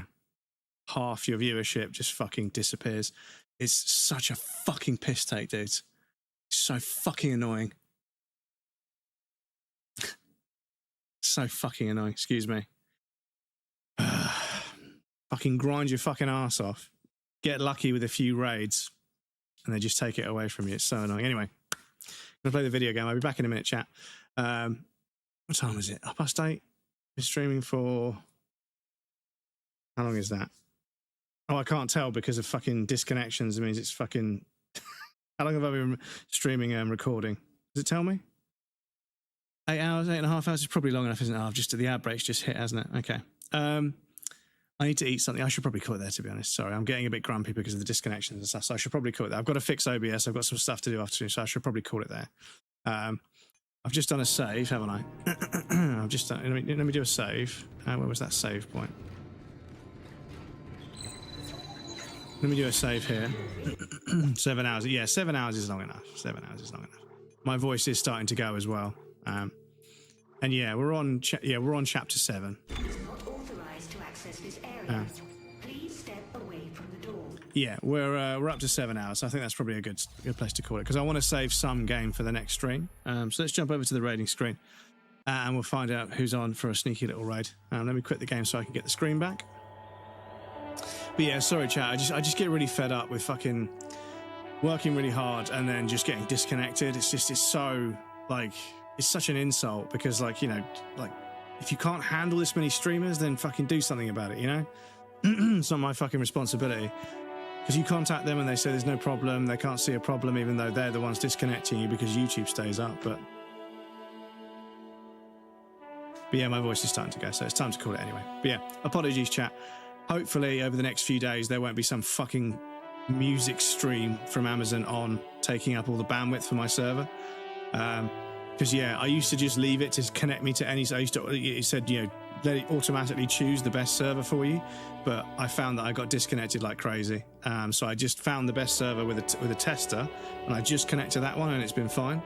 So I might do another Twitch test as well and double check which one I can connect to. Because yes, after the first or the second disconnection, I should probably just try manually connecting to a different server and see if that helps. But the thing is when it's inconsistent. You know, it's like it disconnects you and then you get 3 or 4 hours, you think, oh, it's gone away. Then you get disconnected again, you think, oh, okay, I got 3 or 4 hours last time, I'll just let it reconnect. It reconnects it disconnects you again in 10 minutes time. It's just like, fuck's sake, man. Just fucking sort it out. Like either you can or you can't stream to the fucking website at the moment. But anyway, what can we do, chat? What can we do? We can do our best. Anyway, YouTube, I'm going to finish the YouTube video there. Thank you to everyone that hangs out on the YouTube. I've actually got it set up so my streams aren't private on YouTube anymore, so people can actually see them. Thank you to everyone that hangs out on the YouTube. I'll see you guys again next time. The next stream will be Monday, 5 p.m. UK time, but it might be a short one. Yeah, I think Twitch is broken because that thing pulls off information from Twitch as well. But yes, the next stream will be Monday, 5 p.m. UK time. I might have to end it a little bit early, maybe 9 o'clock, because I've got to get up at like 5 in the morning on Tuesday to go into London, which is going to be a bit of a pain. But yes, and then I'll see you guys again after that on Wednesday for a normal 5 p.m. stream. But thank you for hanging out, dudes. Let me grab the raid thing and we'll see who is on. And we'll go say hello to somebody. Who have we got? We've got somebody playing Half-Life, which is Half-Life 2, sorry. So yeah, it's not the same era, I'm afraid. I want to do people that I'm following. And I want to go on here and check. Let me just mute that real quick. There we go. Right, so let me have a look. Who have we got on the old list? We've got Unbeatable, we've got Final Fantasy X, Baldur's Gate, Guild Wars, Elden Ring. We've got Elden Ring, we've got 007 First Light, Apex, Subnautica 2. Right, let me have a quick scroll through the list. Resident Evil 4. Mm-hmm. That person was having trouble with their internet as well, but I think it's fixed now. Somebody's re-watching The State of Play, which is fair enough, because they were asleep. Sonic Origins, Lies of P, Metal Gear Solid Portable Ops, Resident Evil 0. Ooh, Resident Evil 0. Ooh. I'm tempted. Resident Evil 0 is a fucking good game. One of my favourites.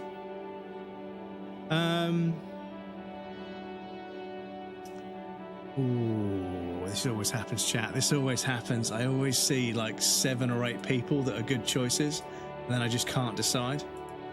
Let's go see somebody.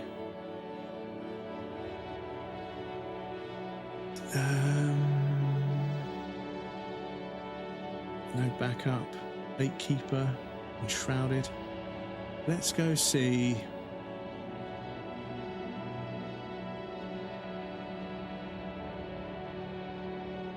Let's go see. You know what? We don't normally get a chance to raid this person. So let's go raid this person that's rewatching the Summer Games Fest. That'll be a fun raid. Because yes, Nat is a lovely, lovely creator, and they're almost never on at a time when I'm raiding, so I'm going to take this opportunity to give them a raid. Just to tick them off as somebody that I've managed to raid. I like to raid each person at least once, you know. Right, let me get the raid started there. So, thank you all so much for being here. An absolute pleasure as always. I hope you enjoy the rest of your weekend.